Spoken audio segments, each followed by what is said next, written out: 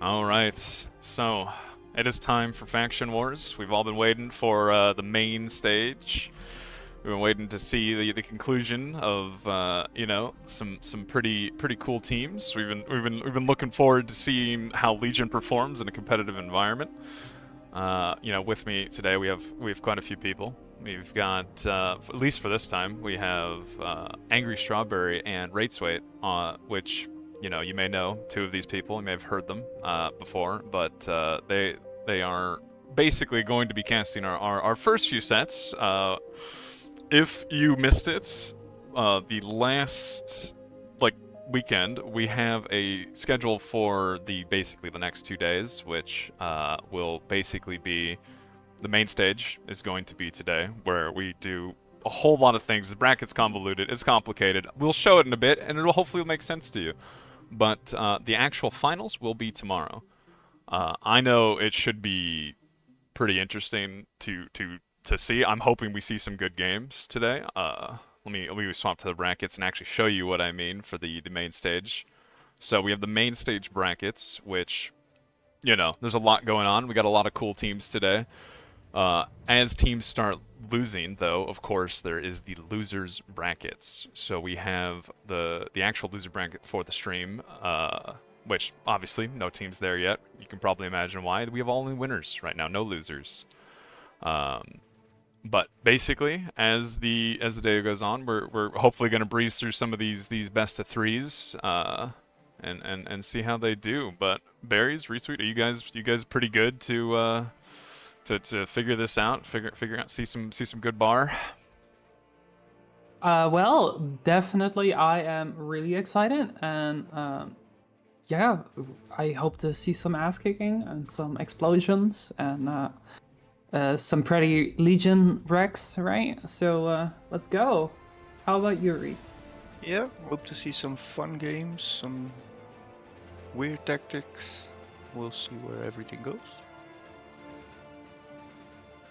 All right, well. All right, Esther. Yeah, we're in the lobby. We're gonna try and coordinate these guys to actually get the maps pick and bans going somewhat quickly. Which, you know, as those of you that have watched bar tournaments before probably know that it is always a bit of a struggle. But we are basically just waiting for these guys to get going.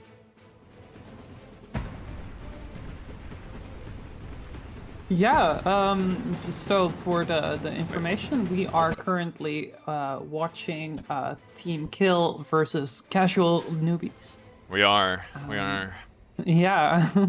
Unfortunately, they cannot see it because, you know, once again, we're not showing this lobby, and those of you that, again, know anybody in the bar community know why we're not showing this lobby. What do you mean? Yeah, we only speak about, like, puppies, rainbows, and kittens of course. here. Look, we don't want to overwhelm people with the talk of the rainbows and puppies. Yeah, okay. All right. Community too wholesome for Twitch chats. Yeah. Look, oh man, it is gonna take a moment to get these guys going.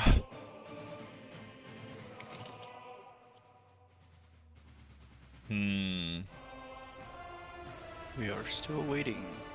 It's always like this. It's never quick. It's always so funny. It's never like this. It's never quick. I mean, you wouldn't want to have things too easy, right? No, for sure. First ban is in for Aurelia. Aurelia. The question is, do we have our fancy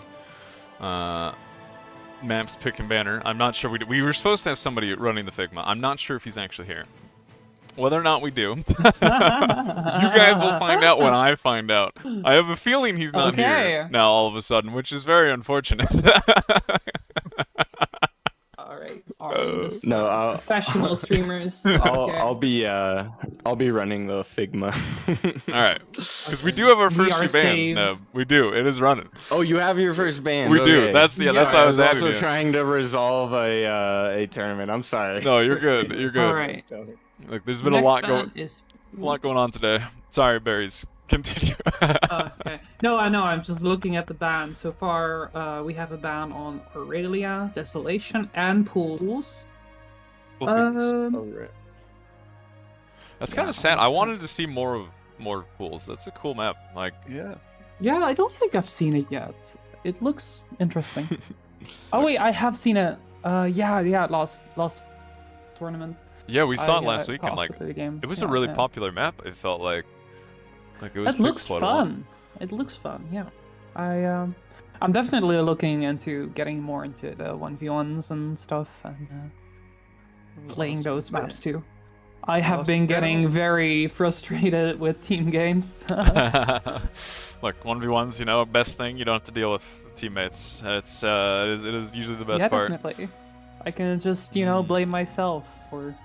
Yeah, well, actually, no, let's play more team games. No. So next ban was Faster Than Light, which they immediately followed up with a pick of Prismatic Anomaly. I Mhm. really like how that map looks. Oh yeah, I think Yeah, that no, one like- is Amazing. Very pretty. And we have a And pick of Gasbag. Gasbags. Okay, that's an interesting. Yeah, oh man, picking on Gasbag. You know, there's been a lot of new, interesting, like small team game 1v1 maps coming out recently, and like Gasbag's another one that I am a big fan of. It's a very interesting I map mean, that to one see. has existed for a little while, I believe. I haven't seen many games. I played it like a while ago. It has been Prismatic, around. oh. I mean, a game of Faster Than Light would be very curious. I have no idea how that's gonna go, but I guess we're not seeing it this round. Maybe in the next rounds. Oh, last map Theta. No, that's what I'm asking. I'm pretty sure that's the only map unbanned, right? Ban then leftover. Oh, true. We okay. have. Oh, we have Canis, we have Theta, and Canis has just been banned. Okay. Incandescence is still around. Of course, Canis Not is a very popular anymore. one. Okay, so the last one is Theta, I think. Yep. Or maybe Yeah. they have more choices. No, that was the leftover one. Okay. Well, Theta, of course, is a very popular small team games map / 1v1 map. It's yeah. Ooh.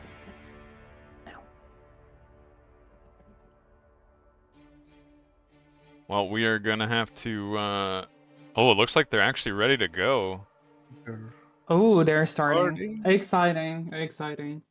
Only 30 minutes overtime. Let's go. Yeah, honestly, could have been It's worse. not too bad. Yeah. Could have been worse.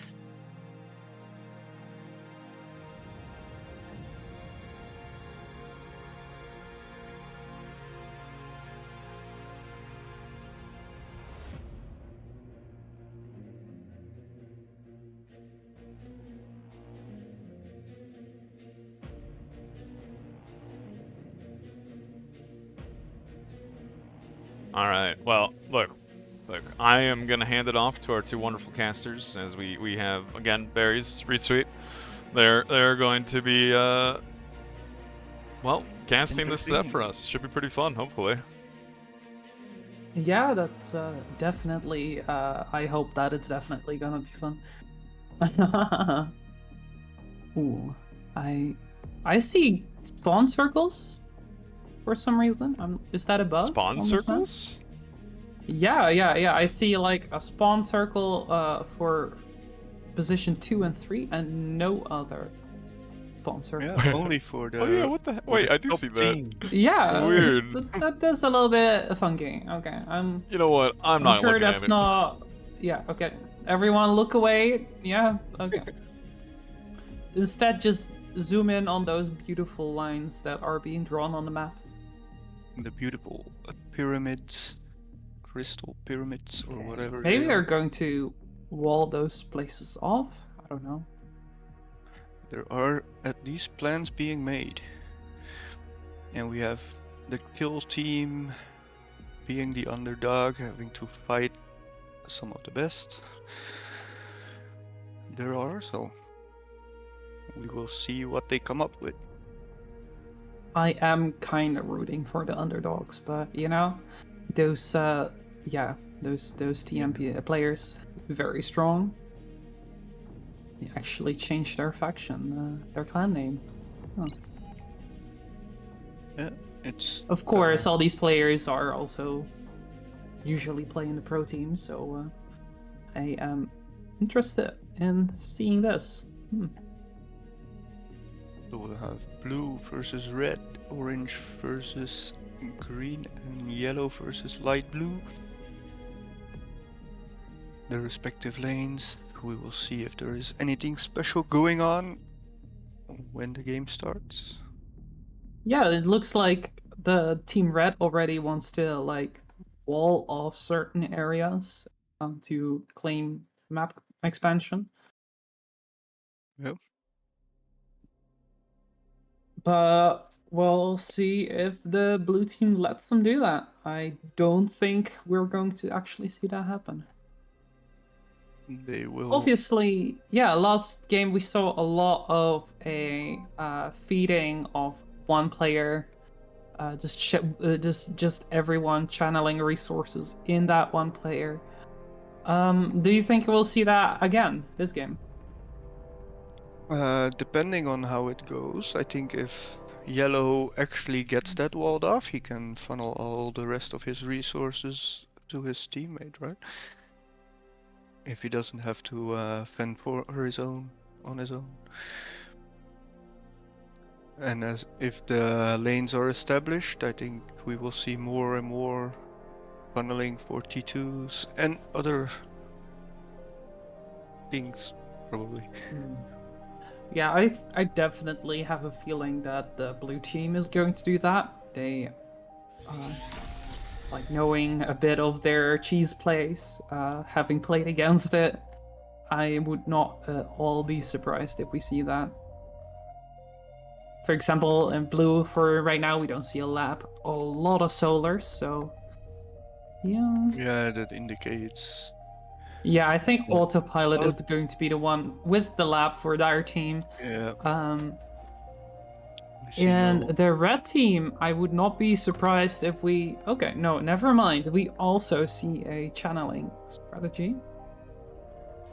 Okay, well, I'm excited to see how this will go. Yeah, Of a lot course, of autopilot going Legion. just a lab in the center for both teams. Yeah, Legion against Legion. Exciting. And let's see what units will they choose. It looks like autopilot is going for the Helios. And Akumar is not yet selected any units other than a constructor, so Of course, not surprising to see those Heliums. They have been a very strong showing. Autopilot going extremely heavy in the construction turrets very early.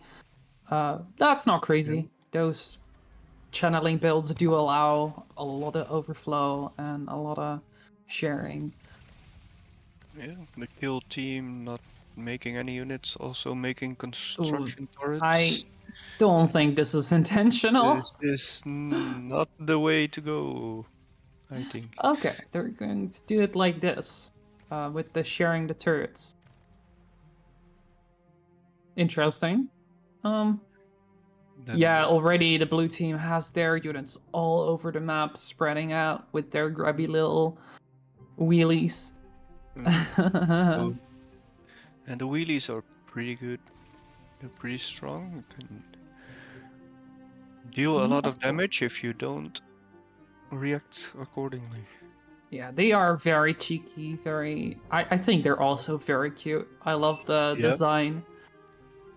Yeah, like the design, the Legion devs once again absolutely blowing it out of the water with the unit design. It's great. We see blue team immediately just shutting down a lot of the expansion in the yellow team, but they are looking to mop it all up. Yeah, I Yes. don't think they're going to get this too is much. not a lot So of far, damage. only a max, which yeah, No that's cool. energy for the LLT, which will cost them another max. Okay, well, Not a lot of damage done. it could have been a lot worse, but of course, blue team immediately taking the initiative. Like the not making units was pretty big. Of course, they're expanding very quickly with their eco right now, with a lot of build turrets, very greedy. But is that going to? Well, I guess we'll see. Will it be enough? You see one constructor going down for the yellow player. Of course, those constructors are very valuable if you don't go any lab yourself. So that's a very painful loss. But Very hopefully we will see expensive. it. Hopefully we will see it replaced soon. We have counter damage being done on the right side a little bit, but it will be cleared up by LTs. Oh, no, I don't think they're going to go through. Well, maybe they can. No, I don't think they. They are We already see the finding, Helios on the field. still finding some damage with wheelies, but not enough. Very The nice. Helios on the top left side are a big problem. Yeah, I just love the little micro of Sashgorn just splitting off the one wheelie to kill that one max. Such a strong play. Yep. And I think this whole left side corner will be destroyed by all those Helios. Of course, we see a very similar thing happening in Sashgorn's flank. Sashgorn having elected not to make any LLTs in his initial base. Yeah. So yeah, all those mechs are Well, free killing. Unless, of course, they idle. No, he's gonna get all those yeah. mechs. Very Yes. nice. Yeah. Maybe even get some solar still? No, I don't think he's gonna get solars. Ooh. He killed all there is more defenses coming. Unless they don't pay attention. But it has been cleaned up. Top left corner was completely wrecked by the blue team. And now we have the right side coming up with some big damage. No, it will be stopped. Yeah. That little wheelie is still going around. Of course, Sashkorn trying to get there with his own wheelies, but not managing to take it down. Ooh, commanders do not trade.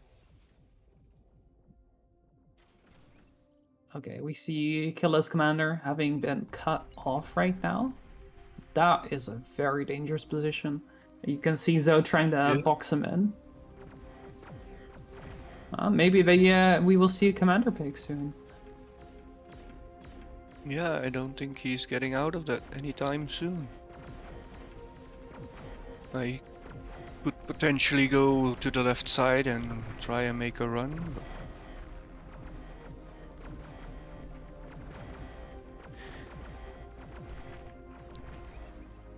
Meanwhile, fights going on in the middle. Sashkorin a little bit ahead.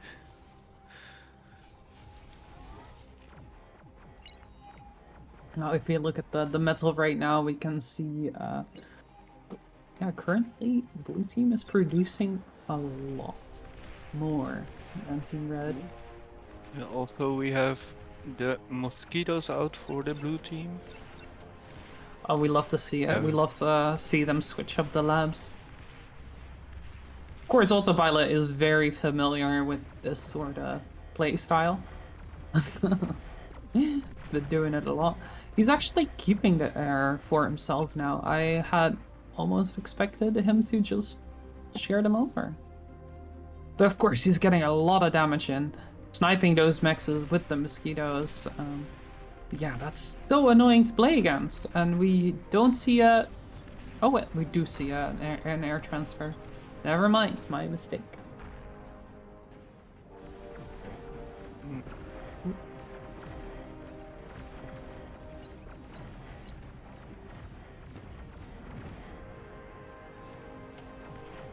This Now Orange making his own mosquitoes, but you know, Autopilot already has a whole bunch of fighters, so I don't think it's gonna get too much damage done.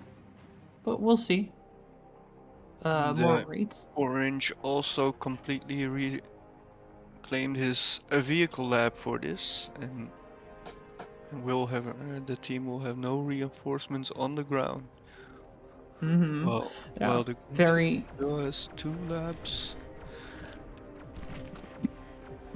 A very interesting comparison in this game is the Orange having gone into those advanced solars, while Autopilot is still going very strong with the basic solars. Yeah, it's always very interesting to see that. Yeah, of course, those basic solars are not consuming any energy at all to make. Ooh, Zhao in a lot of trouble right now, and he goes down. Wow, sniped by mosquitoes. Ouch. Yeah, that's the danger of the Commander walks. Just not having enough fighters in time to save that Commander. Yeah, these mosquitoes deal a lot of damage really quickly. Mm-hmm. Yeah, they are scary little units. I do like them. They are very interesting. The right side is basically open for these Helios to keep pushing through. There is some mosquitoes for the defense, but Yeah, Zhao pings them, of course, and Autopilot does move his fighters. But I don't like Zhao falling back so quick. I think it would have been very good to just keep him while the units are going. I would like to see them try and snipe Killer's commander with those mosquitoes, though. That would be huge. But I they don't think we're should going to see be- that. there are No. fighters around those Oh, mosquitoes. now he's going for it. Yes, there we we see it. will see it. For his Autopilot being busy trying to kill the enemy's mosquitoes. There we go, Commander Snipe. And the mosquitoes actually survive. Huh, are they just out of range? Huh, interesting. I have no idea how that works. I think they swing a lot to left and right. Maybe they get out of range just in time or something. But Yeah. Yeah, once again we see Zhao like splitting up the units beautifully, just moving that one tank to snipe those solar extractors while moving the rest of his units out. Yeah, we see a huge lead for blue right now.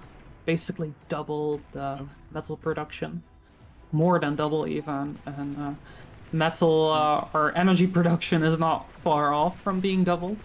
Very very smart. red team struggling to spend their metal, which is Yeah. also not ideal.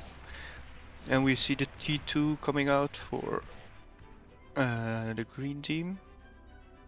They're Just a constructor, I guess. just a constructor and having 3 drone platforms. Oh no, that's a few. Yeah, they're making a fusion too. But 3 drone platforms, or no, two drone platforms. My bad. But that's a curious decision. Why 2? I don't think they have enough build turrets to make that a necessity. I do not know what the math after behind that is, but Well, I'm sure This will- Autopilot has worked that out. Ooh, you see those massive mosquitoes going for the base. Yeah, Are they but actually there's going through the more. base to autopilot? I think that might be one way to turn this around. But he's actually just going for the maxes. Okay. Yeah, they need to do some real damage Yeah. to the economy. Otherwise, I don't see the red team recovering from this.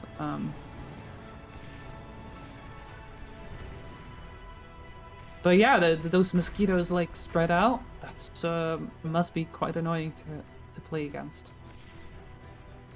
Yeah, there is mosquitoes everywhere, but now fighter production is in full swing. And we will see this cleared up pretty soon.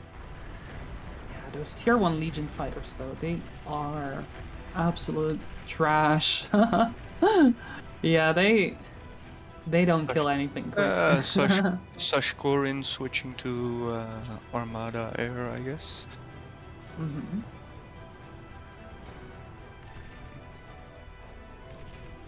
To get Always those interesting. little bit Yeah. better fighters at the tier 1. Oh. Okay. We see a whole bunch of transports being produced. Okay. Okay, so he's going to do eco expansion with transports and build turrets. I love to see that. Very classic autopilot. Yeah.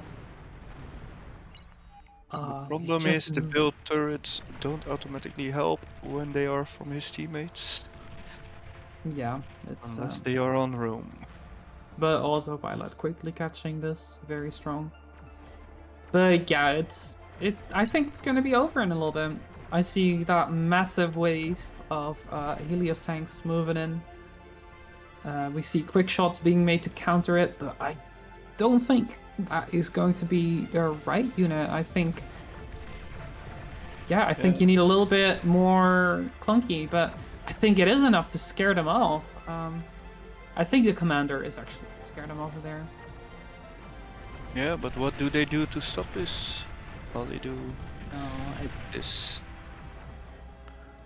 Could be game-winning damage. yeah, no, this is This. huge.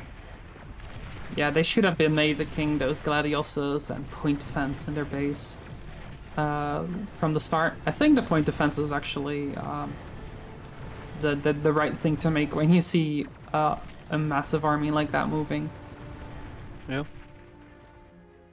But actually, they do clear it up nicely. But still, that is a lot of damage. Of course, now the red team less than half the energy production than the blue team. It's huge. And also 4 times less metal production. Or no, They the liquid are. flame. Only like 2.5. There goes Sir Ice Cream's commander to the mosquitoes. This time they don't survive. Mm-hmm. And I think Yeah, no, they're going only for the air. commander snipes. Yeah, You nuclear see, bombers are coming out. Or I don't think Brett will see this coming, but yeah.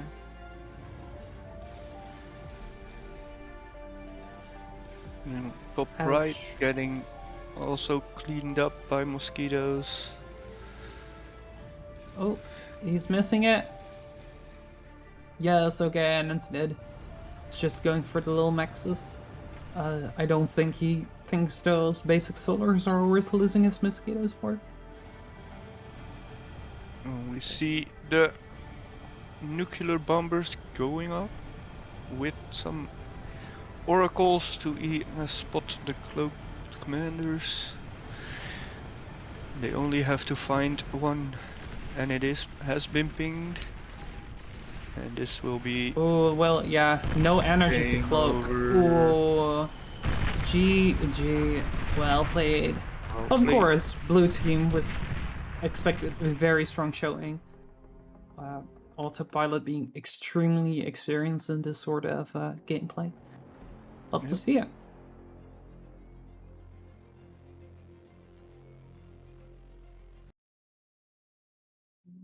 Yeah, this was well played by the blue team.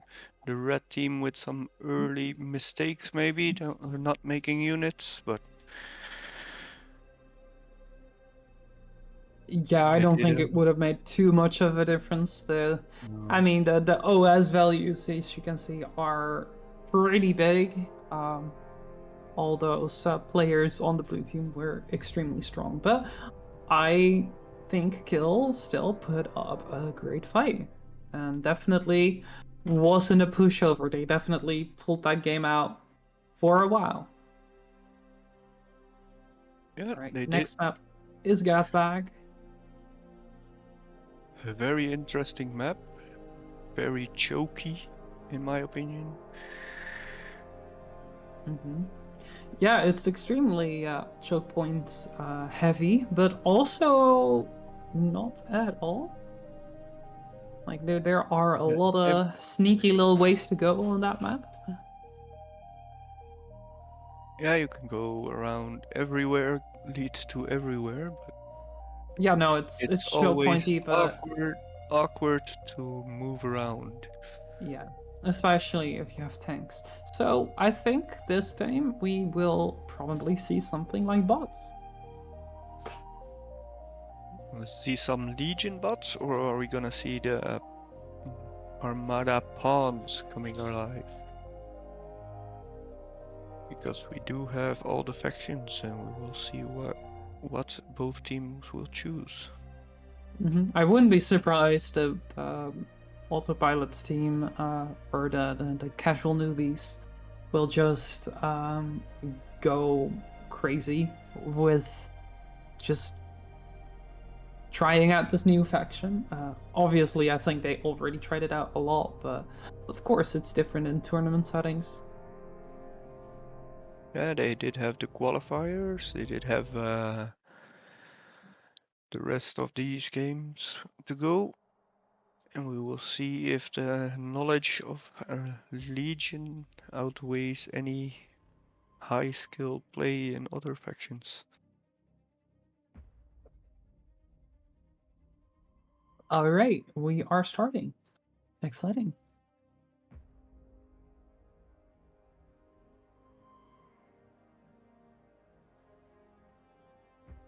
All right, so two geos on either side. Um, the one in the southeast and northwest are slightly awkward, very separate from the rest of the bases. But yeah, I think it's gonna be interesting. With probably the same bases, with the geos being the central base, being the economy hub. Yeah. Yeah.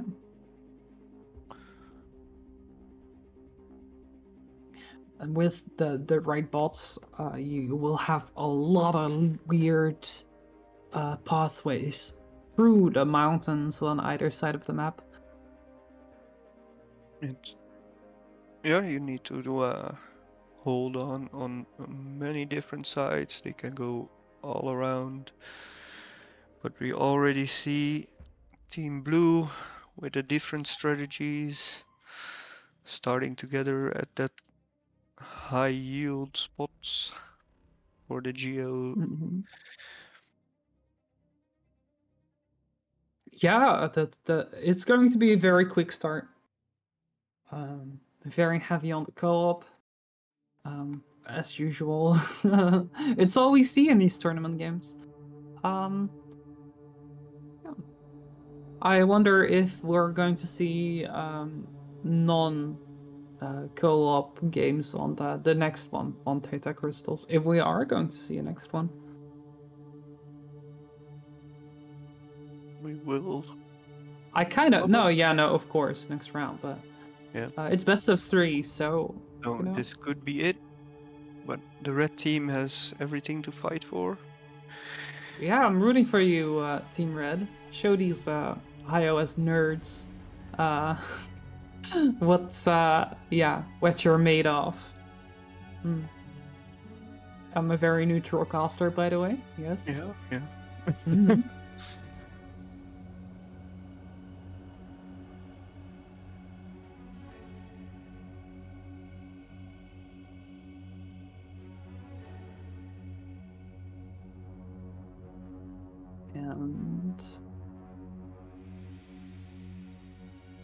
game is starting any second. Uh, Oh, we have a PC. disconnect. Okay. So this will take a little bit. But what will be, in your opinion, a better start? Just funneling the economy to the central player, or is the blue teams focusing all the build power in one location better? With those two commanders. Okay, so I think it's very, if you think about it, Akku's lane, the orange commander's lane, it's a very clear lane to walk around, right?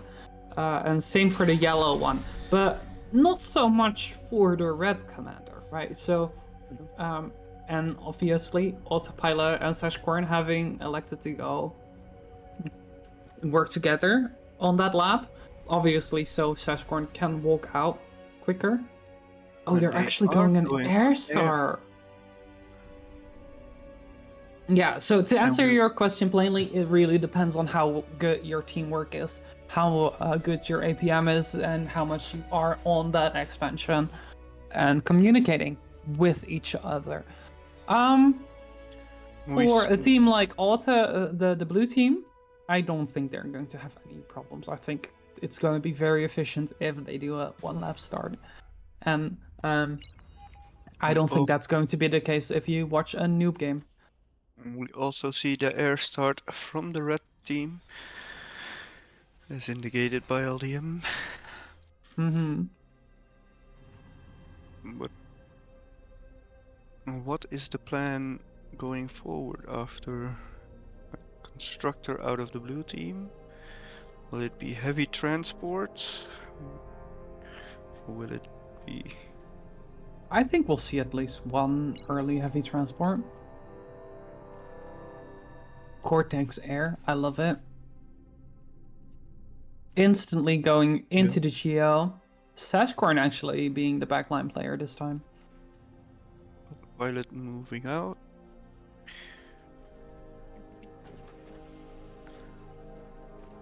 Yeah, they're just rushing up those geos. Not a lot of early aggression though, which I guess makes sense on this map since you can just place a turret and shut down any early little ticks and wheelies. Yeah, but we can already see the difference between the blue team and the red team having no geo, and the red commander kind of overflowing his metal, not having enough build power to go. Mm-hmm. Yeah, no, it's a very quick start, and I think definitely if you're feeding one player, focus on those That build turrets. They're martyr so important. Yeah.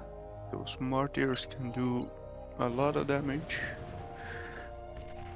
Oh, Legions But has there like a little AAA on. Interesting. yeah, the Legion commander has a small anti-air missile on their back. Mm-hmm. It's of course very risky to go like a suicide bomber like that. You have a very big map to play with, very big sites that land units cannot walk. So if you are going to do some sneaky plays like that, use the edges of the map, especially on this map. Use the open lanes more, avoiding where you can expect like commander walks. Yep. Of course, red team instantly transitioning out of the air, already going bots, and we still see blue team with there. Zhao is also making bot lab on the front lines. Going tier 2 air. Very odd and Very, interesting. very expensive. Yeah, but I don't think you're going to be punished for it. No, there is not enough. But yeah, Not let enough me coming see out of the red queue. team. They have not really scouted either.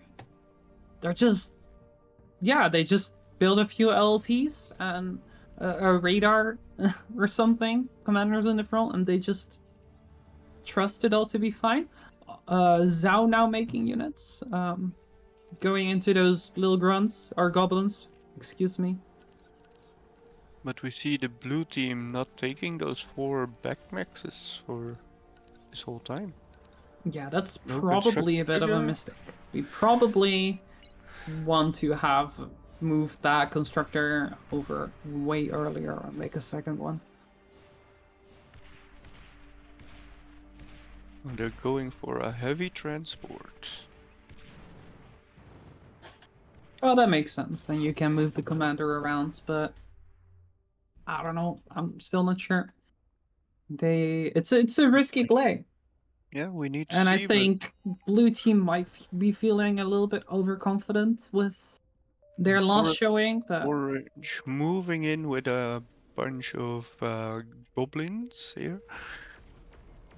We will need to see if this can do any damage. The transport has been seen, but I don't see any fighters or anything coming out of red.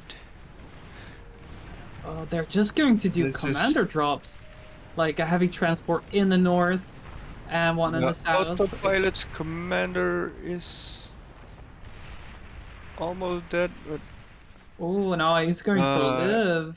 Red pulled out his mosquitoes too early. Sashkorn in the back, Dancing. getting chased by those tier 1 fighters, but those tier 1 Okay. fighters are not very strong. And Not doing the damage against this tier 2 heavy transport. yeah, wow, painful, painful.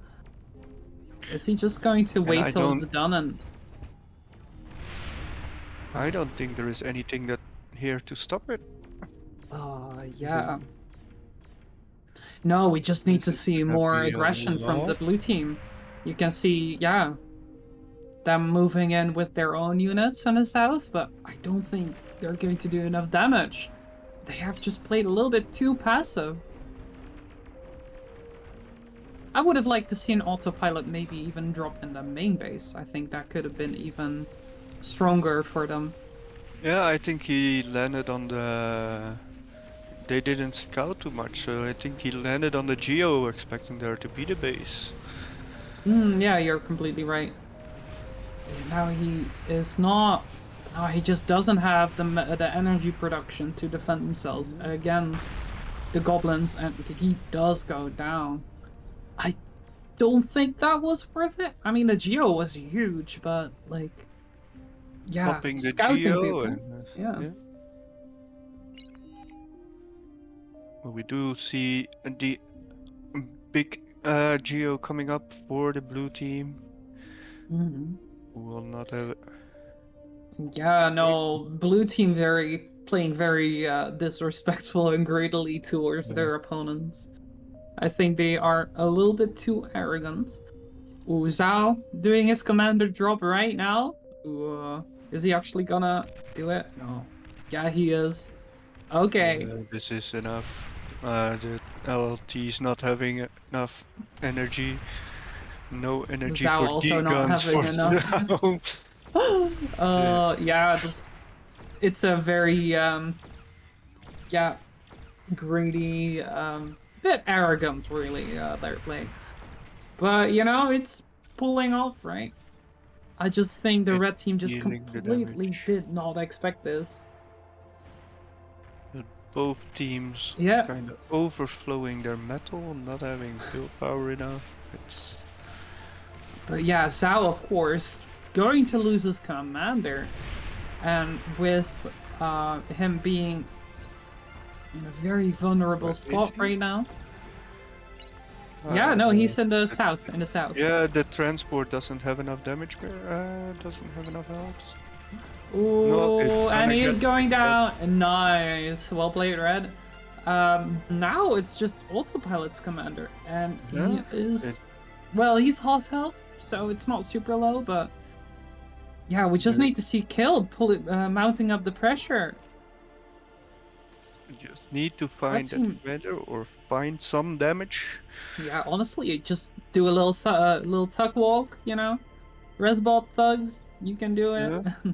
Have some anti-air there. Because they're really... yeah, apart from a few bots there in the south, they just have air, tier 2 Yeah. air. Yeah, but what do you Yeah. do against those gunships? Those wasps are a threat to all players. I think we need to see red go back on focus on fighters, but there is also tier 2 fighters on the Mhm. Yeah.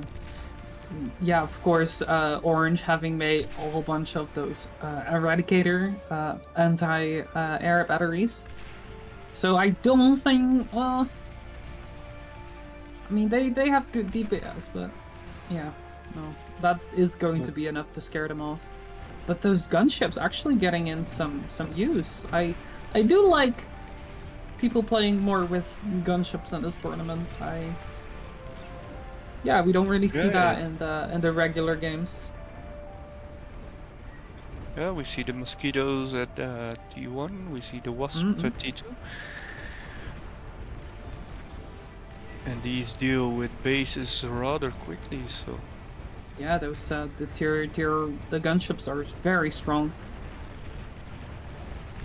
there And is the a other, bunch yeah, of AA build, but I don't know if it's enough. painful.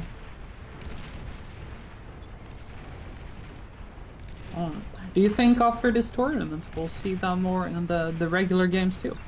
The wasps.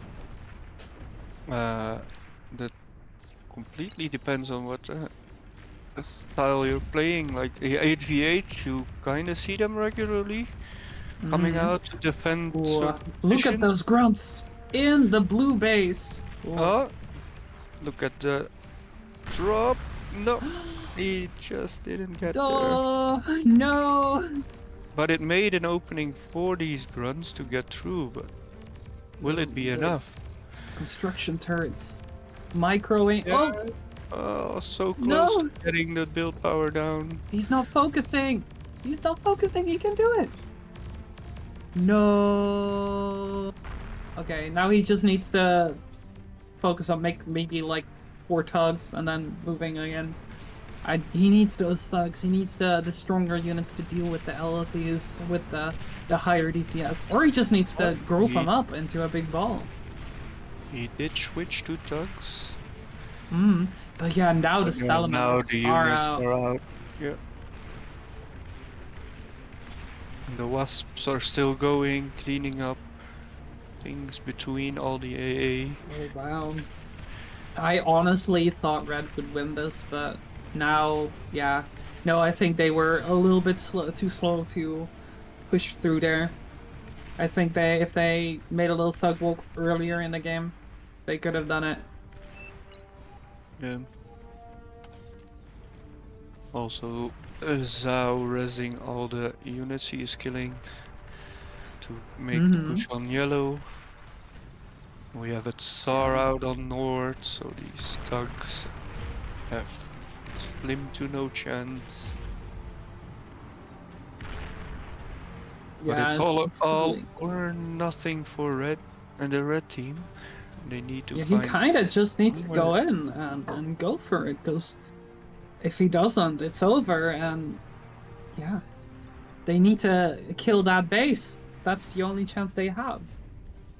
But I don't think they can. Well, they seem to have found something, but Yeah. they need Now to maybe hold if he on till they can... have enough. Yeah, so if he distracts them with the thugs over there and tries to sneak in grunts to take care of that Tsar, maybe it can do it, but I don't think so. No, it's over. Because red is making the martyrs for the AGO, I suppose, but I do not know how many you will need to land on that to destroy it, so we will see if this works and if they can bring back at least something in this game, because they're falling further and further behind. I mean, they are being helped out by Zhao spending so much time on the yellow base. I think the correct play for Zhao would have been to just ignore that little enclave and just move towards the main base.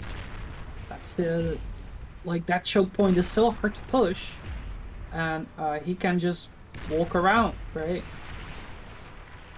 But we Make do like a have new army of lobbers. 10 of these martyrs coming from the north, and we will see if Ooh. it's enough. If he can snipe they that have- Geo, that's they- huge.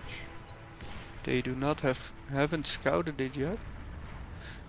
There is a Geo coming up, but I don't think. Yeah, the fighter is too Yes, late. you see Is the. it- Oh, yes, Is it? Will it be Yes! enough? yes! It is. Oh my God, It is huge! enough. It's huge. And then the thugs walking in, killing the other nearly done. Okay, okay, this is suddenly they're back. I mean, it's close. They're suddenly They're ahead huge. in energy production. They still Yeah, they have don't. to deal with these T2 units, but Yeah, no. They might win if they push through on the north, but yeah, that huge blob of units in the south is extremely scary. They just need to get like a little res ball up and just resurrect those mexes when they push through, resurrect all those units, and just end. They need to find Autopilot's commander. yep. Oh, I think they are going to be looking for it. I see a bunch of mosquitoes, bunch of scout fighters moving out. Yeah, I think they're going Yeah. for this last ditch effort. With some, but I don't know if they are able to. Very cool. Very cool. Well, No, I don't they think did. they're- They did find it, but there is. Ooh, I don't think it's gonna be anti-air. enough though. Desperately, they run towards the commander though with all their units. Oh, they're not. Oh, the slight. If you look up where he pointed them to the cliff, and now they're just microing weird. Oh, that's a shame. I think He's getting lots of damage in though. Maybe he can. I don't know. Like we saw last game with the Zhao, like splitting up the units. If you split up like one thug and put them in the middle of those maxes, you can do so much good. Oh, but yeah, no, the removing of the thugs, that cost them such valuable time, and I don't think Now there is they enough are defenses going up. Oh, look at kill. Desperate final play. Oh, the fighter. Oh, unlucky Yeah. with the fighter spotting them. Very unlucky. I don't see anything happening for Killa in that base. But there is so many LLT pharaohs. But, I think it's gonna be over. I don't think they're going to do anything now. and there are Just- the gunships from blue. Yeah, maybe he can't. No, he doesn't have energy. He can't degun them. Yeah, he's just walking in. That's the last commander. It's GG. What a end to this game. Wow, it was actually huge. Such a nice play with those suicide bombers. Yeah. Yeah, it was just the army down south was too big. Yeah, but like blue team nearly throwing it with their greed.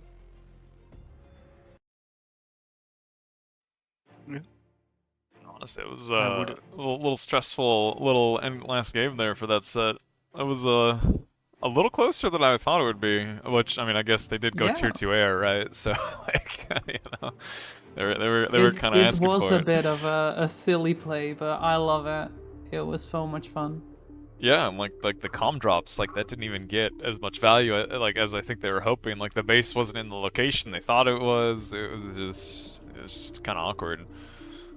No, they really should have scouted it. Like not scouting was such a big misplay. So let me look at the brackets. Should be another game going. I think it's Pog. I want to say is going right. I believe it's supposed to be Group 1 and Group 3. Oh, it actually looks like Pog just got out of game. Let me see. And Ooh, group is that- was Group 1 and Group 3 going together, right? Yeah. So I'm looking to see if Pog is done with their set. I'm assuming they are, as they just got out of game. And they're saying GG and good luck, which tells me that, yeah, this is looking pretty done. Yeah. People are leaving. There we go. Yeah, okay, yeah. Alright, so it That's looks done. like they are definitely done. Nobody's responding, but that, yes, the actions that I've seen are telling me that they are probably done. Which tells me we're moving on to, what is it, Group 2 and Group 4 going at the same time? And I believe we are going to watch, correct me if I'm wrong, but Pro versus DME is what we decided we wanted to watch? Yeah, Alright, that would alright. be nice.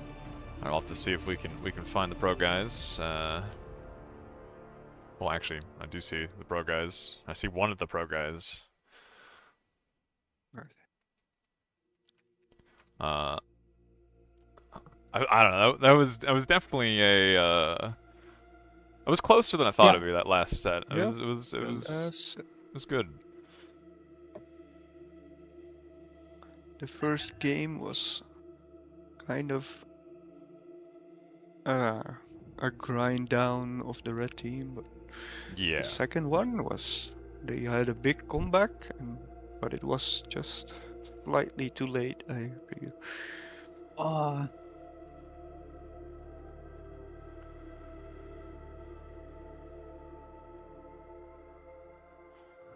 What was it? The second one. It was kind of funny that both of them opened air. Like I like one of them doing it. I was like, okay, like I get it. That sure, I can see the idea. But both of them sharing the same brain cell and both opening air was kind of funny. Not really what I expected to see. I definitely did not expect that, but it was very fabulous, very flashy. That was a fun game. Yeah, for sure. You know, I mean, I personally like Gasbag. It's a cool map, so that was interesting seeing a game like that. It is kind of funny that you kind of can just like totally shut down so many of those lanes with just like an LLT, like an LLT in each lane, basically shut down any aggression early. Even though yes, they did open an air lab, so like you know, it wasn't going to be a lot of aggression anyway. But all right, well, we are in a lobby with Pro. We'll have to see if we can get the DME guys in here and get going with the maps, picks and bans. I'm trying to remember. Oh man, we had like all the players and stuff last time for the various teams. I'm trying to remember who is on DME because technically there are 2 DME teams. Okay. For the tournaments, definitely Zeeberg is on. Zeeberg, yeah. Other players in DME are Mirrored, Dunfish, Everos, and Heavy Water. Yeah, I'm gonna.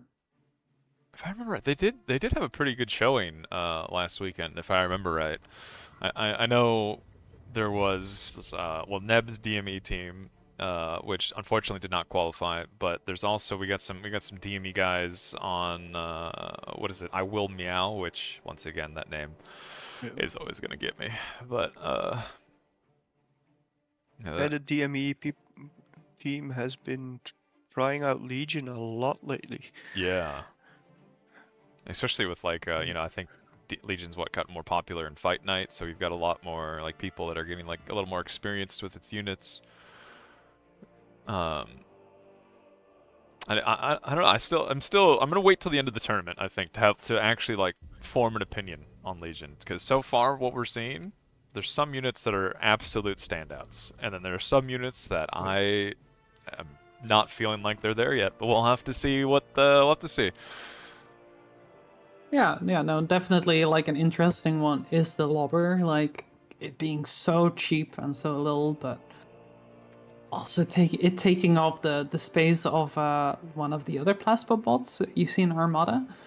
I don't know if that is a good trade, being so cheap and fragile compared to the other faction. It's definitely a head scratcher. That lobber blew my mind when I saw it swap to indirect fire last weekend. Actually blew my mind. I was so not prepared to see that.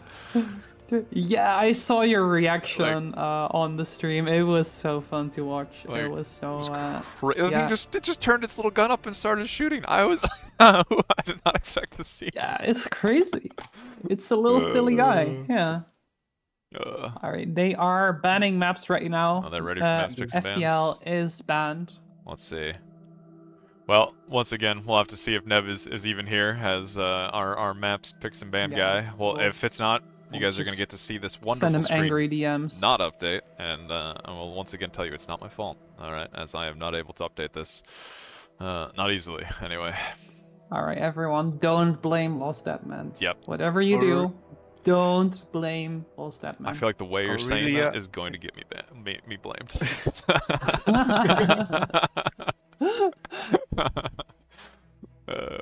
Don't worry about it. Yep. Well, they have banned FTL into Aurelia. Pro banning Aurelia, and then DME banning Theta in return. Which is, I guess that. All right. kind of disappointing. Gasbag has been banned. Come on. Okay. You banning Gasbag. That's a cool map. Yeah, it's a little silly map, you know. We will see some of those new maps now. Oh, that's true. That is actually very true. We do get to. We should hopefully see Prismatic Anomaly and you know, Pools of Ilys. Pools of Ilys has been picked by DME. Oh, nice. Yeah, it's exciting. I really like the dynamic of that map. Could you guys recap the picks and bans so far? Yeah, we got FTL first by DME, then Aurelia by Pro, then DME banned Theta, and then Randy banned Gasbag. Wow. Okay. And then Pools the first has been picked. Yeah. Now we're waiting, I think, for Pro's pick, which I have a few options left. I'm not like Incandescence they could pick, Prismatic Anomaly. I'm trying to blank. There's one more. Is it Canis? Canis, right? Is the other one? Yep. Yeah. Canis, Incandescence, and Prismatic Anomaly are our three maps. We have to see what they pick. And there should be one more, right? Is there? Because they have two. Yeah, because they have two bans after this, and then one pick. Yeah. I listed three maps, right? Incandescence, Canis has Prismatic, been picked. and Canis. Okay, so they picked Canis. Oh wait, no, this should be four. You're right. Never mind. What is the fourth map? Wait. You know what? We'll figure it out. I'm gonna let the players figure it out. Knowing how it goes, they're Yeah. probably like debating which maps they like the least right now, and which ones they like the most, and being completely indifferent to the maps, right? Look, as a person who's been a part of the maps, picks, and bans on the other side, there's a good chance they're not even talking to each other. They're just talking about something random. I'm gonna tell you right now, that's a definite possibility. They're not even thinking about picks and bans.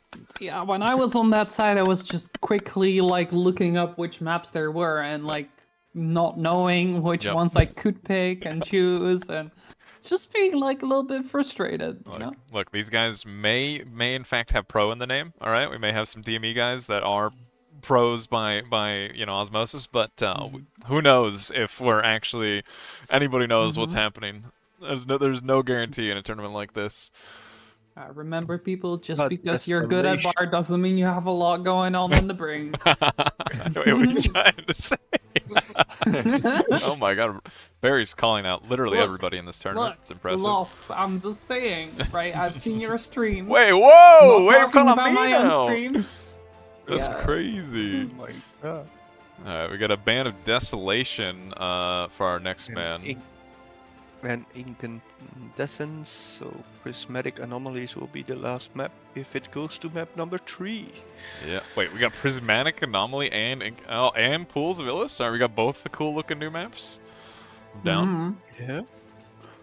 I'm gonna just be completely honest, and I'm still, looking up all the maps that people are saying because I don't remember their names.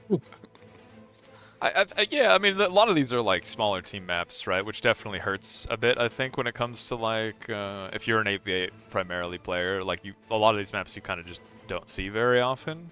It's helped that a lot of these have been in like a lot of these small team tournaments and like 1v1 tournaments for me anyway, just to remember like the names of them and which one goes Yeah, where. that's true. But Hmm. all right. So first game is on Pool of Ilys, and once again we have Retweet, we have Berries. They're going to be our casters for this set. Mhm. And well, once these Yeah, guys are and going, we have Lost Deadman being your beautiful the sad man behind the camera camera. Yep. view. Yeah. All right. Well, I'm gonna mute and kick it off to you guys. Hopefully this is a good set. Hopefully see some cool stuff. Yep. Hope we're getting game number 3. Yeah, good luck See- to all the players. I once again am rooting for the underdogs, so I DME. think that's going to be a great game. Honestly, those DME players are really good, and yeah, after what we saw last game, those underdogs can definitely punch up. So yeah, exciting. Well, we'll have to see what they have come up with these maps Mhm. and strategies. Because I have seen them in a lot of small team games lately, so People actually practice for tournaments. yeah. Exciting. Let's see what they've been cooking. Yeah, The we pro see some team things is going on. making some drawings, I guess, but This is what peak performance looks like. Look at that teamwork. Exciting. those are some interesting strategies, let's say. Mm. What do you think it means, huh?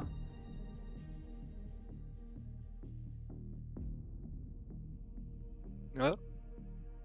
We have an arrow straight to the base. Multiple arrows straight to the base.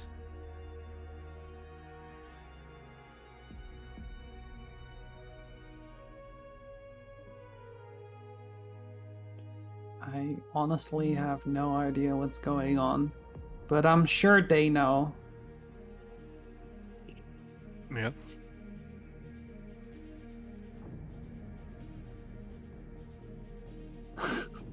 Yeah, Evros, please draw some lines. Okay. Okay. There are Maybe they're just playing with us, knowing that we're watching for lines and they're just completely trolling us. That's entirely possible. Zeeberg, though, doing a little. Okay, well, I think he's still trolling us, but maybe we will see seaplanes? That would be cool. I would like to see seaplanes. that would be. They are pretty strong Mm-hmm. if you can get them out early enough.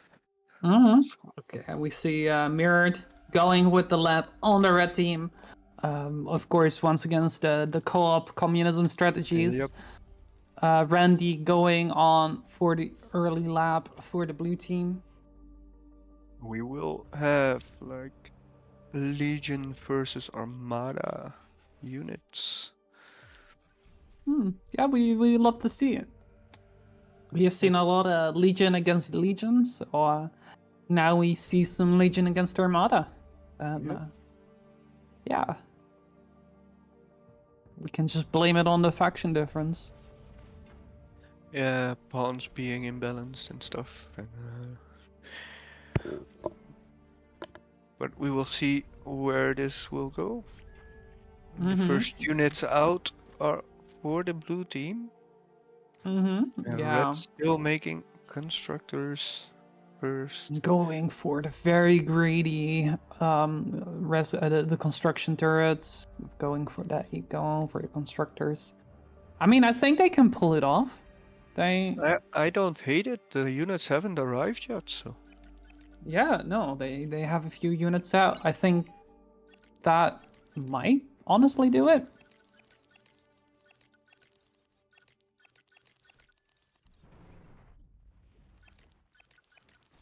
Ooh, we see the micro though. Those blue players are such strong 1v1 players too, and you can see Yep. it, you know, in their little movements with those units, sniping that max. Does he get it? Yeah, he got Yeah, it. he does. Yeah, that is a very strong trade. We can see the expansion going quicker for the blue team than the red team because it are ahead in the metal per second. So Yeah, of course, red team going for a little greeder, more greed at the start. Actually, interestingly enough, resolving in having less metal at the start. But yeah, they have less metal but more energy because they have more. They just build more solars, more wind. yeah, which is kind of necessary if you go for so many build turrets at the start. So it's not. It's very well calculated. Oh, the goblin versus the pawn. That's a lot of goblins, though. Holy shit, they are They- so cheap. Yeah, And the they are- lobbers are out already, or the setters. Sorry, they have Yeah, changed the they names. name change again.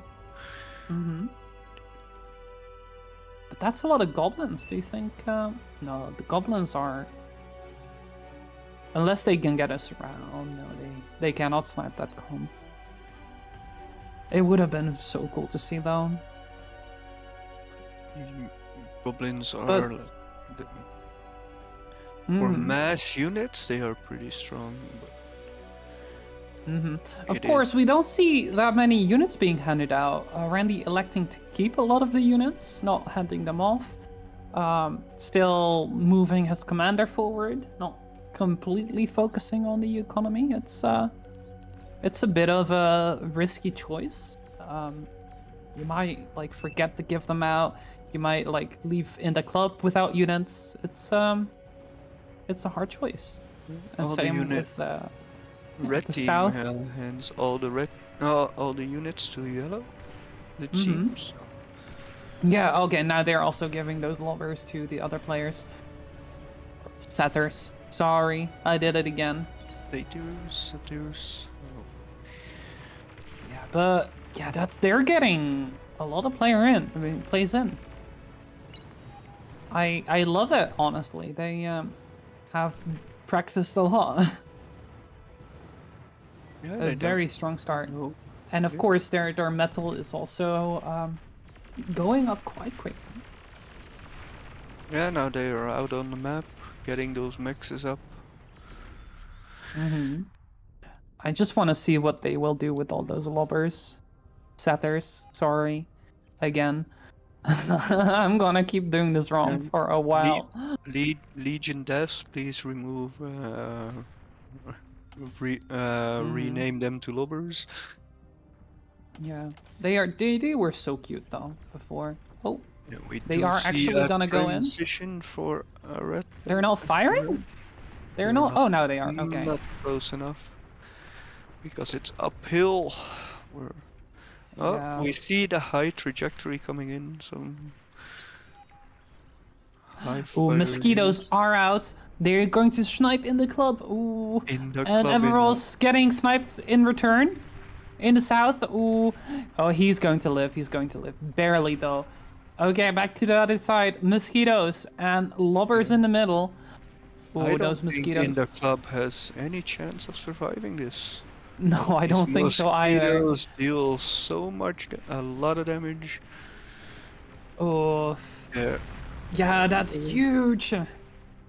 I would like to It's, see them take out all the LLTs too and the constructor. We don't see that now though.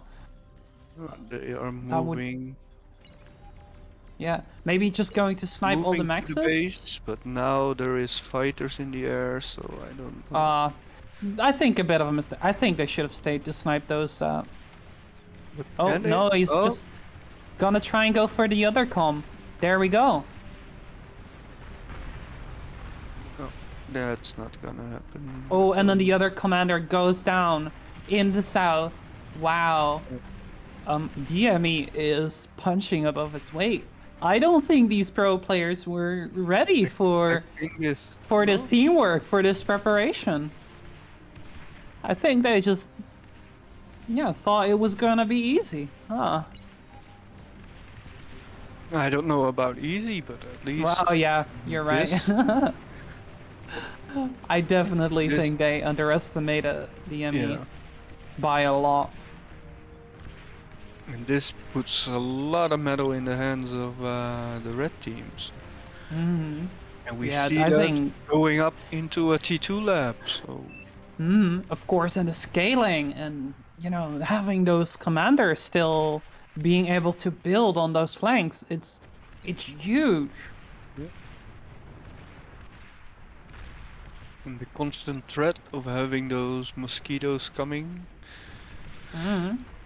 Yeah, very strong. They seem to have won the air supremacy and keep clearing out the bottom side with those mosquitoes. They don't have a lot of pressure in the center right now, though. But the No, tier they- 2 is up, so lost- maybe they can stop it. But you know, those pawns, the- those rocket bots. The hoplites will clean up these spawns at least. And then I think they should be fine. Mhm. Because Yeah. these lobbers are moving out again, it's... Yeah, honestly, they're can't- just they- distracting half the rocket bots, splitting them up. That's very strong.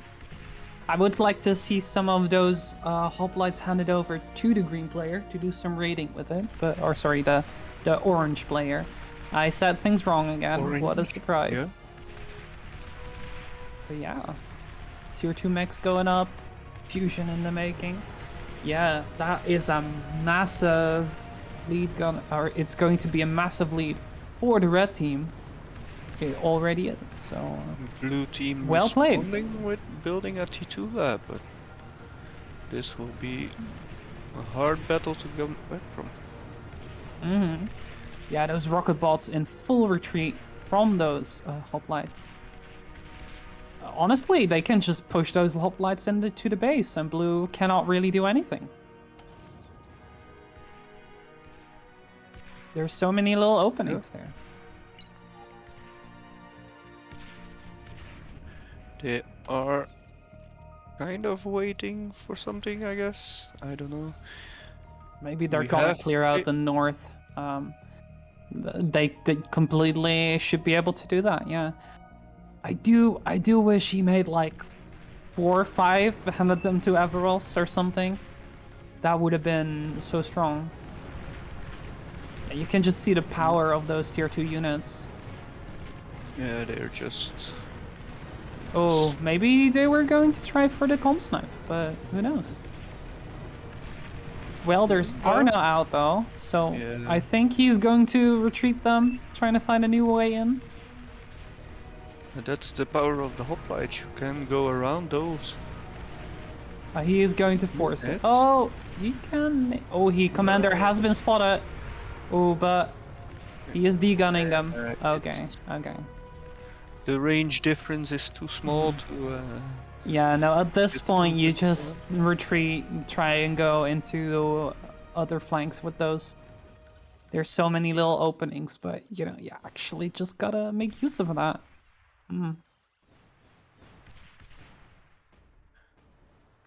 It seems so. The blue team has stabilized this game again. Of course, red team is currently focusing on their eco, so They it have is. Yeah, they have a fusion coming up, so...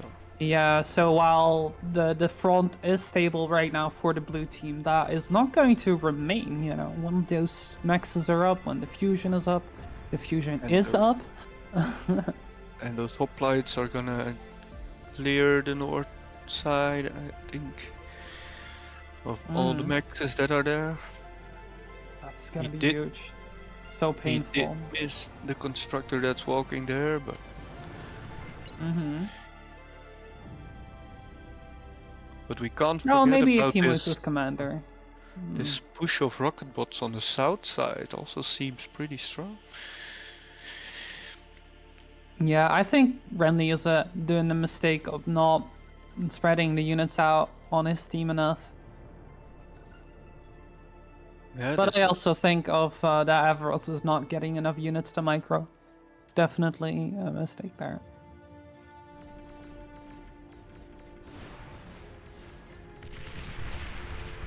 Yeah, they Ooh, got off. Averroes getting that D-gun in. That's huge. Well, pushing those rocket bots away. I don't... Yeah. Just denying any push from that side. Getting this one hoplite into the back line, killing more of those mexes. There is more coming. Mm-hmm. Taking out a whole bunch of the wins. Not that much though, but definitely enough to make a difference. Yeah, the ball is in the red team's favor, and we need to Yeah. see what the blue team can cook up to get back into this Finally. game. Finally, hoplites are handed to Averroes. I think they will be more than able to clear out all those rockets if they are micro. Yeah, you can just see as Range. soon as they're in range, those rocket bots melt. Yeah, Yeah. very nice. Should have done that way earlier though. So much eco there.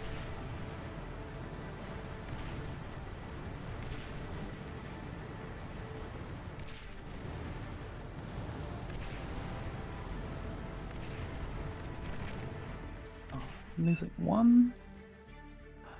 Now, if he has some res bolts, you know, he can rest those constructors, even make the geo, you know, I would love to see that play.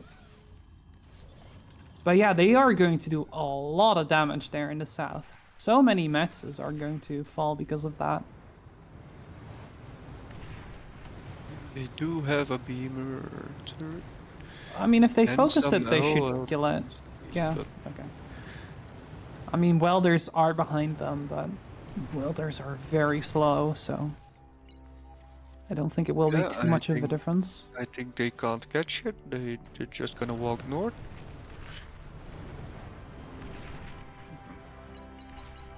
If they snipe this T2 con, it's Yeah, that tier 2 really con big. is down. Ow, that's painful. Going for the max now. Ooh. yeah, So much these eco things is going are to fall. Yeah, this game is over, spreading I think. eco.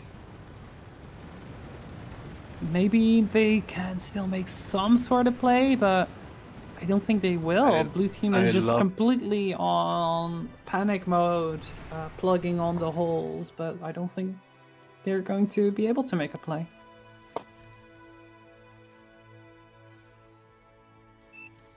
And we do see red massing a lot of fighters.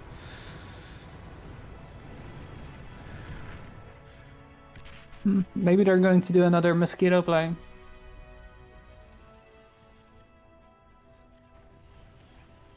Also, there is a lot of goblins around everywhere.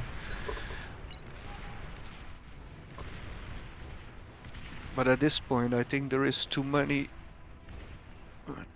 welders around. They don't seem to be pushing through anything right now. Yeah, spam unit's definitely not the right call against a unit like the welder.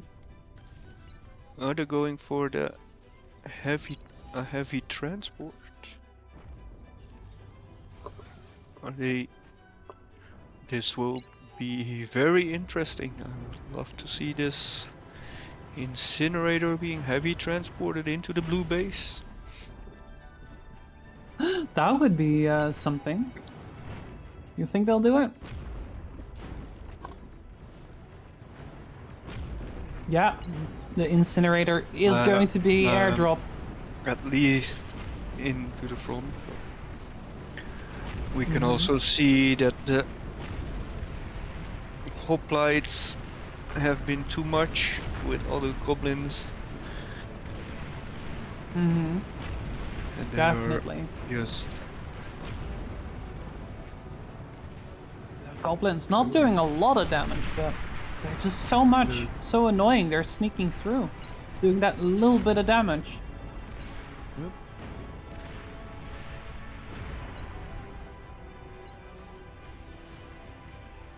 Incinerated is idling right now on the Are. front line. There are still goblins in the back line, Mm-hmm. trying to deal some damage. But I like the spiders. Zeeberg in trouble by spiders. No radar, they can't catch them. But yeah, those spiders are very annoying. But yeah, goblins are just moving there. Those spiders will not be able to stand up to those units.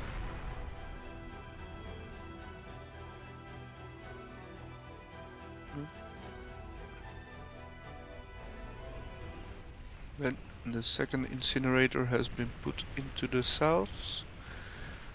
To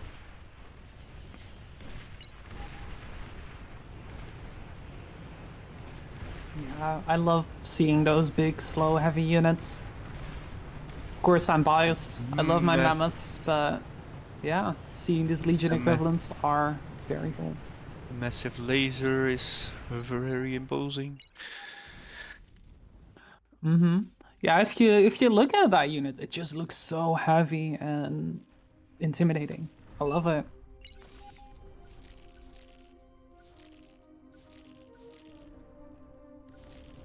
We do have some sprinters trying to make a play, but there is units everywhere.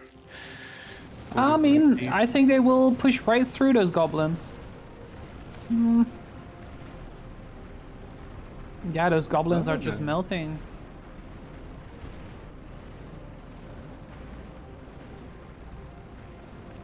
We have more hoplite coming. There are some LLTs. This is Yeah, almost. non-damage.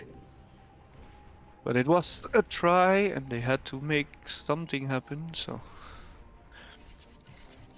Yeah, the difference right now it's huge. The economy. All right, big play in the center right now. Those phalanxes moving in. a really hard to kill unit. Yeah. They have a lot of help, and also the incinerator in the back versus the fat boy. It just melts through this. Yeah, they just walk through those units. Do you think? I mean, if they can get the build power, that's gonna be huge. But yeah. I think Randy has to somehow degun this incinerator down. But he has been found, and it's just melting his melting the commander. Oh, the phalanxes too. I think this is going to be the end of the game. Oh, they are resigning before they could kill the commander. GG. Yeah. Well played to DME. Yeah, well played. They absolutely mopped the floor with the blue team. Of course, the blue team, very strong players, so not quite giving up so easy. But yeah, wow. Incredibly strong. I honestly did not expect it to go this way. But you just can see the security in playing with Legion in the last few weeks. They have played it, they know what strengths are.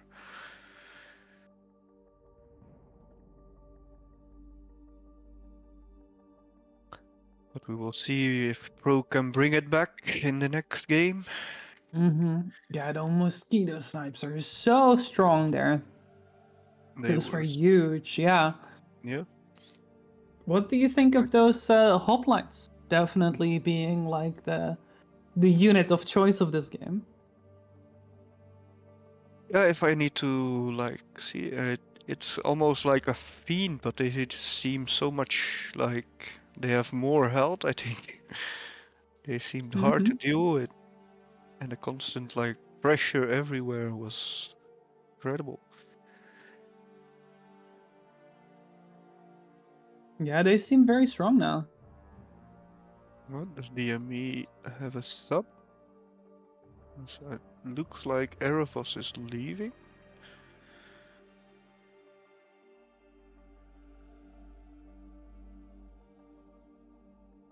It's nice to watch the chat, people being surprised with Pro getting killed, murdered even. Yeah. Yeah, DME showing very strong gameplay, showing what they are made of. yeah. I Okay. don't know the amount of like practice or whatever Pro has been doing it a lot last little bit, but you can see Mhm. the practice that DME has put into this tournament is working for them.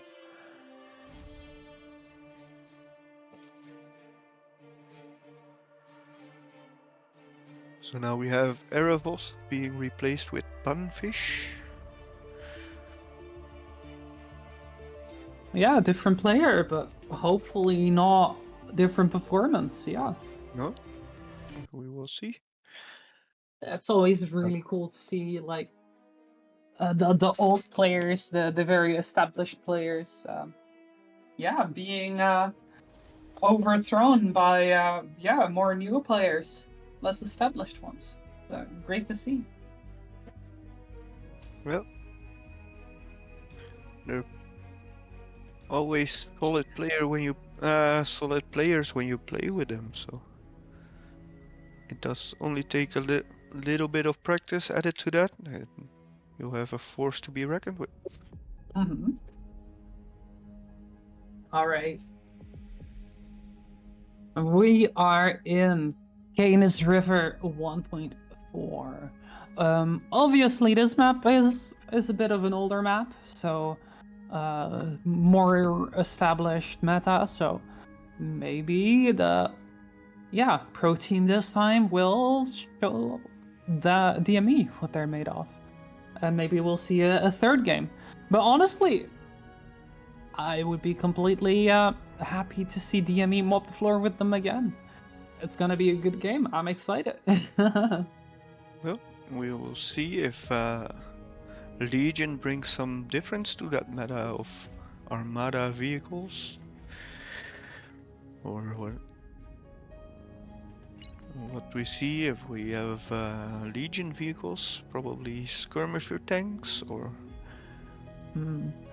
Well, maybe we can see some pounder action. I always love seeing those units blast through some goblins or something. always a great sight to see. Just explosions everywhere, units flying.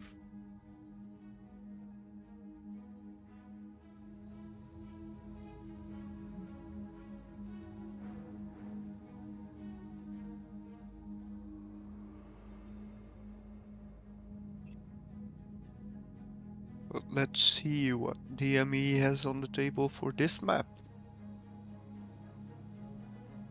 Will they just 2-0 this, or will Pro get their revenge and bring us to a third game?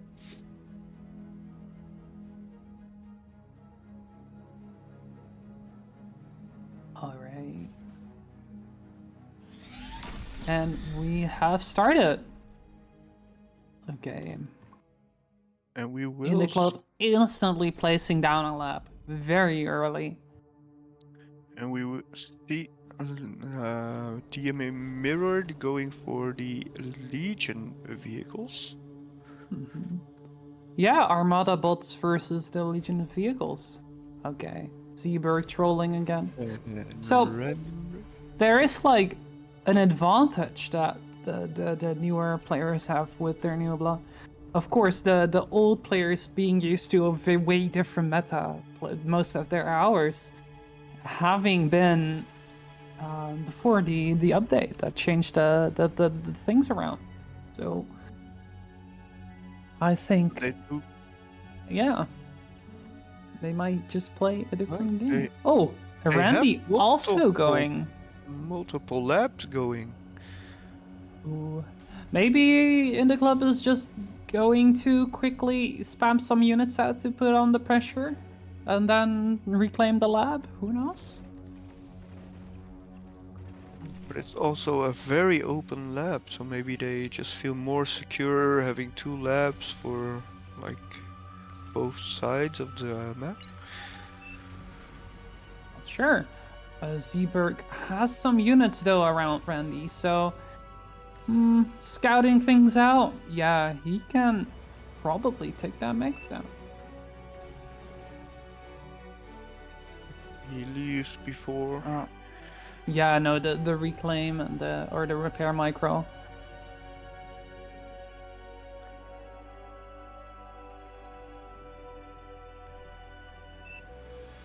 We Yeah, do have no, some they're both blue doing. in the club getting through, but there is an LLT in the backline there. Both teams are being great at shutting down that expansion, those raids. Not a lot of damage has been done, if any at all.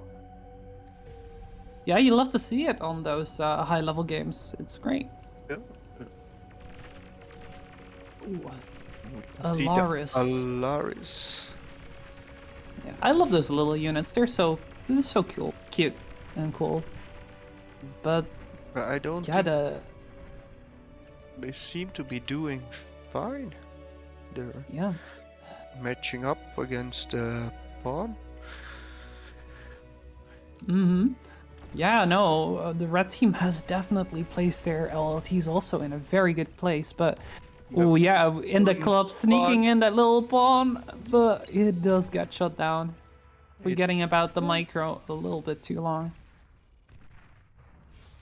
I think the damage was negligible, I think. And some Yeah. AFK pawns getting killed by the commander on the right side.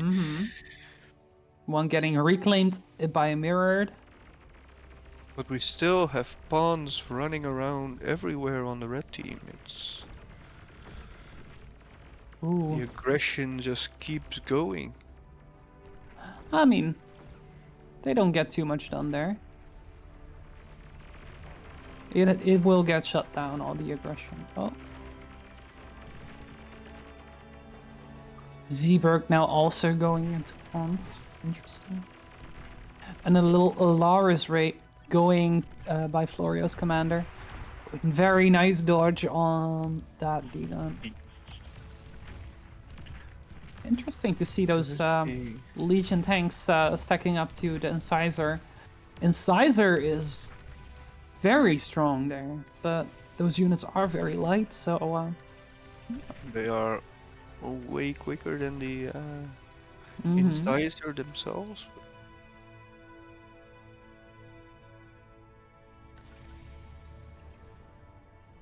I do like the play with 2 different labs though. It's interesting. Yeah, it opens up the possibilities.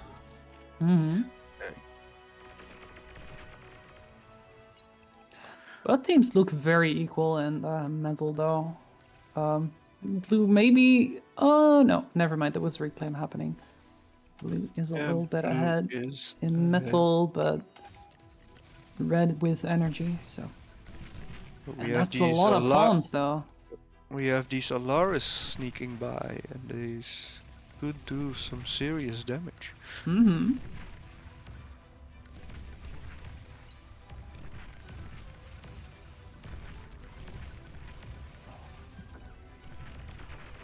I don't like them trying to fight with the incisors. No. Don't like that play. But yeah, big fight happening in the center there. I think the yellow is ahead in the amount of units he has there. But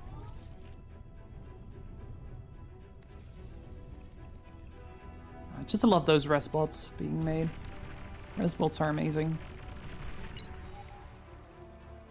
Oh, that's a huge push. They're just ignoring the pawns, seeing that they are not going to be able to do that much damage. Oh, never mind. They are not They ignoring the are pawns. going.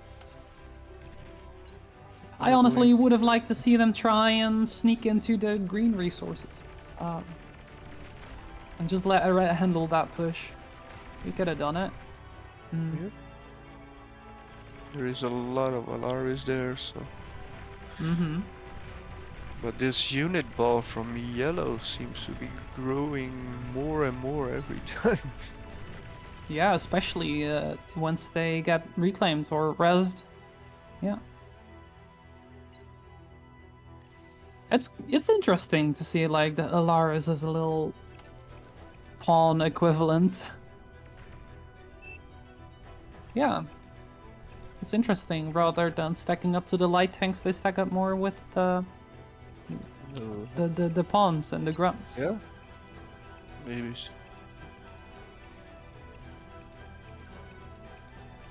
What is that? Okay. What Blue has queued an air switch, so that's interesting. Maybe going to do some plays there with the shurikens, maybe some bombers too. Oh, yeah, that was not the play there. And I think Oh. it's all right. They're opening up the middle for that big red push by yellow. We see.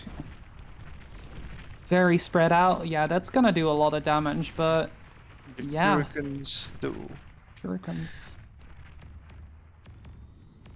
There's so many though.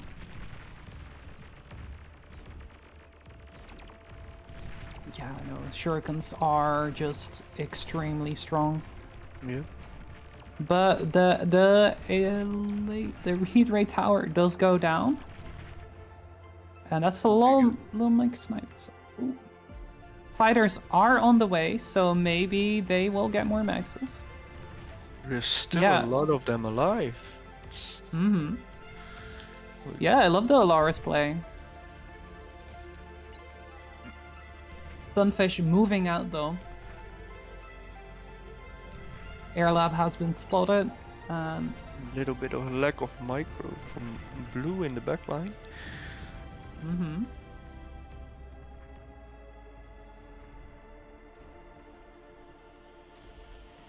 We see the alliance slowly establishing for both Wow. teams. Zeeberg sneaking that Alaris past those blue units. Oh, the reclaim micro is very strong, but the max does go Oh. down at the last moment.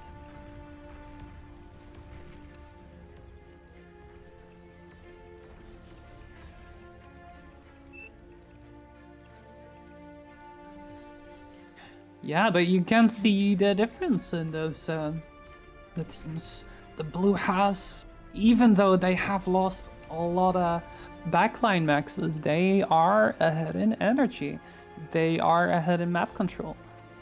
Yeah. You can just see how And they strong those have- players really are.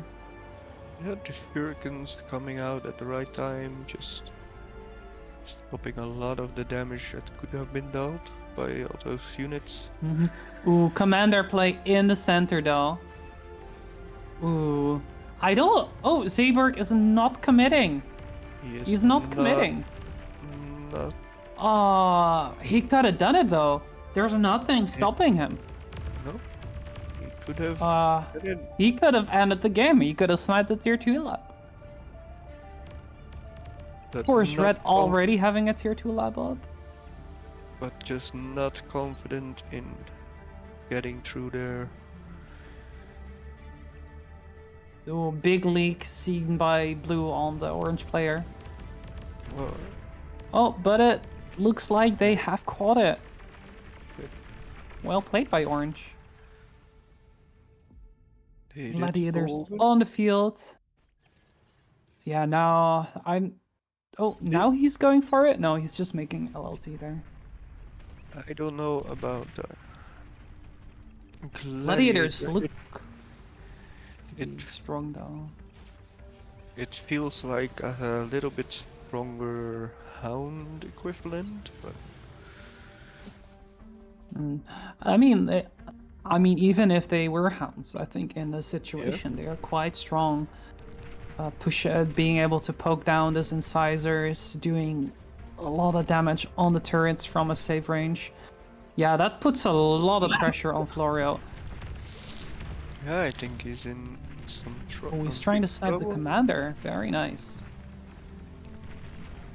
But there is a lot of defenses here, though. Mm-hmm. I mean, the difference is that Florio or Zeeberg can keep up the pressure without getting damage taken in return if he micros them well. And Florio just can't. I would like to see like a few handed over to Thunfish. Oh, never mind. There is one in Thunfish hands. Gonna disassemble this LLT forest in the sand.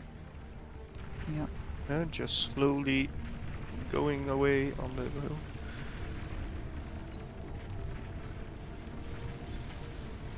Meanwhile, Florio losing all his defenses. Yeah, the commander taking so much damage there. Very painful. And the incisors just not really pushing in. I like the play, yeah. I think those units are strong. Yeah, nice to see They them. are just slowly whittling everything down. Yeah, on and you either can see side. them in the retreat, yeah. Tigers on the field though, looking to make some trades, but there's just so many gladiators, and that tiger is now in retreat. I do like the repair micro though. Yeah, the tiger just having a hard time reaching those far shooting gladiators. It's Yeah, the gladiators have really built up.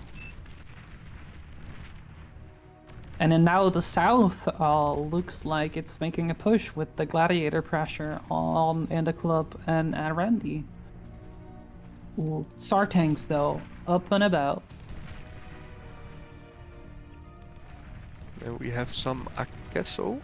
Ooh, Light commander and- in trouble, taking a lot of damage from Florio. Ooh, no, ooh. Now on the other side, they're going after Inda, but the Tsar is chasing them away. I think they should be able to take out that Tsar, especially without. Well, there is a radar still there. But now they just go around the Tsar into the LLTs there. Yeah, they seem to be quick enough to just stay away from that Tsar. And just slowly whittle away all the LLTs and defenses. Ooh, Tsar out of position though, so they're just missing. Oh, now they're hitting. But is it enough? Oh, I think that missing so much at the start really hurt them now. And it looks like the gladiators in the north have also been pushed back. Yeah. Looks like those tigers were enough to chase them off.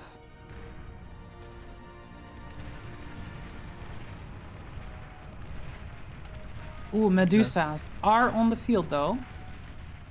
Probably a very good decision to do against those tigers. Go into Medusa Prometheus from red team, and the blue team has stopped. Is going into double T1 and just protect the Tsar, I think. Ooh, Zeeberg in trouble though. Commander down from Zeeberg. The Tsar being very strong. Yeah, I don't see a salute. Yeah, the Medusa could do a lot of damage if he has vision, but I mean, at this point, you just try and spam a bunch of banshees to whittle them down over time, right? But there's already tigers in that backline, killing the build power. Yeah, desperately making those gunships, but they're just not very good, those Armada gunships. They take a lot of Yeah. time. But there is a Prometheus coming. We'll see. I'm interested to see this matchup. Of course. Oh yeah. Wow. Yeah, that will do it. Those tigers are extremely tanky, and it's crazy to see how quick they're melting. Yeah. Prometheus also melting down that Tsar, but it is called away. Oh, he lets him run off. Yeah.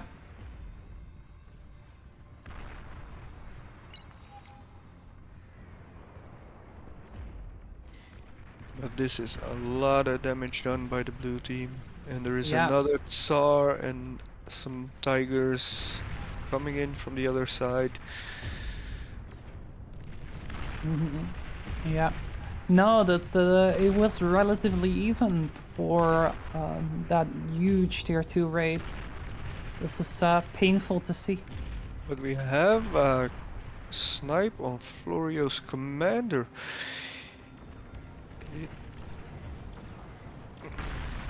Alright, Just- Commander's 2 Just 2. some goblins, but no energy to cloak or degun. This is And dangerous though, with the Tsar in the middle. But now And we those, will see the power of the Medusa if they can get in range.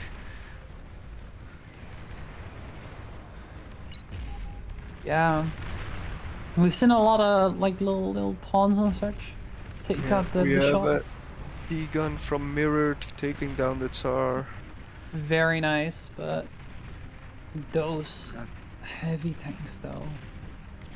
Yeah, now the roles are reversed with DME on the back foot. This commander is showing on radar, so it's not gonna be able to degun that Tsar. Yeah, I think this is gonna be GG. I don't think DME is going to be able to recover those. Well, maybe if they have one huge push in the center though, but maybe not. Who knows?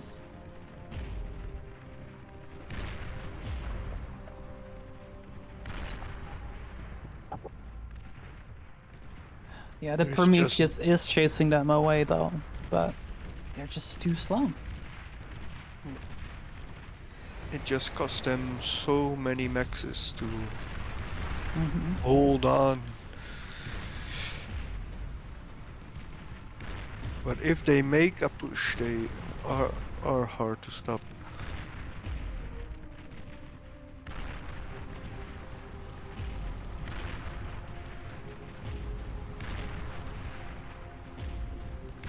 Yeah, that they are definitely feeling the pressure.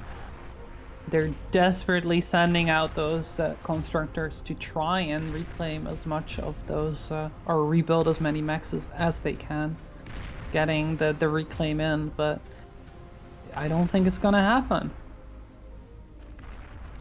And I like the chasing little, that Tsar goblin run by.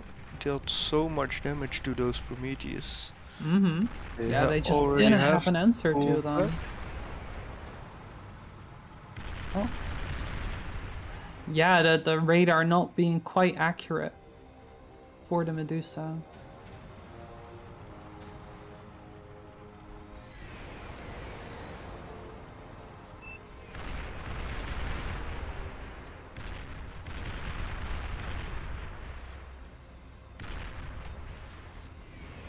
It's interesting to see those Medusa in action.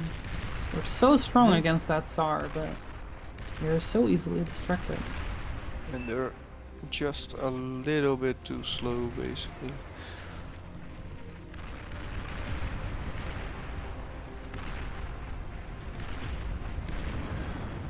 Yeah, that's a big push though. This is Like a Banisher as well? really big push. Will it be enough? The Tsar goes down. I don't think so. The Banishers are doing a lot of damage.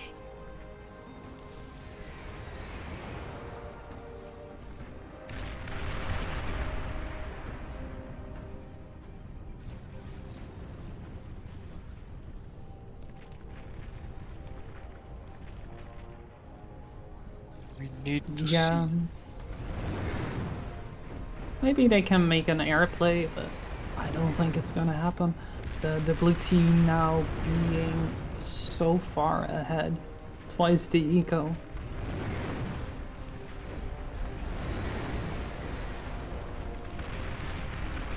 Ooh. Yeah. That's a good trait in the center there. Those tigers getting eaten by the what are they called? Prometheus? Yeah. Very strong. With the little spam in there to counter the Banishers. Yeah. Very strong. I like it.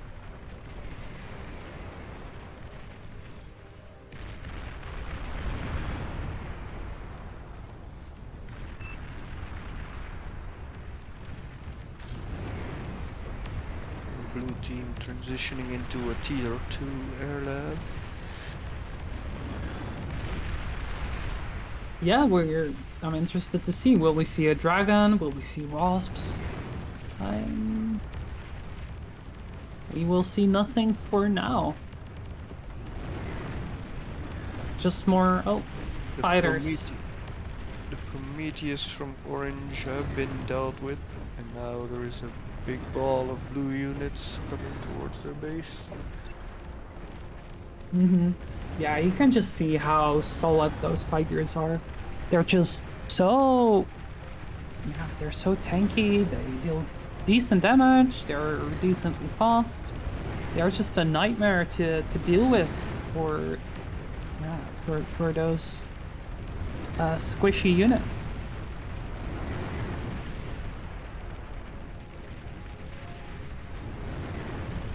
Yeah, that they are in big trouble with the Tiger Ball.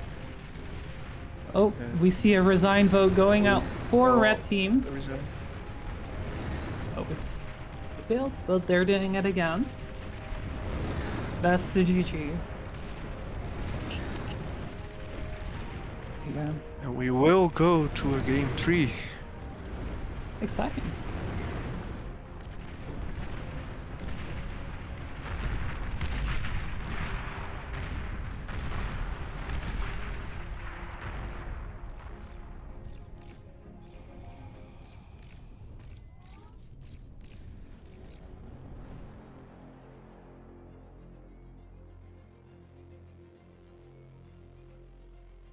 A lot of aggression in the start from both teams. But once that settled down, you could see the experience of the pro team just taking over and just slowly grinding it down.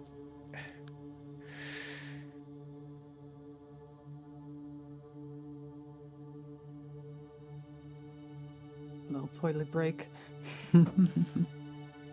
Yeah, we will see Prismatic Anomaly. A very pretty map. We could see DME earlier with the new map getting lots of practice up there. I wonder if they will also have a lot of practice on this map.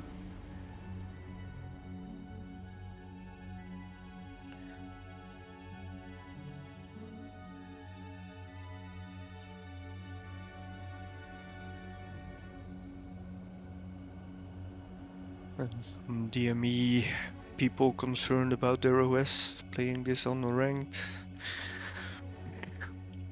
Well, they don't have too much to lose, and they have everything to gain with the OS difference being this big.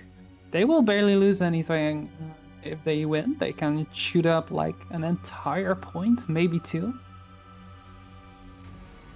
And they have proven themselves in game 1 of this series, so they wouldn't be worried. But we will see eventually what they will have planned for this map. Do they have a plan?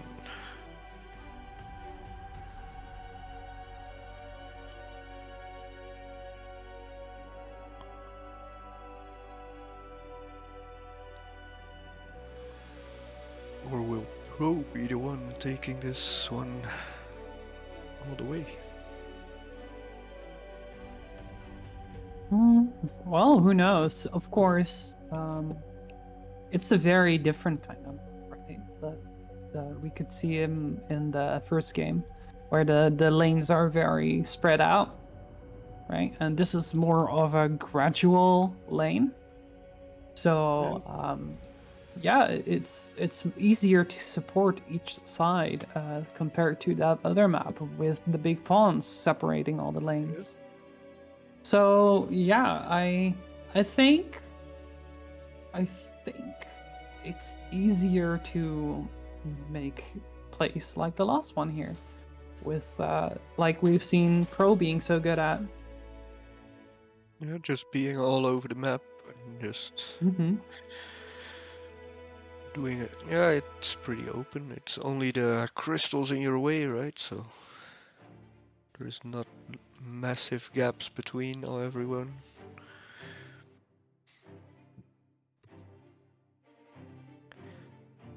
All right, and off we go. We are starting. We will be going to the game number 3.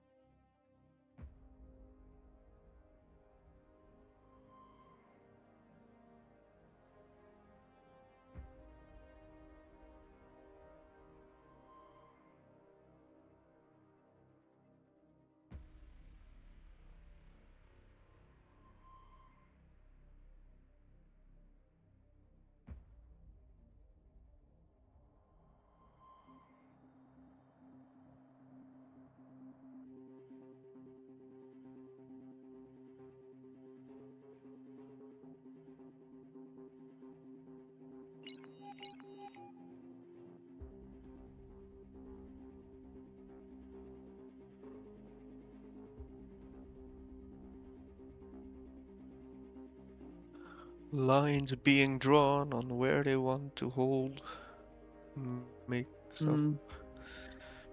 Maybe we can actually take some useful information out of the Pro team's line drawing, apart from compared to Zeeborg's little troll drawings. Yeah, let's just delete that.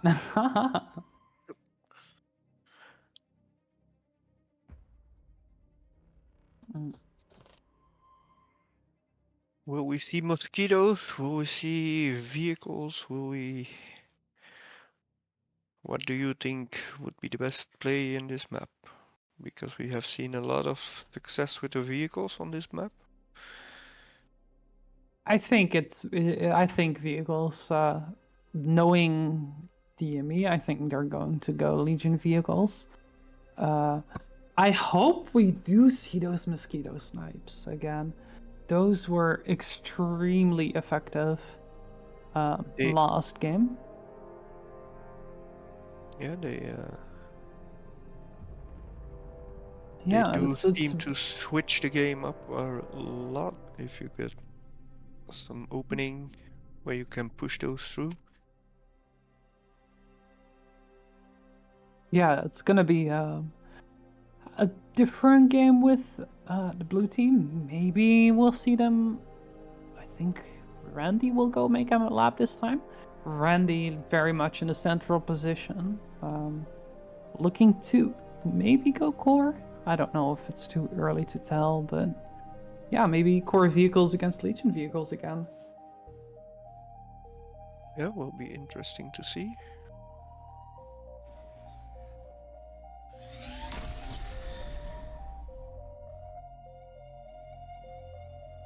And we do indeed see Legion vehicles from Mirrored going up.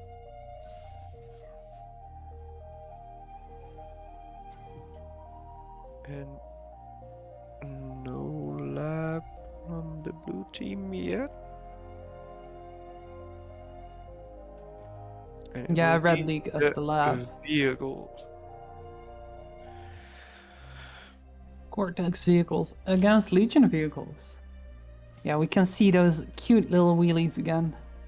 I love those things. They're so cool. Like two little Wheelie. wheels with a turret on top of it.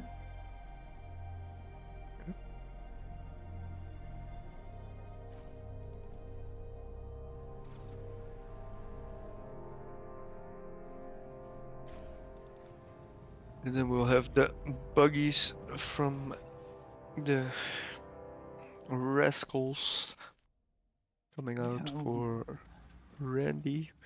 Oh, India Club also made a lab. So we have 2 labs for the Already a blue big team. change. Red team going into those very early construction turrets again. Rushing those constructors out. Trying to get a little bit of rating in. But yeah, it's quite a chiller, more greedy build than we saw from the blue game. Yeah.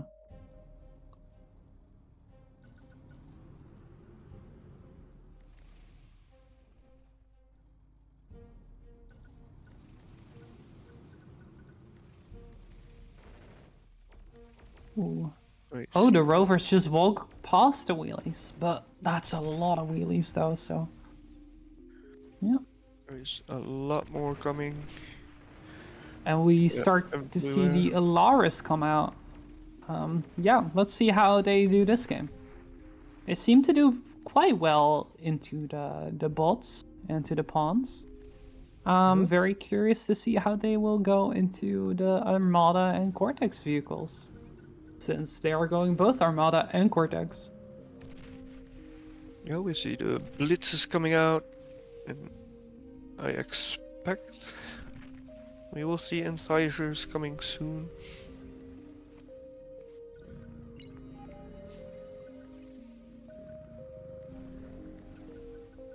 Yeah, I love those little Alaris. They're so cute. I'm a big fan. But the rascals, the rovers still getting a lot of damage done.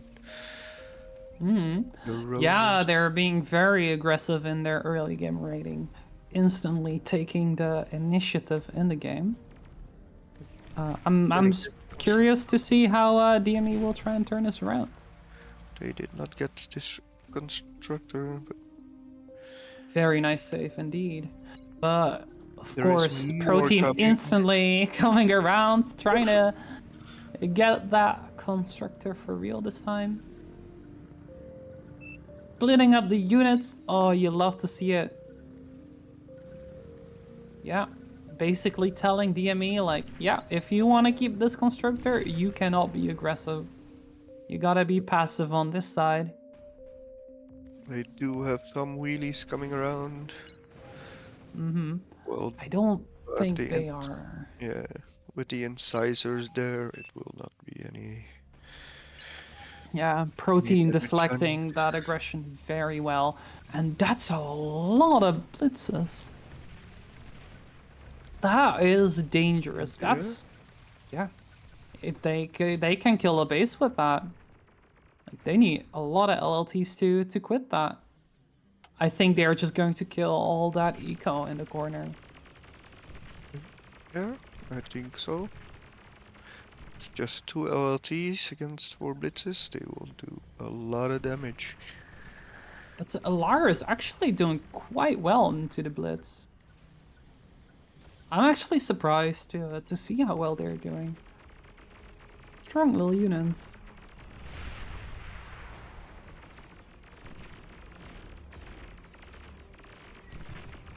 Yeah, those blitzes are so strong.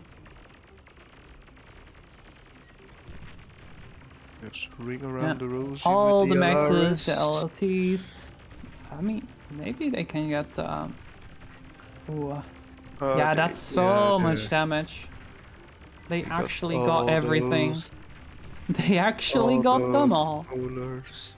Oh, that's painful That's to watch. so expensive for the red team. Yeah, we can see the blue team having quite a big metal lead already.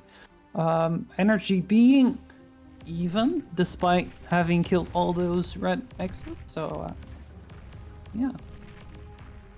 But first game we saw this too, with red having more energy and blue having the slightly more metal at the start.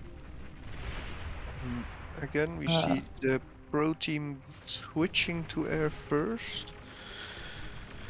Getting some of those shurikens up. Yeah. And Yeah, another the pro big, team just taking the initiative. and another big raid with blitzes coming up to the same side. Just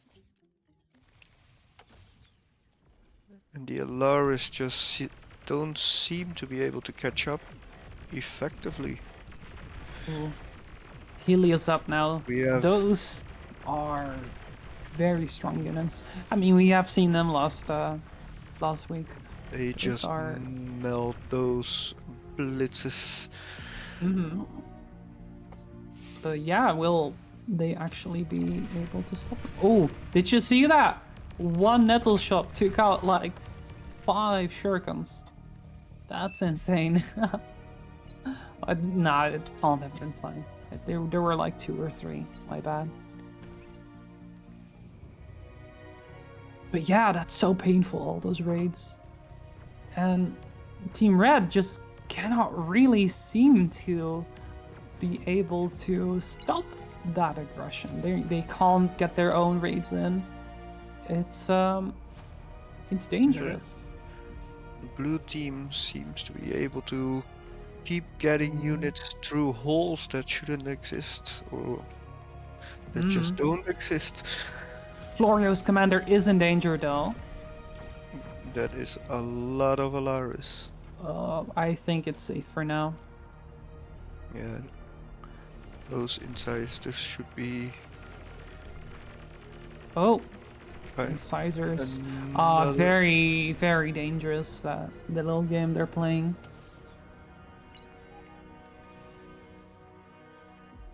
But another group of blitzes getting through on the right side. It's Helios, however, are in position, so I don't think they will do that much damage this time. Ooh, but incisors are this time breaking through and raiding again. Yeah, no, the pro team is definitely putting up so much pressure. And Team Red is in big trouble. but big Helios push down the middle for the red team. Yeah, will this make the difference that we need to see? Who knows? Ooh, nice little self-D micro. It actually did a lot of damage to those little things. Now a lot of incisors shown up. I don't think it will do. Yeah, it has been. Randy's commander is caught off guard, but Mirror doesn't. Mirror is going in? Yes. Will we? Oh, No. never mind. We will not see a commander snipe. Janice on the field now. Thunfish's commander is in danger there. That is not a nice position to be in. That is such a strong composition by the blue commander there. And I think we're going to see this game being wrapped up soon.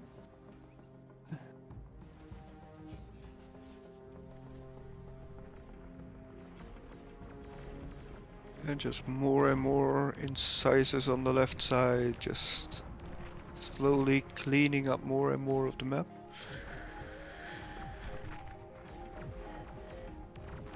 And those medium tanks with Janice is hard to stop on the right side, so.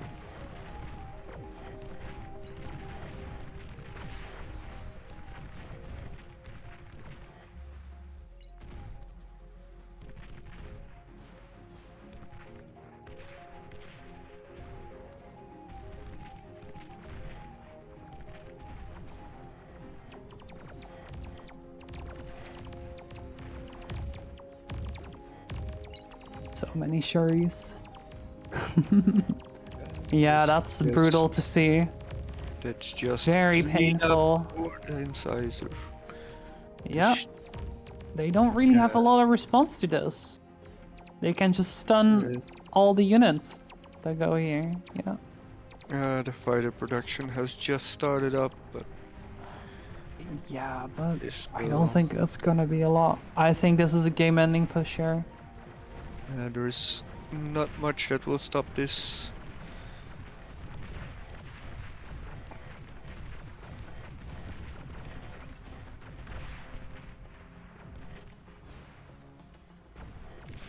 Yeah, that is painful. I think we are going to see the GGs next. And the worst part is, even if they do manage to defend this, there's just an even bigger push with medium tanks this time. Ooh, very painful. And of course, the Janus on the right against the commander. Yeah, that. Oh, He will. try He to trade. will trade. I think he will. Well played, taking out a lot of those units too. Very nice. But nice little act of defiance towards the end. they're not going out without a bang.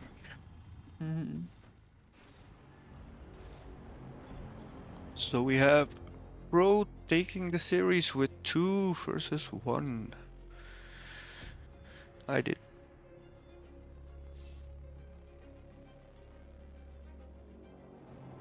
Yeah, GG. Yeah, man. Yeah. That, I don't know, for me, that Canis game was kind of a really interesting game to watch. Like, seeing how, like, I don't know, like, if you guys saw, but, like, seeing how, like, Legion's, like, their tier 2 lab really performs into, like, just the mass meat shield of just a Tiger Ball. Yeah, the Tiger Ball and that combined with the Grunts, and yeah, that was.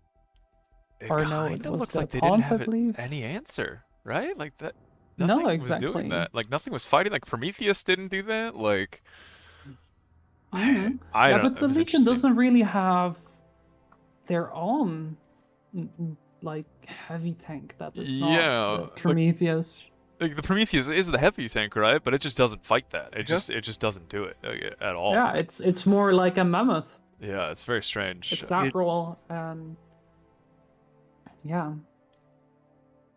I know it was like the Medusas, like even were struggling a bit to like get value. I mean, I guess Seaberg I don't think was set target microing, so a lot of the Medusa shots were getting wasted on like scouts and the like, but it was still just I thought the Medusas would be a little more effective into those big clumped up balls of tigers, and it just kind of wasn't because it wasn't that great.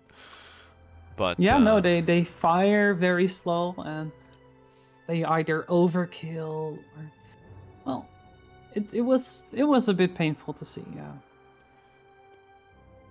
Well, I mean, But, with that is the end of round 1. No, round 2, right? Whatever. It is the end of our first sets. We're moving on to the. I'm assuming. You know what? Before I assume, I'm gonna go look. I'm gonna go look exactly. Assuming is always dangerous. As look at you being so smart. I know. Look, we've learned. We're moving on to the losers bracket. So you know what? Forget this bracket. We don't even want this one. This one's boring. Hopefully the losers bracket's up to date. I have no idea if it is. Oh, good. No, it's just totally broken. Never mind. We don't have a losers bracket page. That Figma page is now broken for some reason. But yeah, that's always isn't that fun? But unfortunately, so I'm not actually sure who's the first losers. We'll have to get Neb in here, but hopefully he's not AFK. But as well, maybe we can look at the winners bracket then, or are we only looking at the losers bracket? Well, according to the schedule that I was looking at, we're group 1 and 3 we're playing, which we saw first. Groups 2 and 4 we're playing, which we just finished, and now the first losers play, which you know, I don't know exactly who that is because once again the page is broken. So I'm gonna have to try and figure that out, boys. Okay, we're gonna try and figure that out. So smart. Well, no, the actual smart people are the ones that hopefully will be fixing it. And Might yeah. Like somehow, like the fun things with Figma, you know, like we have a lot of people trying it for the first time. We're trying to work our way through it. So that is when we're having these little technical difficulties. Just hopefully everything will be nice for tomorrow. We'll have to see. No, of course it's part of the course, right? We're all doing this for fun. Imagine if we got paid for this, though. Imagine, right? That would be cool. And we're here because we like watching Yeah. Bar. You know, Bar's the fun stuff. Yeah. Damn, now I do want to get paid for this. If Who knows? only. Maybe one day. If only one. Yeah, literally one day. Look, we just need Bar to get something like, I don't know, 100,000 more a few million more players. Maybe. Yeah, I mean, maybe there's hope. Maybe there's hope. imagine the servers though. They're already. Wait. That's Yeah, gonna we'll be be- interesting. Look, I'm assuming the servers will figure it. Oh, nice. Wait. Ooh. Wait. Oh, Wait. is it No. working? Nope. Still kind of No? cooked. No, okay. Oh god. Okay, hold on. Look, this is so fun. All right. Yeah, you're really Look, I can Yeah. figure it out. I am here. Somehow the link to it. Oh, hold on. You know what? We'll figure it out. So all we know is that right now the losers first two players are playing, and well, as nope, that's not it either. I have no idea. This is so strange. Oh man.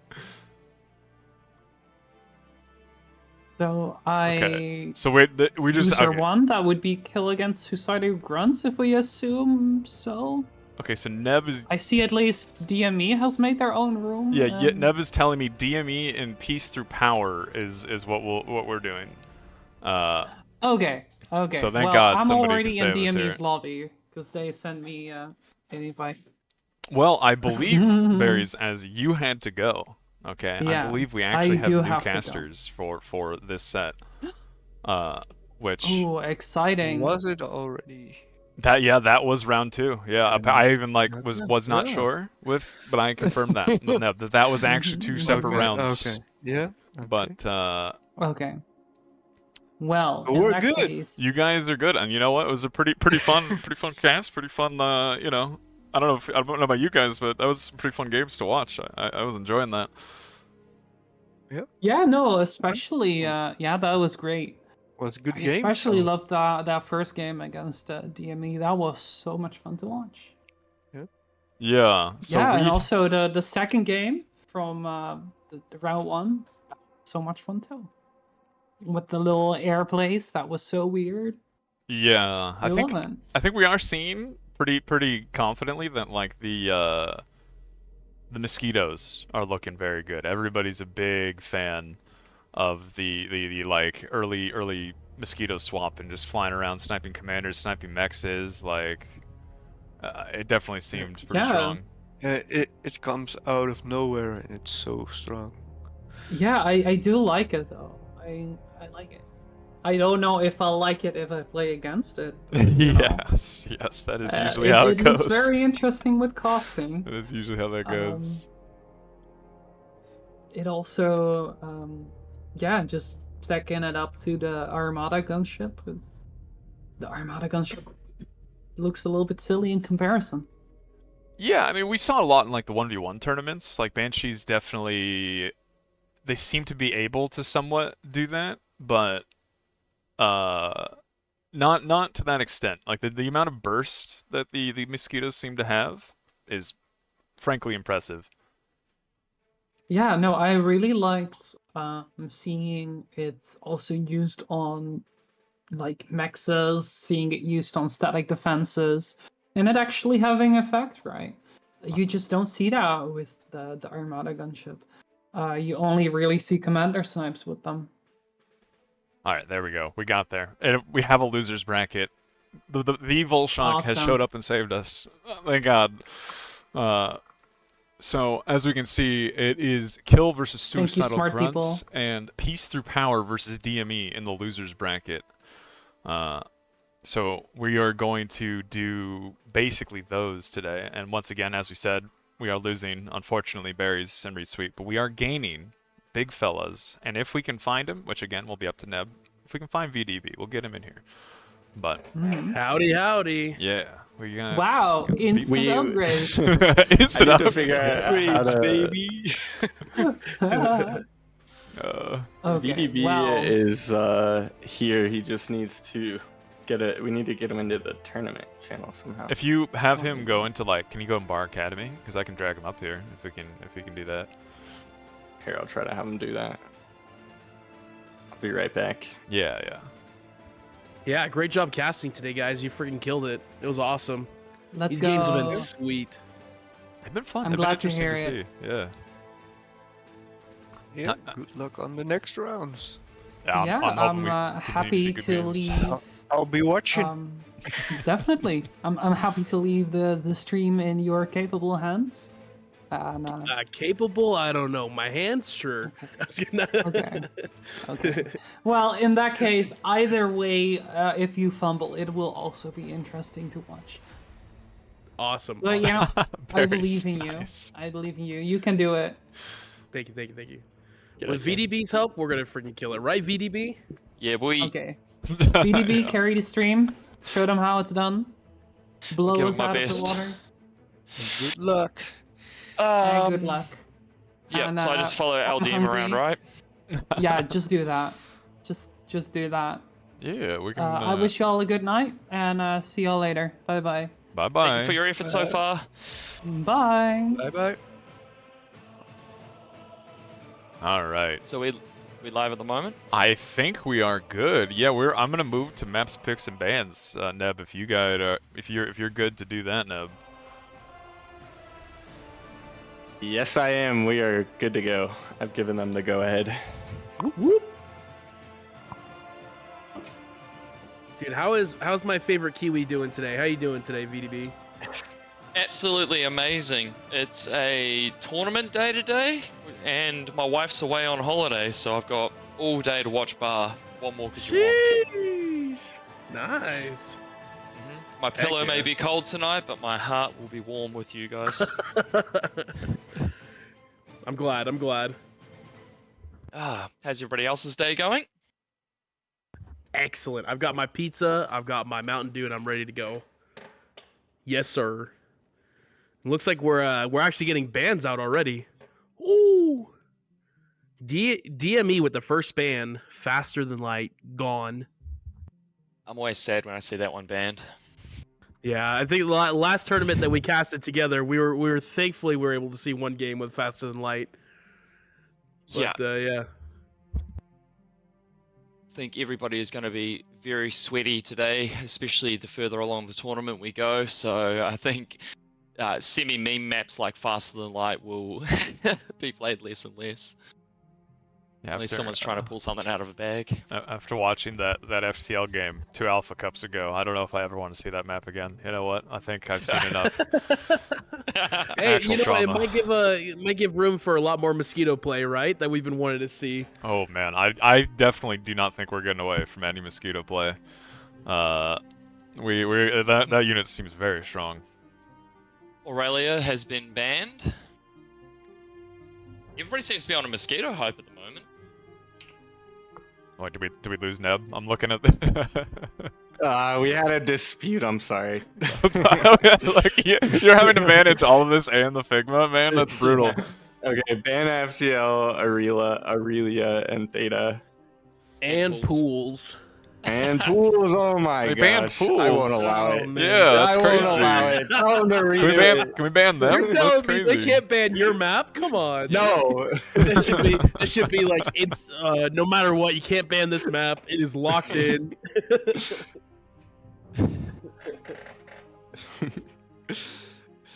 What map are we there we looking go. that we want to see? What's a map that we haven't seen today? trying to think. We've already seen Gasbag. We've seen Prismatic Anomaly. We've seen Canis River. Incandescence We we haven't haven't- seen?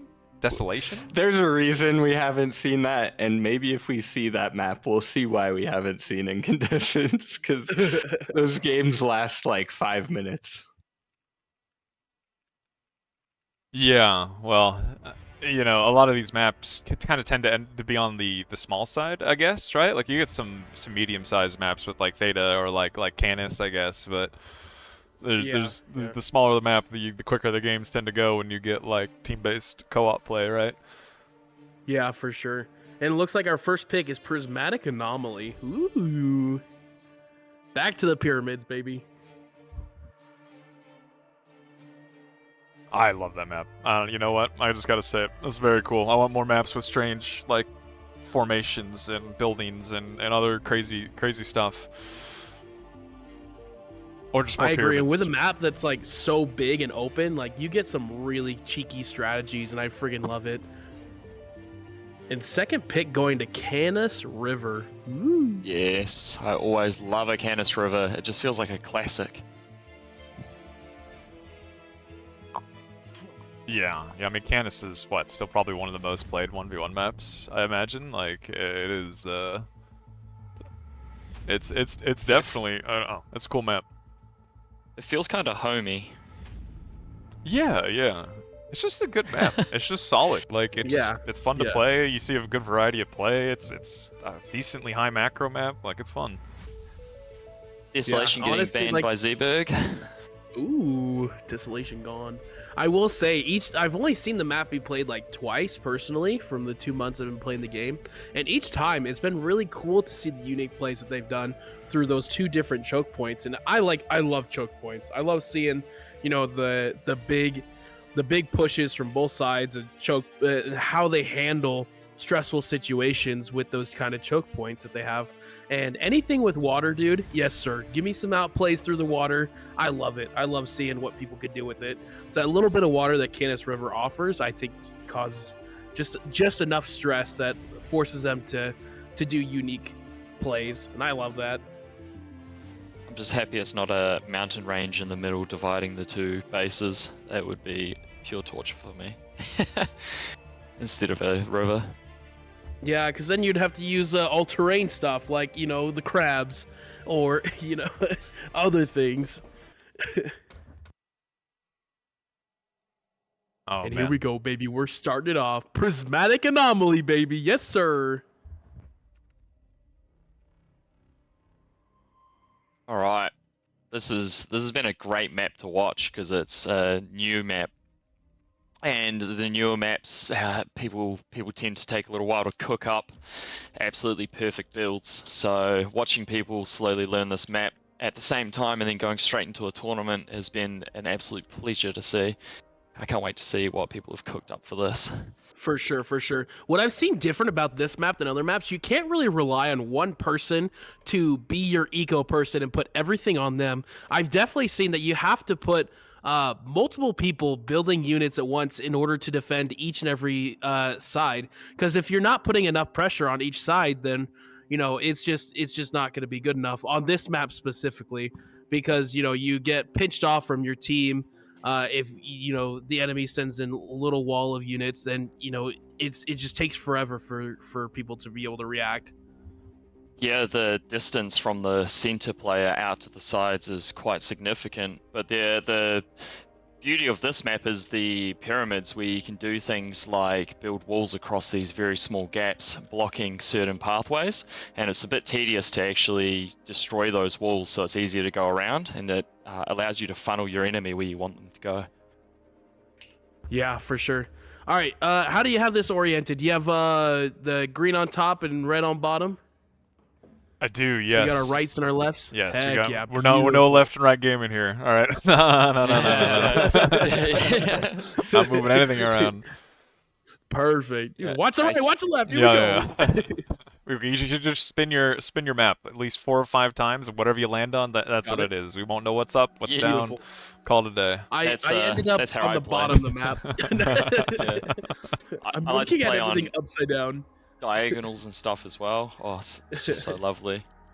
Beautiful, beautiful. Okay, so we've got the Carthexis as the Legion, Bart Jones as the Armada in the center, and Flying Duck on the left side as Cortex. Seems like they're going to be using Bart Jones maybe as their primary lab. Maybe Legion vehicles? I'm not sure. What do you think? Yeah, honestly, we've seen the power of Legion vehicles. I honestly love seeing them, personally. They may not be nearly as strong in some cases, but overall, you know, anytime they're building mass Legion units or going tier 2 Legion, I'm happy. So I'd honestly love to see that. But yeah, it looks like they might have a Cortex in the middle for DME and Armada coming in from Prince Through Power. From who, sorry? I think that's their name, right? That's the team name. Oh, sorry. Bart Yes, Jones. yes. Yeah. Bart Jones. Yep. So we got Armada Nice, coming in Armada. from Bart Jones, and Mirrored is building Cortex. Nice. Oh, let me just turn my stream mode on. It looks like DME getting their vehicle plant up before everyone else. So it looks like they might potentially be able to get their units out first. And I think that's so valuable on a map like this. Because the sooner you get them out, you know, there's a lot of area that you got to trudge through. So I think getting that out sooner the better. Yeah, it seems like the yellow team here has, or sorry, the red team has the two labs going instead of one. So they got one on each side. And DME's going for a single lab in the center, so this is like perfect opposite gameplay here. Be very interesting to see. Actually, going for a 3-lab play. Yeah, I was just about to say all 3 of them. That's crazy. So we're gonna see a new strategy already. I love it, dude. Yes, sir. Bringing in 3 different building. This is gonna be sick, dude. Seeing if this works. I wonder if they're just going to get scouts out and constructors, and if a couple of people are going to reclaim, or if they're going to keep all of these labs. It'll be very interesting to see, because they've just spent a lot of metal on those labs, so that's going to put them behind in the early game middle, you know. Yeah, but realistically, what's crazy about this map is that there is 0 reclaim on this map, unless you start killing units. So I don't know. See, so Funfish it might has just the wall queued up here. That's a beautiful wall, so that's quite nice. Yeah. Zeeberg's the one who's going to be in a bit of trouble here, because he's got such an open area to cross before he can defend his original expansion. He does have a single LLT there and a radar, but you know, with a significant force, they can clear that. Yeah, for sure. Well, yeah, it definitely looks like DME sticking to the eco strat, getting one person, making all the units for everybody. Yeah, this is going to be interesting. Well, a little bit of micro mismanagement from Carthexis there, loses his last scout to the LLT. We're getting a Decurion coming out already from Carthaxis. It's a very hefty investment for your first unit.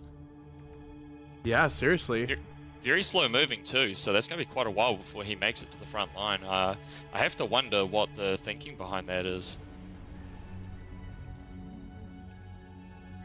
You know, honestly, it might just be to put on that early pressure potentially to be able to put on the pressure to get the metal extractors in the early game, but I don't know if that's the right play, because slow moving units on this map is just not optimal.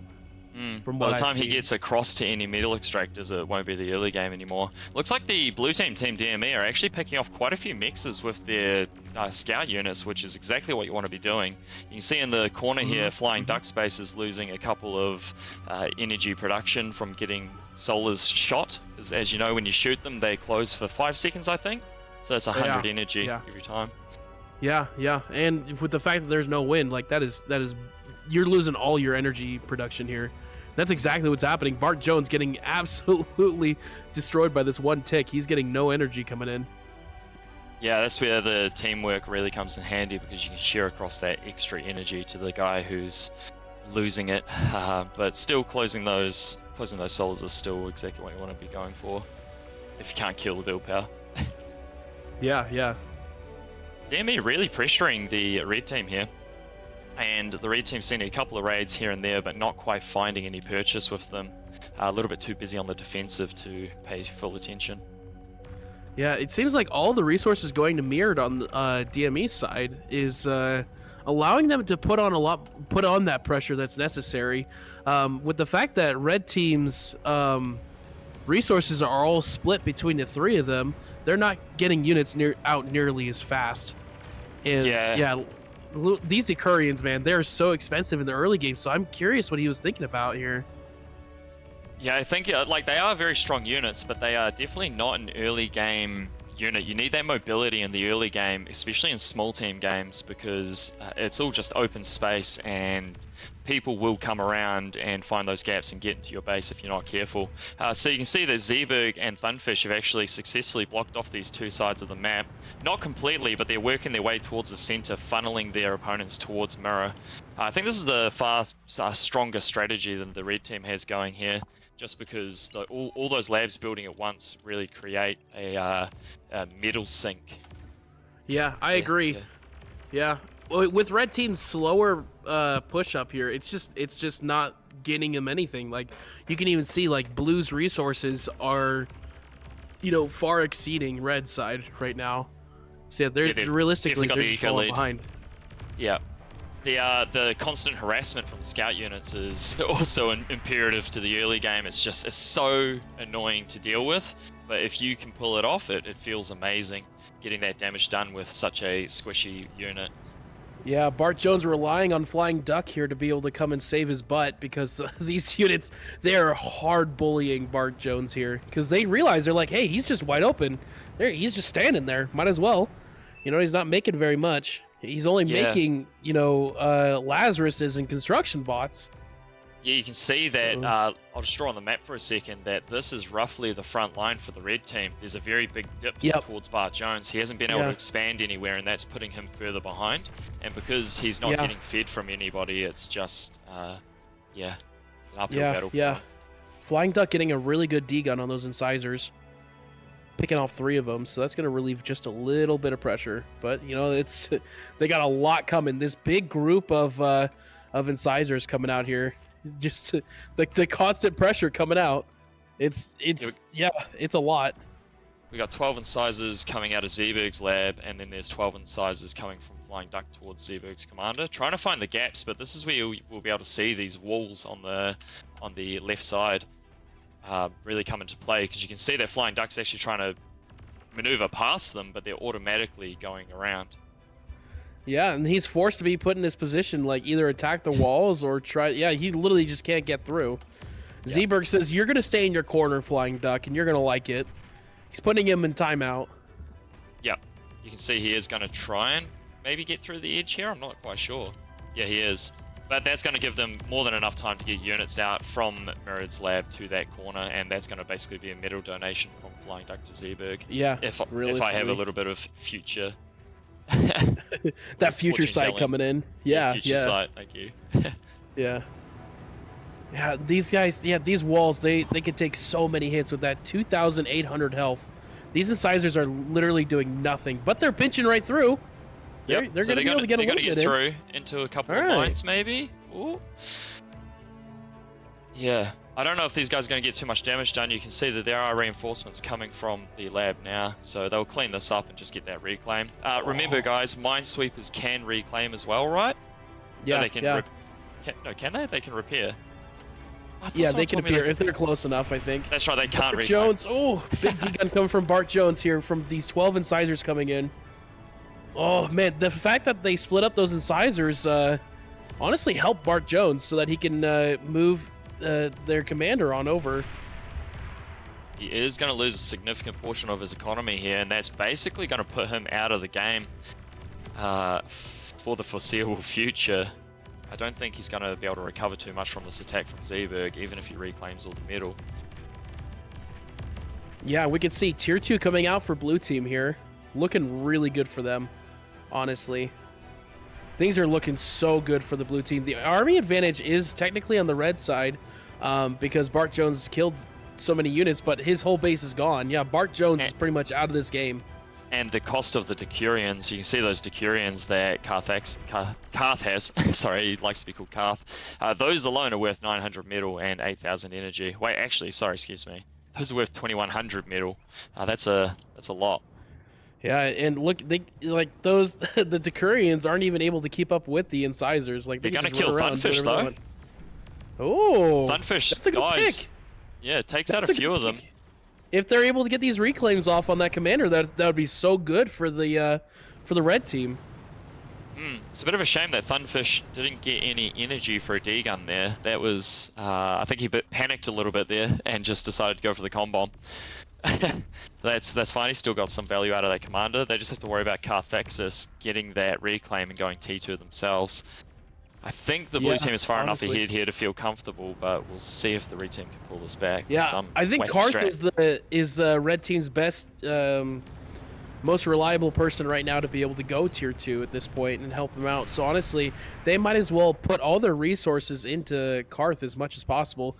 But what's crazy is the fact that blue team actually went into Bart Jones kind of helped the red team a little bit, because Flying Duck and Karth was able to come in and assist him a lot easier, even though he got pretty much pinched off. But they're starting to make a little bit of a dent to actually potentially come back, even though they're still really far behind.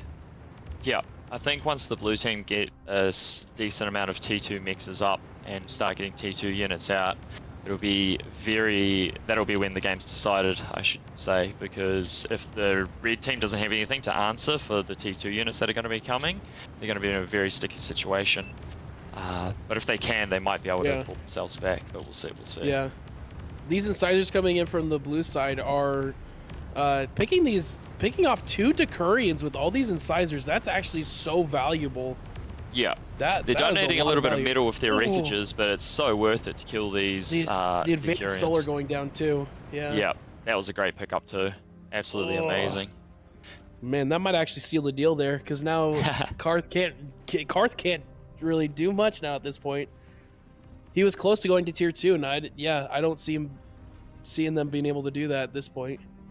I'm very surprised we haven't seen any like medium tank transitions or air transitions from the red team. I guess the Decurions basically are their medium tanks, so they haven't really had a need to transition. But I guess they've just been fighting an epic battle this whole time, so they haven't really had a chance to. Yeah, the amount of pressure they had to go into the cheap units, except Karth, he wasn't really, being messed with until now, so he was able to go into that. So you see that Mirrod's sitting on 1.8k energy now. His fusion's just recently popped, and he's getting a bit more build power. So I think we're about to see the explosion of the blue team's economy really come to the forefront. Yeah, as soon as you get that fusion. Yeah, they're good to go now. I think they're going to come online, and the red team's going to have a very, very bad day. Yeah, I honestly see the red team's only chance is this aircraft plant. If they're able to do anything with those aircrafts, then, potentially, if they get a bombing run and take out all of Mirrod's economy, potentially, like, that's the only chance I could see at this point. Yeah, that's a big ask, but we'll see if they can get it. It is. It really is sort of their only chance. I mean, the rate at which Tigers are coming out of this lab from Mirrod is breathtaking. If Keanu Reeves was here, that's probably what he'd say. So I think Shurikens coming out are going to help, but they're really not going to. Yeah, it's just going to let blue team know that they have an aircraft plant, and they're just going to build anti-air, because the only anti-air spot they have is right here in the middle with Mirrod's side. But realistically, the second they showed they have aircrafts, they're just going to build more, and they can build it quick because they have the resources. And a small Decurion push in, but these Tigers are there, ready to go. Yeah, these Decurions won't get the value that they're going to be looking for. They need to get at least 1.5k metal worth of value. So that's two Tigers, 3 Tigers, and this. But yeah, they didn't really. Yeah, not even one Tiger going down. Oof. No Shurikens coming in late. Yeah, they're. Another little That's just tiger not push from gonna be Zeeberg. Yeah, I think the blue team's just solidifying their lead. Yeah, they're getting some fighters up now because they're worried about the bombing run, and they're just going to slowly whittle away at the red team until they can collapse on them. Yeah. Tier 2 coming out for Karth right now, but he's so far behind on resources. They're not going to be able to keep up with these Tier 2. Yeah, they're sort of forced into it. If they don't go T2 and start upgrading their economy, they're just going to keep falling further behind. But I mean, at this point, it's such a snowball of a game so far that the blue team can't help but snowball into the lead even more as time goes on. I got to say that this double wall from Zeeberg is just making me smile as well. It's so cool. Yeah, I like a double wall. Can't go wrong with it. And the patch job on the other side is just absolutely amazing too. Oh yeah. That's something I would do. An engineer. There's a really cool strategy I see going on for the blue team. Mirrored actually making the aircraft plant on his side, giving it to Thunfisk, and having their resources go towards the air units rather than the resources from Mirrored going to the air units. Yeah, I think we'll see Mirrored give those 6 con turrets over to him as well. I'm assuming that's what he's going to do, and maybe he's forgot. But that'll just be so the air lab doesn't come directly out of Mirrored, so he'll always have the resources for the ground units. Yeah, because we're getting a big push here right now coming in from the Tigers. Oh, these Tigers are going to clean up. This is probably game ending. Zeeberg is definitely gone, and then after that it'll be just a slow push. But I think once Zeeberg goes, they'll probably forfeit here or concede. Yeah, I think this was the only time that we've seen this econ strat actually work on this map, because we've seen when 2 people are building, you're able to keep up on the resources, but with all 3 of them building units, their resources were just so spread out. It just was not enough for them to put the pressure they needed. You give up a bit of expansion early as well, because the 2 commanders on the blue team are walking before your commanders to expand. So you sort of give up like a fair amount of eco at the start if you go all 3 labs. I'm sure some super crazy team that really work on it might be able to get some sort of play out of it. But as it stands at the moment, it's not the most optimal. Yep. Flying Duck's completely out of the game now at this point. See you later. The only thing he's got left is his commander. Oh. So Zeeberg's Flying Duck is fully gone in that corner now. Karth is managing to just hold against these Tigers for now, so he's doing a good job there. Yeah. We got Banishers coming out as well for the blue team. Yeah, we've seen the power of these Gladiators. These Gladiators have such a long range. They can really outrange just about everything. And with the triple burst, it is so cool to be able to watch with the the do. Yeah, oh, it does so much Gladiators damage. remind me of a hound, like a burst fire hound almost. But yeah. That you need quite a few of them to work together. But if you can micro them properly, they're really fun. Oh, for sure. Bart Jones officially has 4 Tigers in his base. You got double banisher Tsar, yeah. Oh, and the commander goes down for Bart Jones. The classic. That is the commander's worst nightmare. We can see Flying Duck in all caps yelling, Tsar! Oh, nice D-gun. Yep, I was about to say as well. Good D-gun. But I think this is going to be it for the red team. Yeah, very well played by the blue team. That was elegantly done. They very crisply got that play together. Once I saw these walls come up, I knew we were in for a treat. Yes, basically exactly what you'd expect. Prometheus. Bzzz. Such Fun a to lovely watch. tank. Yeah. It is. Not the highest damage, but it can take a hit for sure. Mm-hmm. Great against static defense too. It's just there. It's just good. It's just good. But there goes the GG coming out from Bart Jones. And a GG it was indeed. Yeah, it was cool to watch. And like you said in the beginning, setting up these early walls was so cool to see. and how they're just like they're funneling the enemy into the middle where all their troops are coming out, and that's a strategy I personally have never seen, and I think is really cool. Yeah, it's a very smart play to do. Yeah, you can see, man, Mirrored on the graph at the end there is just taking off like a rocket, and that's the power of co-oping.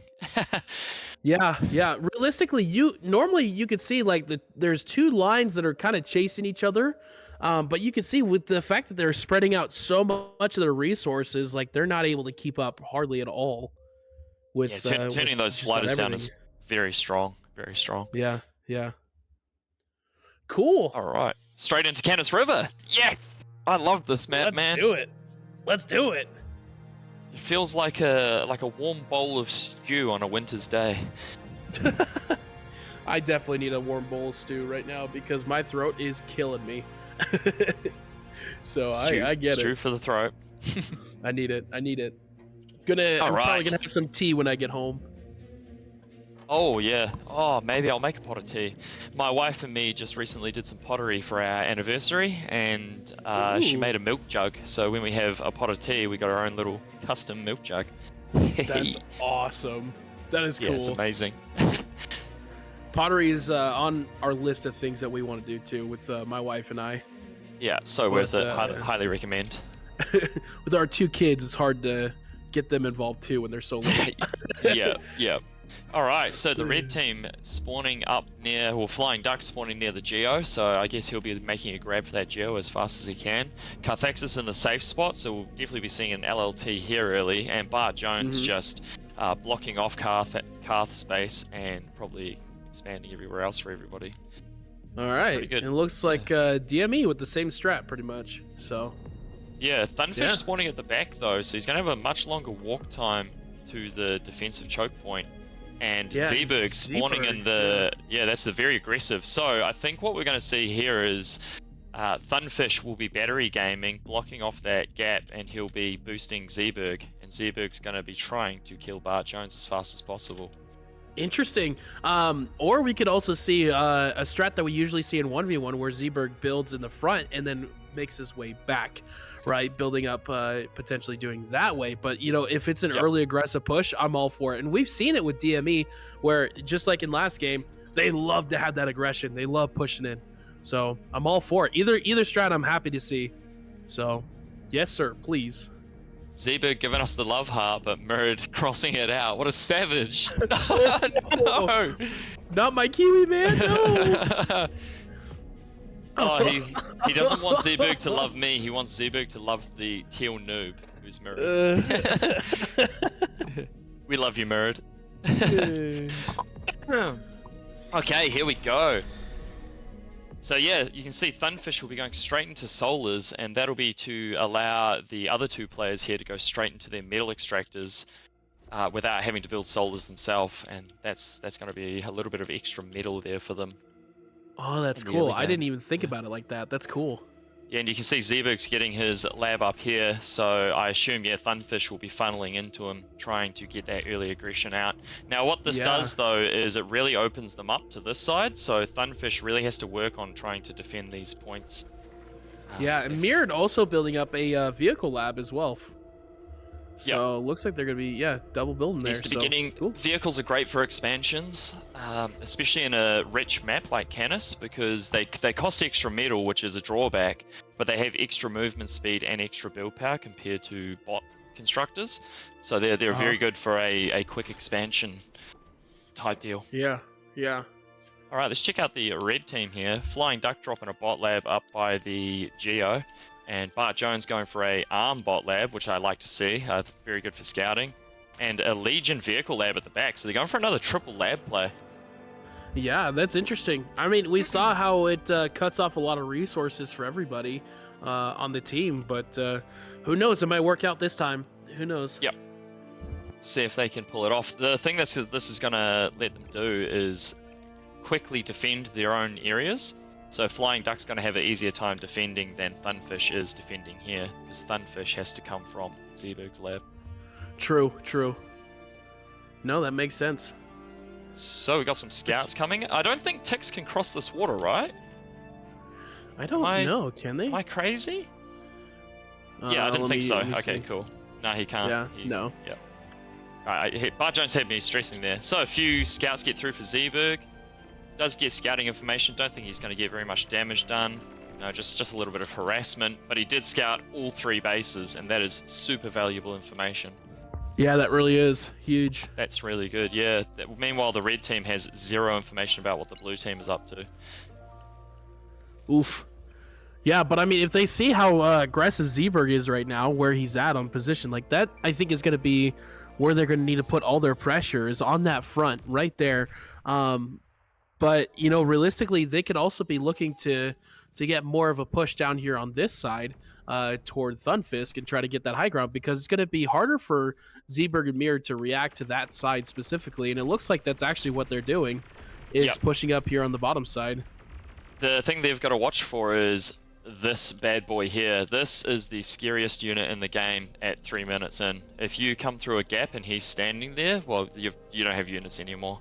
So we'll see if that comes to pass, because this is a very tight gap there. It's very hard to pass the commander here. So yeah. You can see that Zeeberg's doing the same on the other side. Yeah. Ooh. Let's see. Oh, he's actually building an LLT. Okay.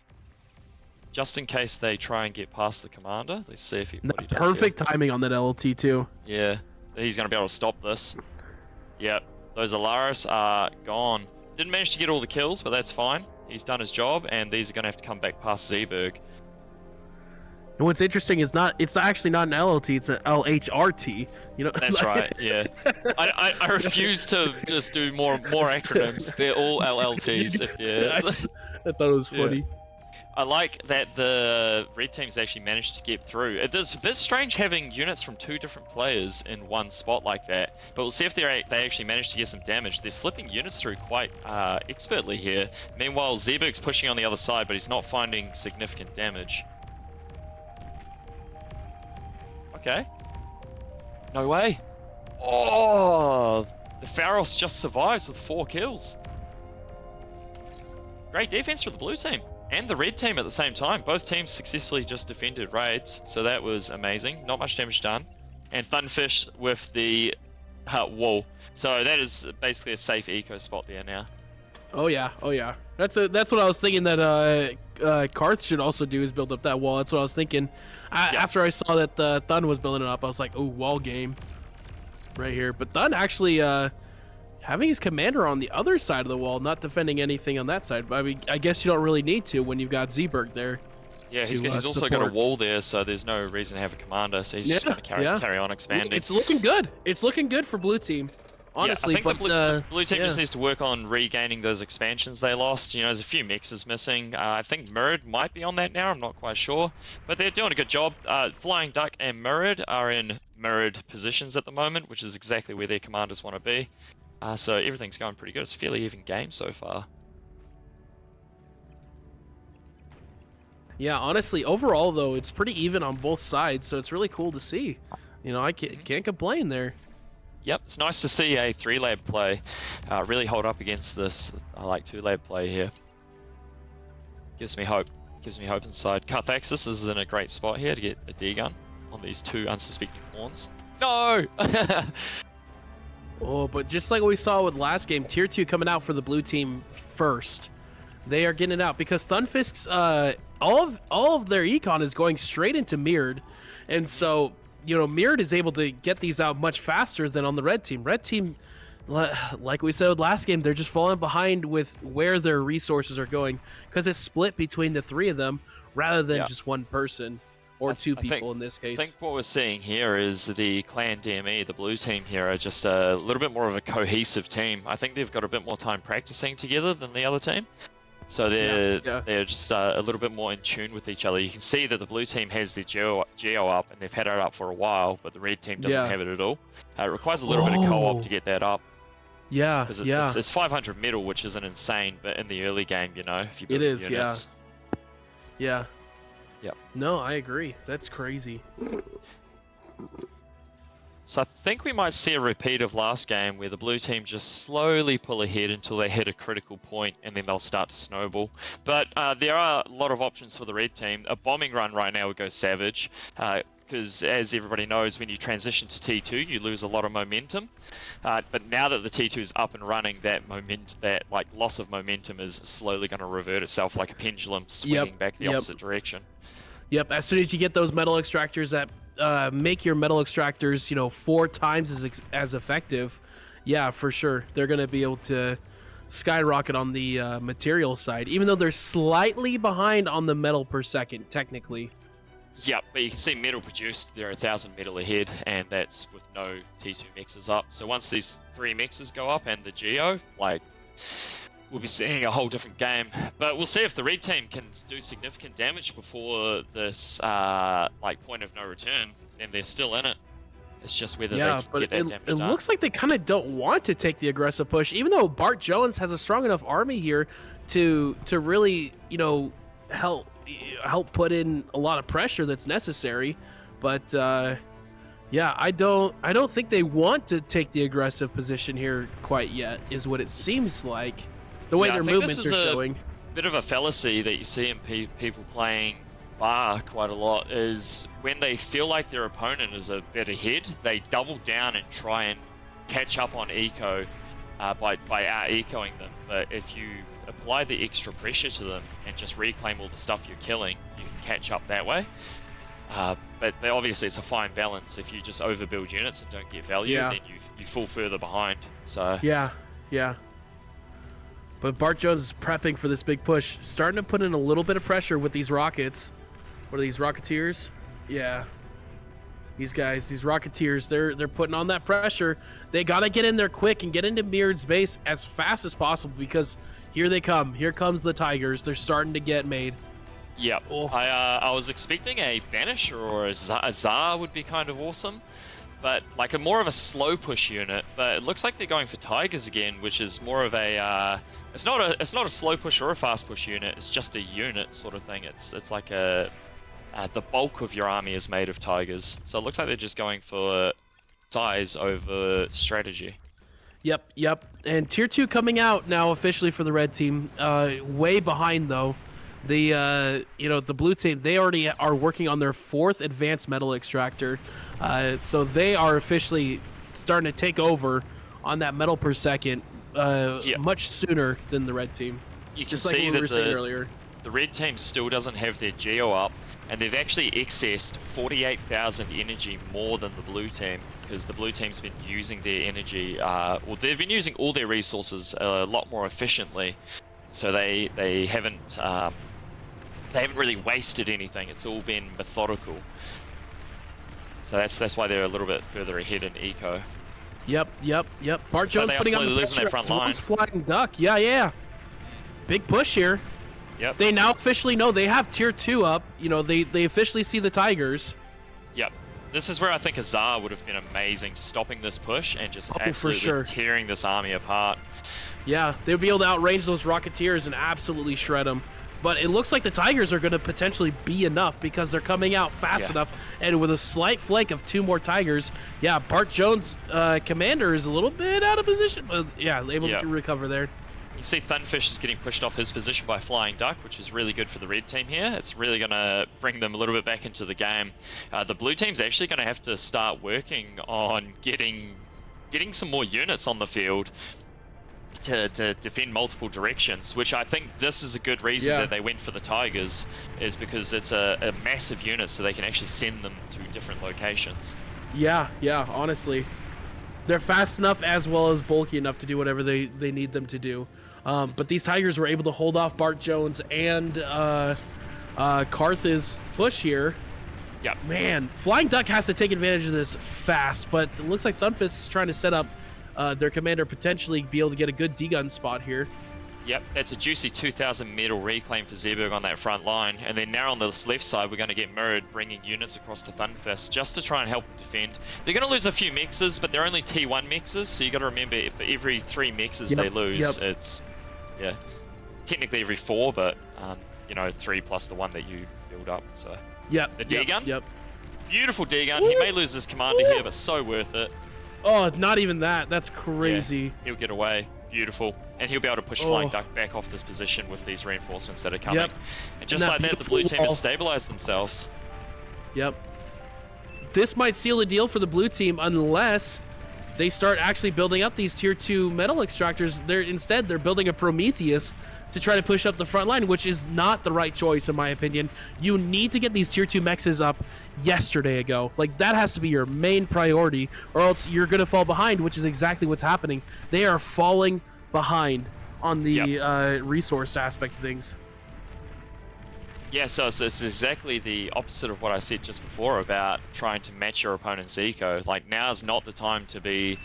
like, once that push started failing, they should have just straight up eco'd until they could afford to get some better units out at a reasonable pace, you know? Yeah. Yeah, Zebra getting all that reclaim off the front line is just, that's a 2k metal injection into their army. They basically paid for their Tsar coming out. Yep, and Flying Duck getting pushed off of the pedestal here might actually get caught out by all these Tigers, potentially. Yep. But looks like Thunfisk is like, yeah, you can stay in there. I don't care. Go ahead, stay on that little hill. 3 commanders on each team still, so that's very nice to see. Bart Jones looks like he might be going down soon, but he's just desperately trying to hold this army at bay. Oh, Thunfish deciding not to go for the commander, but instead go for his base, and that's the right call. That is so because, smart. Yeah, he was transitioning into vehicles, so he's not actually going to have anything up to stop this, and this is potentially just game ending. If Thunfish goes straight in, that's the end. Yeah, because Flying Duck used his whole army to push up on Thun. But yeah, 100%. If these Tigers come straight down, that is everything gone for Flying Duck. But it looks like they're going straight in towards the area they feel is a bit more dangerous, which is Bart Jones and Karth. I think the optimal play here is kill Red's base and take that Geo. Obviously, at least test the waters to see what's here, because you can just leave 2 Tigers here and they'll be able to clear all this. There's just a couple of... I agree. This is the one time you can start splitting them up, because you know where all the commanders are except for Karth is.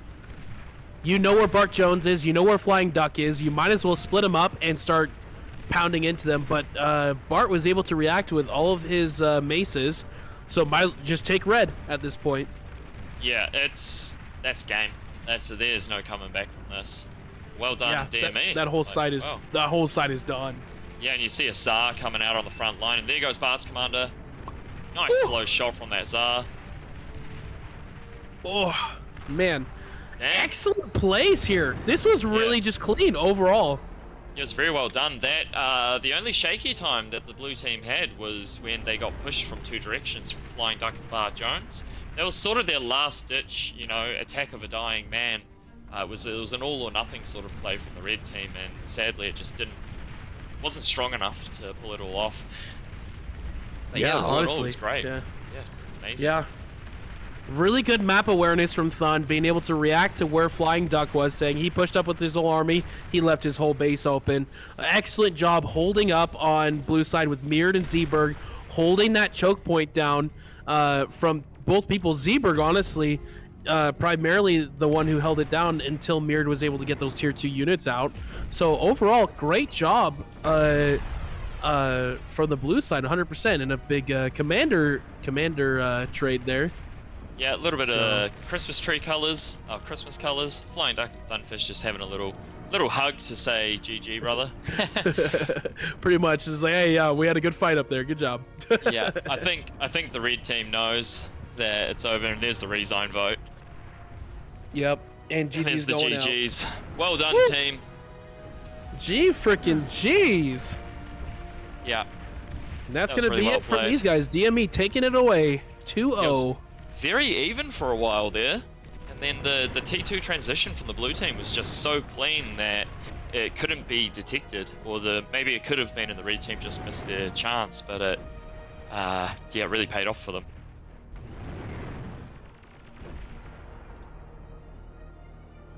Karth looking to do something cheeky here before the GGs are out. Not enough energy though.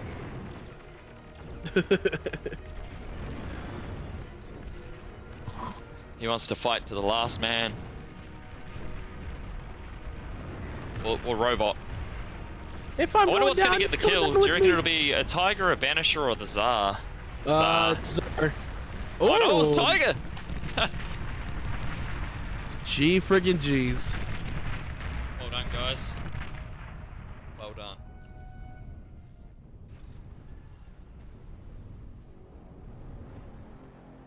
Man. Yeah, Yeah, that, like I was saying, I think what really determined that was the eco race coming in from both sides. I think honestly, they went blue side went tier 2 first. They got those extractors up, those advanced metal extractors up way faster, and DME was able to take that away. they got the geo up a lot faster too. If you're looking at the graph, the energy produced just skyrockets for the blue team at about 8.5 minutes. It really helps them out there, just to boost them into that next stage of the game. It is kind of crazy. I mean, that game was, I think, a pretty good indicator of like the team co-op versus team no co-op, and it's like having all of your centralized economy into like just instantly pumping those tier 2 mexes. Like you're going to a much quicker tier 2 lab. Like it is just substantially stronger than everybody doing their own thing. The best thing is if everybody gets T2 mexes, but then the fastest way to do that is for one guy to get the lab. Yeah. Because each if you think three T2 labs, like how many mexes is that in metal? That's a lot. That's a lot. Yeah. That's a lot of mexes. It is just kind of how it is, and with bar tournaments, co-op is really good. Co-op is strong, and you are going to be at a disadvantage if you are doing your own thing, playing it like a normal pub. But still, there is like the 3 labs. I think you could be able to pull it off, but you'd have to have a very dedicated team to playing that style, because what you gain with the 3 labs is a lot more maneuverability. You do lose a lot of eco, so you really need to be able to apply that pressure early and actually get value from it. I think it is viable, but you'd have to be. We did see a bit of it good in the Glitters tournament. Yeah. There was like between like the finals, the two like finalists. One team opened single lab. One team opened, I think, 3-4 labs. I can't actually remember how many labs they opened, but they ulted multiple labs just for like the quicker map control and they. Once the tier 2 phase comes around, obviously they were still like shared economy, so like the co-op is still there, but like the tier 2 phase comes around, you're still only making 1 lab. It's definitely an adjustment.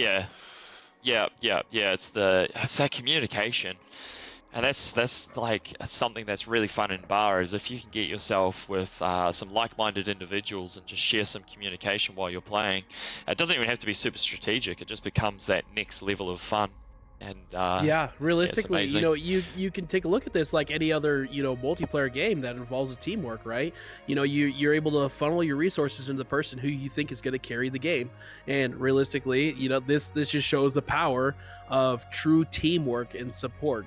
Because without the support of everyone together, the person who makes the units, the tier 2 units and getting the lead and pushing in there, without the other 2 there, like it's just not going to work out. And so it's just really cool to see the power of teamwork, right? The power of friendship. The power of friendship. Our shared economies, that's too strong. Yeah, it's too strong.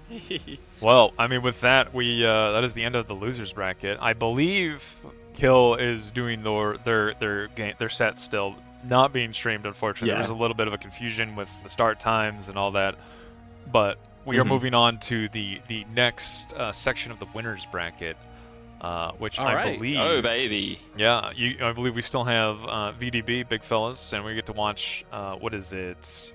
Casual Newbies versus I Will Meow, I believe, is our next set. I have to plug my boys. I Will Meow. That's my team I'm rooting for. Such a good name. So actually, Casual Newbies versus I Will Meow is running. We're gonna watch Team Pog versus Pro. We're gonna do Pog versus Pro. Dang it! All right, look, I got excited. This to me? I got excited. Nice try. I quit. Pog is do it yourself. No, I'm just kidding. Still a very exciting match. Look, they're both great I'll teams. catch I Will Meow in the finals anyway. Yeah. I will say we just saw a game between I Will Meow and Casual Newbies end in T3. We saw a Tyrannus. Tier 3. Oh, a Tyrannus? So- What? We missed.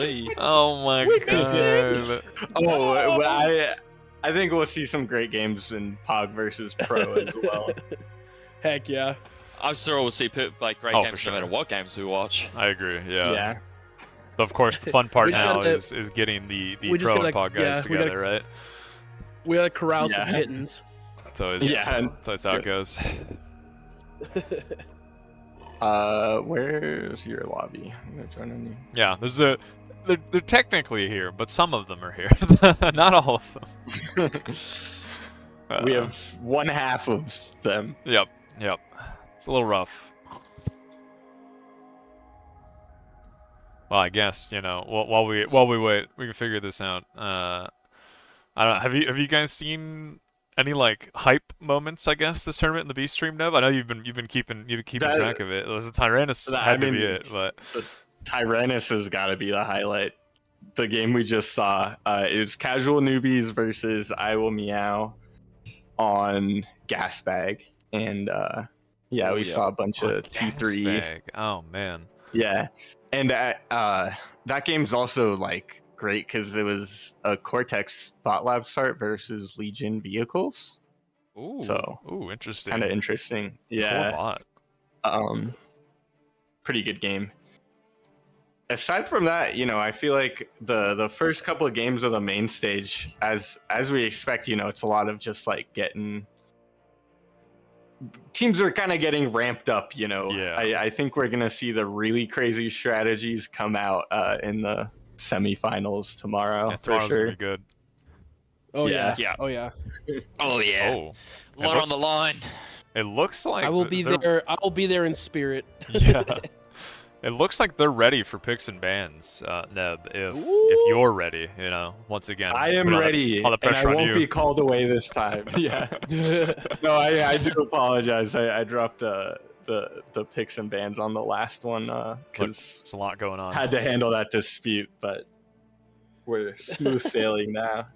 Dude, I'm freaking pumped, baby. Let's see some faster than light. Yeah, I'm just kidding. It'll be I mean, interesting even if we it doesn't do see get it. banned, I don't think people will pick it, but maybe. No, I don't think so either. But hey, you never know. You never know. I think There might we be some have a cheeky better strats chance ahead of us. maybe in the best of fives, best of sevens, right? We have a little bit better chance like Yeah. tomorrow. But yeah, I think today people seem to have their favorites that Yeah, they yeah. want to play, and unfortunately It FTL would does not be, make the cut. I think people are probably, it would be really great if people have cooked up some weird meme strategy that seems to work all the time on something like Faster Than Light, which would be great to watch. The only thing I can think of is comm drops. Well, we did see a bit of that earlier. That's true with the tier 2 air rush on Gasbag with I think was Casual Newbies, I believe. T2 air rush. It was, yeah, I know. You hear tier 2 air and you hear rush, and it just doesn't make sense in your brain. It doesn't make sense in mine either. But we did see it. It sounds scary. Yeah. It sounds scary. Yeah. Yep. So then just rushing the tier 2 transport for that comm drop. So we've seen a bit of it. Yeah, it sounds like me after 2 hours of sleep, no energy. Yeah, they definitely had that. Yeah. So we're just waiting for Pog to pick their first ban. Pick their Yes, first sir. Ban their first pick. They're definitely doing something, I think. Yeah. Of course. Are they doing something? I or are don't they know. just- We don't even know if they're here. I'm assuming they're here, but who knows? I have a strong be feeling here, that I'm at- Team Pro is gonna ban Aurelia right away. Actually, they banned Gasbag. Was Pro? Oh, sorry, the other team. Was Pro the one that got Gasbag. Pro's like? the other team, yeah. There was a Yeah. team in the qualifiers that got like Decurion rushed on Aurelia. Yeah, was that that was Pro? Pro. Okay. That was yeah, my team, and Yeah. that was against Pro. And then we didn't use the strategy again for the rest of the tournament, and I'm kicking myself so hard for it because we thought there was no way it was like actually good, but then it's like It just the ran them go-to over. strategy. Like, yeah, it just it's- Yeah, there's no. I'm still kicking myself over not doing that more than once against their We got team. some bans. Yeah. Wait, Okay, what's so going on? we It's Gasbag and have Ban on Theta. Theta. Ban Yeah. Gasbag, ban on Theta. Oh man. Yeah, it kind of interesting. Both of these are like kind of macro maps. Yeah. Oh, we lost FTL as well. Ooh, not surprised there. I always love Theta. I feel like we always get genuinely pretty good games on Theta, but unfortunately, Yeah. Yeah, I agree. It's really cool to be able to see what they I- do with the water in the middle. yeah. Yeah, I like I watching think- Theta. I don't like playing it because I always lose. They're banning Prismatic Ban for on their fourth map. Prismatic. Oh, Disappointing, it but you know. does seem like Theta really supports like teching. Mm. I agree. It's I a agree. deceptively long rush distance, or whatever you'd call it, Yeah. for units. Yeah.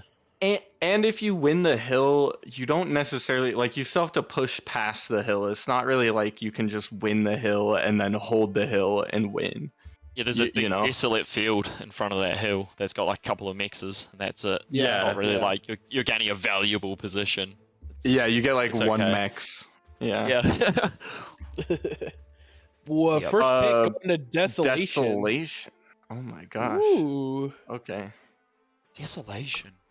I think now- Decurians are great on this map too. Desolation. I am shocked that we saw a Desolation pick. Yeah, honestly, yeah. This Yeah. is such a divisive for it. map. I feel like there's 1v1ers that either hate this map or then there's people that like it, and I'm kind of surprised we're seeing it like this early. But I don't know if I've ever seen a 3v3 on this I map. don't know if I maybe, have either. maybe I cast one, but yeah, I got a love-hate relationship with this map. Sometimes it feels really nice, and sometimes it's just the bane of my existence. Oh, pro how's that, Nib? picks, Aurelia. Aurelia.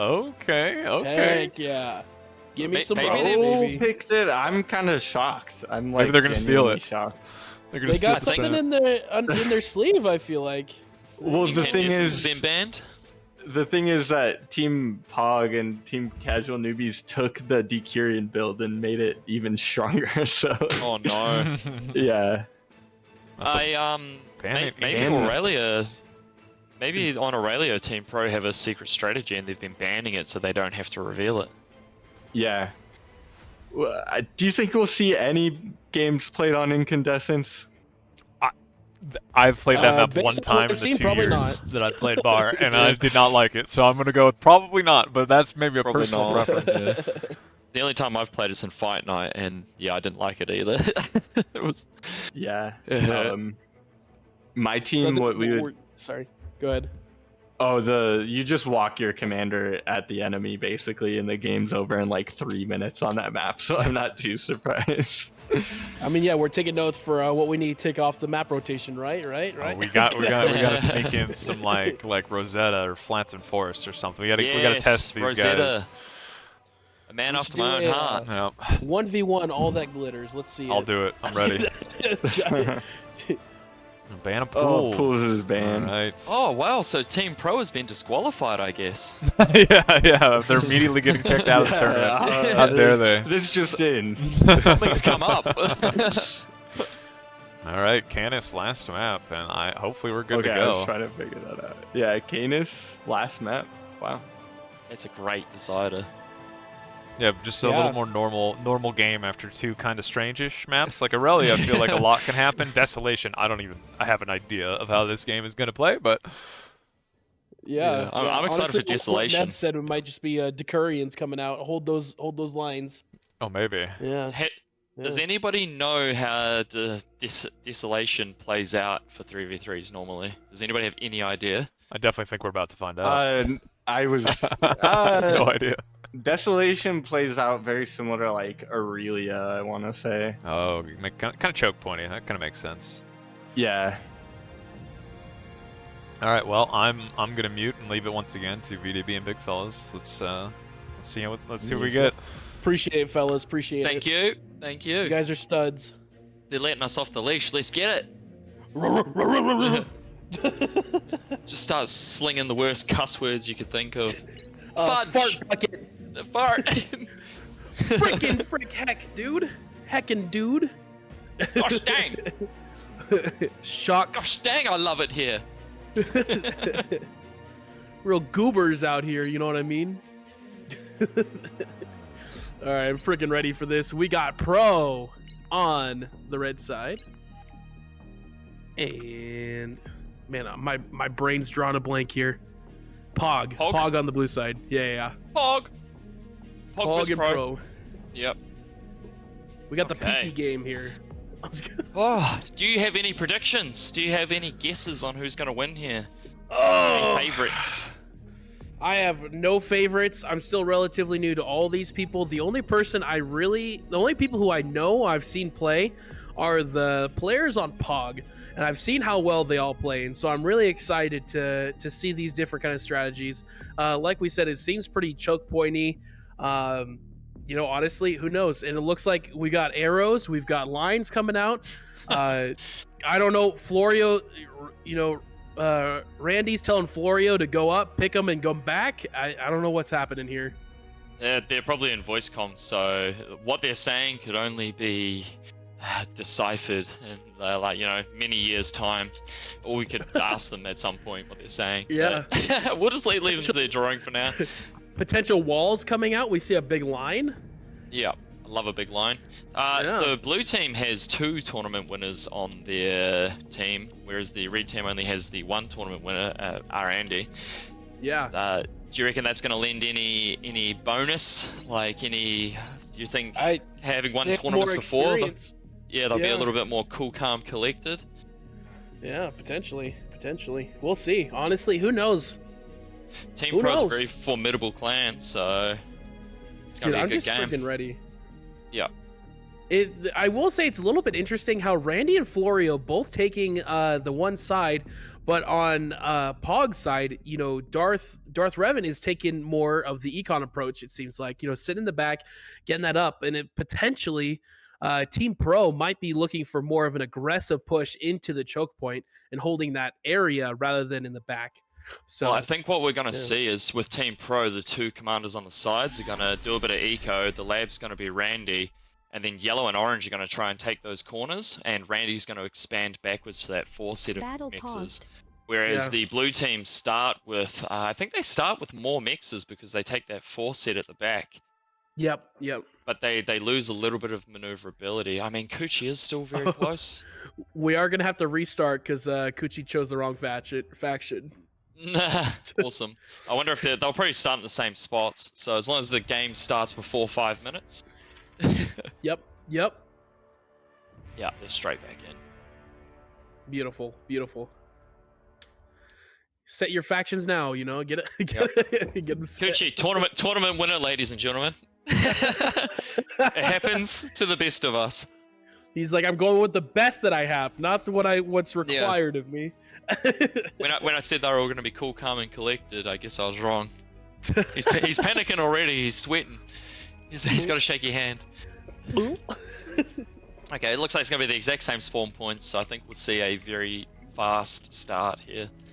Beautiful. Hopefully. So it looked to me like Kuchi was going to take this area, build some energy, and then actually take this area straight away. So I think they're going to be a lot slower getting to this corner than into club.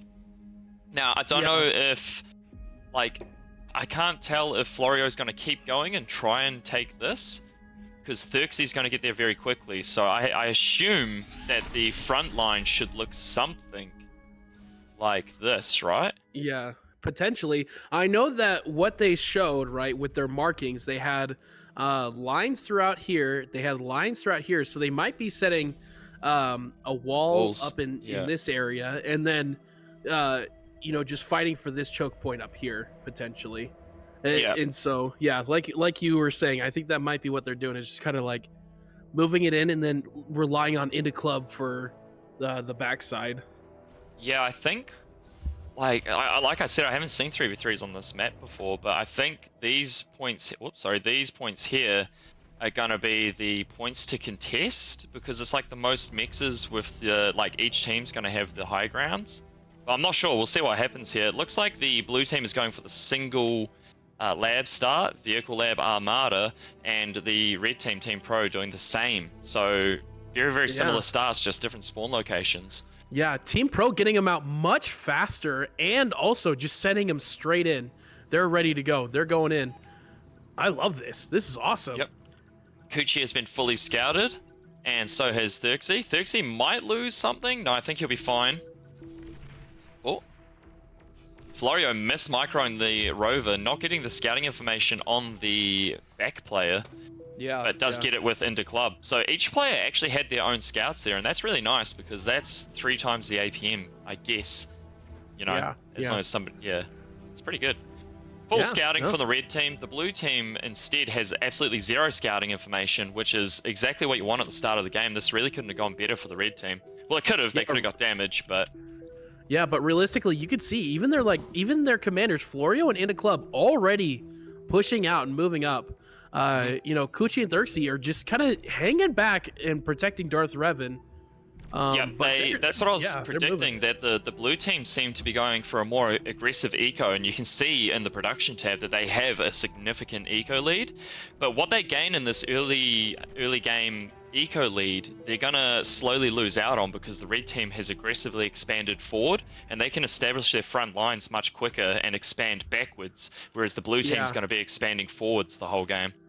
Yeah, for sure. But they're going to be getting more aggressive units out. So like a Janus, they already have 2 Januses out in comparison to 3 Blitzes, right? So they have those more higher tier units that are going to be able to come out, and potentially they're taking more of the slow approach and slowly pushing out. But in the long term, I don't know if that's going to be good enough, to be honest. I don't know. Two Janus are scary. 2 Janus are scary, but they're very easy to circumnavigate. So they're not the greatest defensive unit, and there's not really a place for them to be offensive. So I think these guys are just going to be held in reserve for a commander snipe. Like, you know, they're very good at pushing commanders off positions, or if something significant comes through, they're not really going to come into play for a couple of minutes. Yeah, but they're there. They're ready to go. So, C2 coming up for the blue team now. So much quicker. Already, holy cow. Yeah, they got that early eco lead, which they really have to take advantage of, so they're trying to take advantage of it now. And I think that's why the Januses are here, because they can actually get mega value if micro correctly. And if you're transitioning to T2, you've got nothing else to micro, so... This is honestly the fastest tier 2 I've ever seen. The fastest one before this was at 5 minutes. This is going to be up at around 4 minutes. Yeah, this is very clean. It is very what's it called when, like, you know, you take extra damage from things? Very...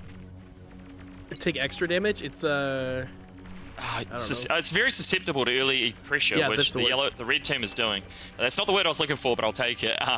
So yeah, you can see that just a few units are actually doing a decent amount of damage. If the red team had really committed to units here, they would be doing insane damage. Luckily, the red team didn't get the scout. Yeah, that's what I was just about to say. Red team did not see that tier 2 is officially up in 8 seconds. Yep. So there should be a tell for the red team here, because they haven't seen any units on the blue team. They've only seen these 3 Januses and maybe a couple of scouts. So that should be setting alarm bells off. If for me personally, I wouldn't be thinking T2 yet. I'd be thinking a bombing run, and maybe that's why we're seeing Whistlers come out, because they're pretty good at anti-air and they have great vision. But I'd be very afraid of a bombing run if I was in this position with the information they have. 2 Jaguars out already. Holy cow. And Florio is going to be the one who scouts it out here, because they're moving these Jaguars straight into Florio's commander. So this would be an awesome trade if Florio is able to degun these Jaguars, but they're switching it up to go and protect Thurxie. So these 2 Jaguars are just going to be for a bit of pressure. They're not going to get any significant damage done.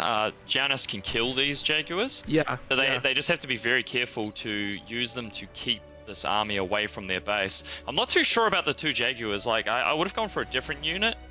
But I guess that's just what they're planning to go for here. Florio deciding to take this entire top mountain, which is amazing. So actually the red team is containing the blue team. Which is really interesting now that they have... Yeah, I mean, you might as well, because now that you see they've gone tier 2, you put on the accelerators and you push as much as you possibly can before they can start getting these tier 2 metal extractors up, because right now they're only working on their second one. So you could take advantage of this right now if you noticed it. But I mean, it looks like they're just sticking with the tier 1s coming out for Randy. But Yep. So yeah. this is that loss of momentum I'm talking about. At the moment, the pendulum's swinging away from like the blue team towards the red team. But once they get this eco up and running, like they have enough mixes controlled to actually overtake the red team in production. But they are falling behind at the moment because they've just given up so much ground to do it. So I'm not sure if that pendulum's going to swing the whole way back. They have to get mega value with these T2 units. Yeah, and you can even see one little Jaguar sneaking past over here up into the high ground, just kind of hanging out. But yeah, that's what we're seeing. Thurksy even putting the arrow, showing that he wants to cut off Florio here. So we'll see. I mean, there's so many of these Janices and these Whistlers cutting him off. He can't get up there. A single Mauser and a ball coming out for Kuchi, a much better unit combo than the two Jaguars we saw at the start. This is easily going to be enough to break this whole position of into club. So the red team's actually going to have to make a decision here. They're sort of lost their timing. They can go now, or they have to go T2 themselves, or maybe an air play. But it looks like they're putting the pressure on. It's just, you know, the time's running out for them. Yeah, 100%. But yeah, these shell shockers right here, they're putting in a lot of work, having that high ground. They're taking advantage of that high ground, you know, advantage. Yeah, they're taking out some of those metal extractors. The fourth tier 2 metal extractor coming out from the blue side, still not enough because of how much of the map that the red side has taken, and they're switching to tier 2 right now. So overall, red team is, in my opinion, in such a good position. They have enough units to be able to hold these guys off, because blue team is not making enough resources to be able to build these units fast enough to defend. And I think, yeah, red team's sitting pretty. Like I said at the start, they got that early eco advantage. They were like 36% ahead, but they gave up so much map space for it that, like, it doesn't matter that they're going T2 now, because the red team controls the whole map, and they're not getting massive value from these units. Like, they're getting a bit of value, but they're not getting, you know, that eco loss value from the units. So it's just ending up that they're falling further and further behind. Yeah, this is just like the chess analogy, right? You know, you take over the middle of the board and you're able to take the space so that they can't make the plays that they want to make. And this is exactly what the red team did. They shut off the entire map so that blue is forced into this corner, and regardless, no matter what units they have, I don't think they're going to be able to get out of this spot effectively. But they held actually better than what I thought they were going to do. Well, T2 can hold significantly well with 3 commanders is such a force on the field, especially when there's only 3 lanes to come from. The problem is the T2 wasn't able to break their containment. If they could break their containment with the T2 and start expanding, they would be in a good position, but they've been contained and the red team can just T2. The blue team's going to get all this reclaim, but ultimately I don't think the reclaim is actually going to be enough to bring them back to the level that the red team's at. They're only 3,000 metal behind, but you know, that's a lot. It is still a lot in the end. Overall, I think this is Blue's only opportunity to be able to come back, because right now they still have the army advantage and they have to make some sort of aggressive play to reclaim the map. And, you know, they're pushing up on into club's side, which is really good. And Florio was not able to react because he just didn't have any more units to be able to hang out there. But like we said, like, you gotta be in there. And into club using one of his commanders here. Yeah, he's just driving this army off. Yeah, he just wants to keep them away. He doesn't want to lose these mixes until they're in a position that they can comfortably pump units out. So if he can sacrifice a commander to stop this army for long enough, it's kind of worth it. He's not going to get any value with the comm bomb, but you know, it was worth driving them off for a little bit. He got some mexes, so I mean it's something. So, but I mean, for how much metal they're able to eat from this commander, it's not worth it. Yeah. I think the red team was really doing good with their contain, and before they did the T2, I think a bombing run would have been really amazing on that T2 lab. For sure. I think they needed, like you were saying, something that could actually move in much faster, because right now, Blue is taking a heavy lead. They have a fusion reactor up. They're definitely holding on. With the fact that they had all those tier 2 and everything up, they're going to be able to come back from this if they don't put in more pressure.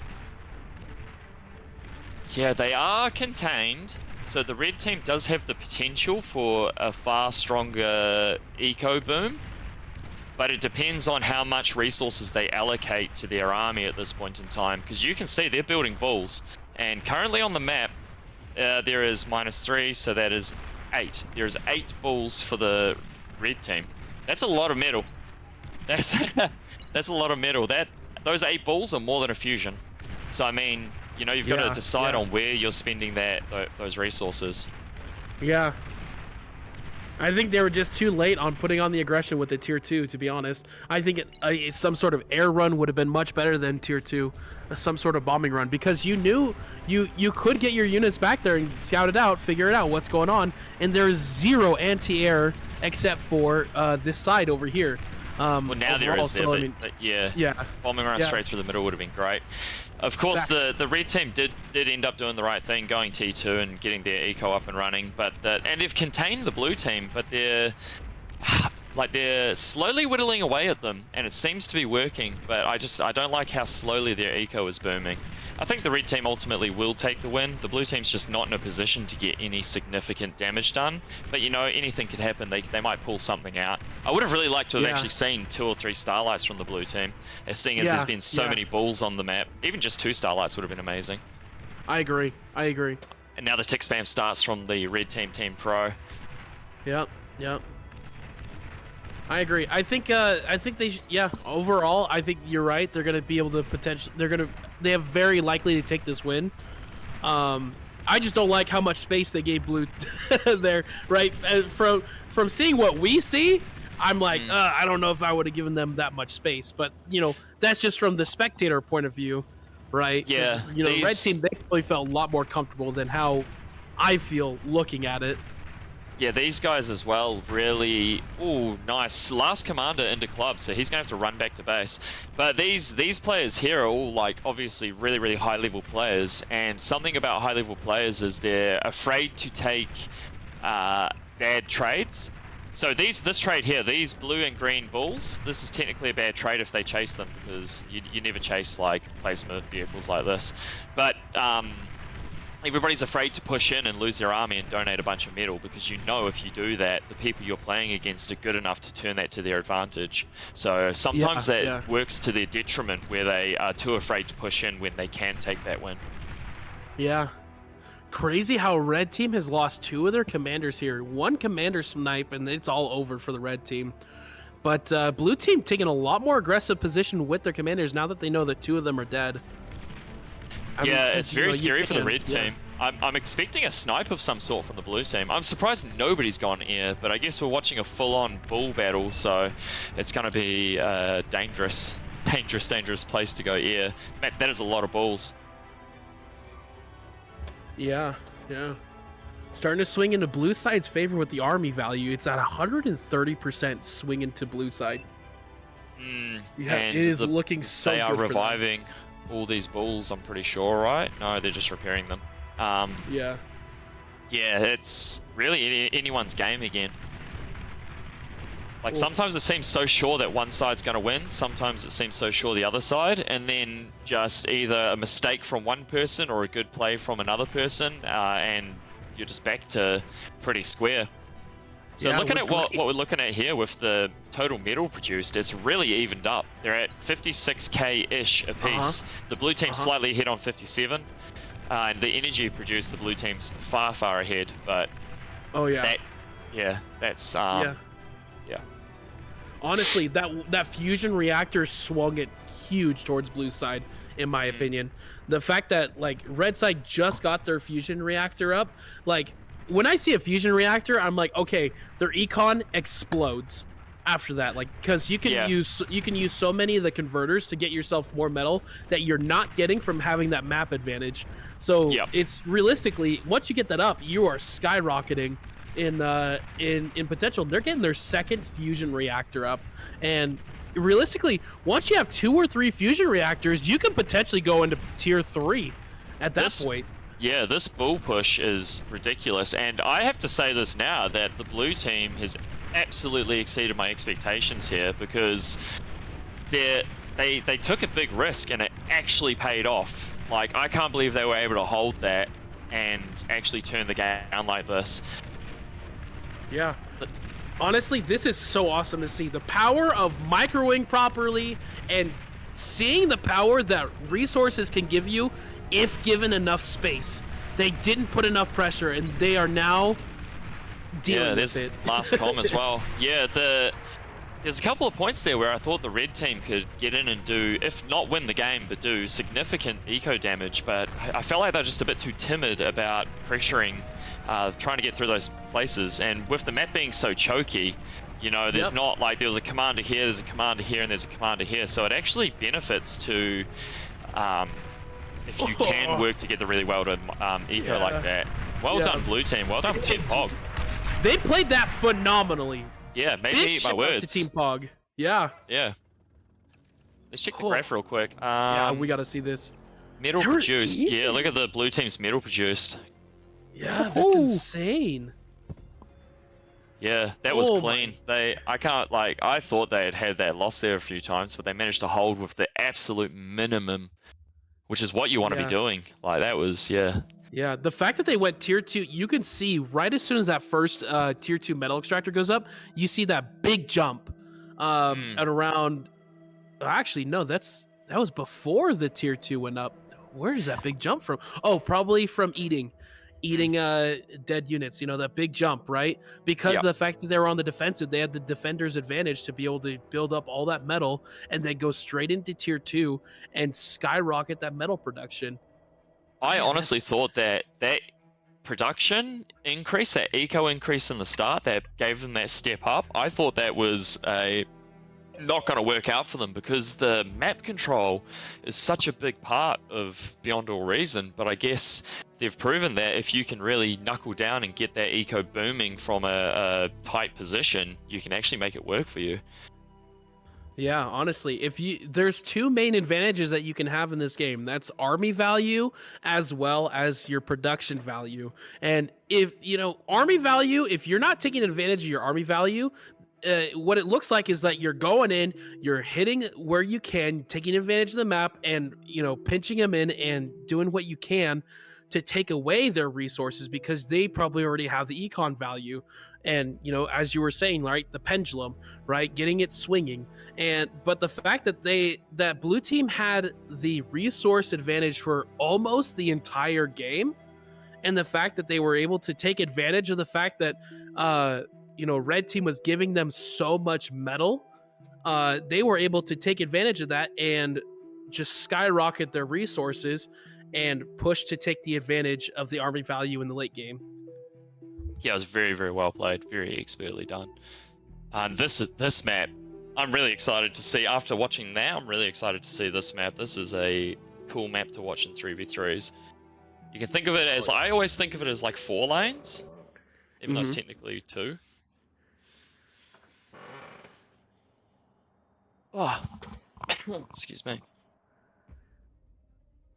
Dude, I'm so excited for this. This is one of my favorite maps. Anything with water, I love seeing how these how they take advantage of these opportunities, right? So like the aquatic units, hovercrafts, or literally, I've never seen it, but potential boats, right? You know, I've never seen boats on this map.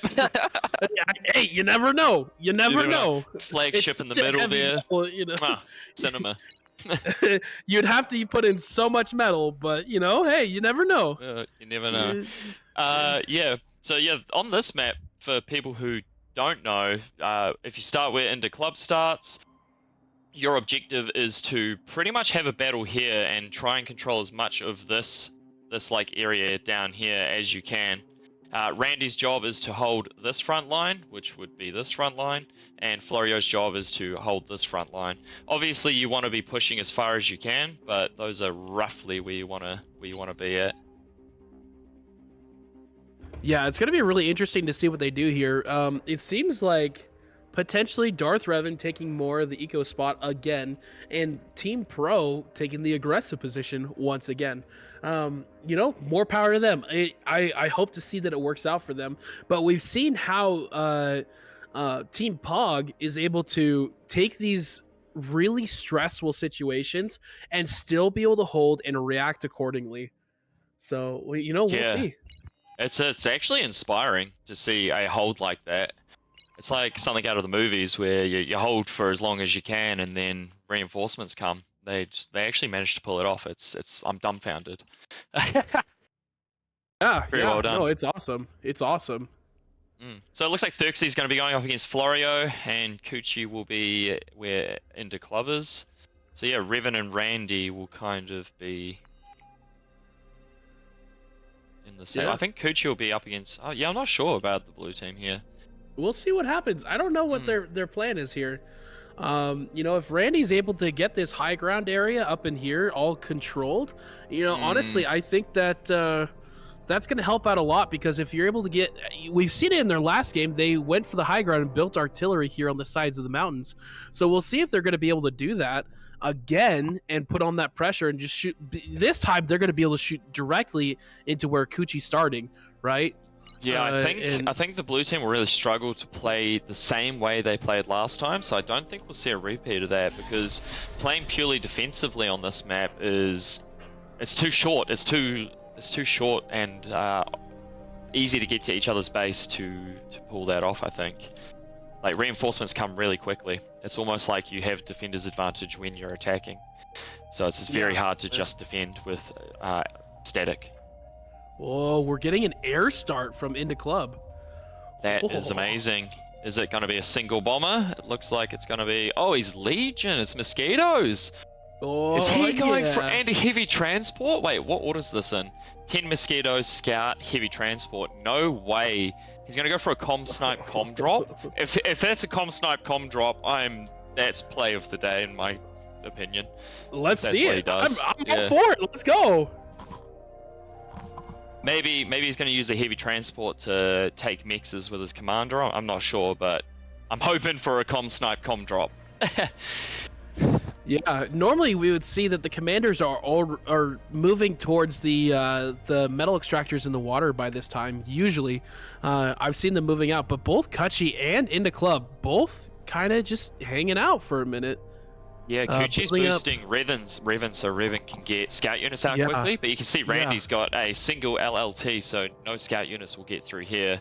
Ergo, nothing will spot the air play before it is possibly too late. There's no radars up on the blue team. So yeah, this is an interesting clueless spot, yeah. He's trying to get a scout up on this hill here, but he may... Let's see what he can see, actually. He can't... He's not even close to being able to see.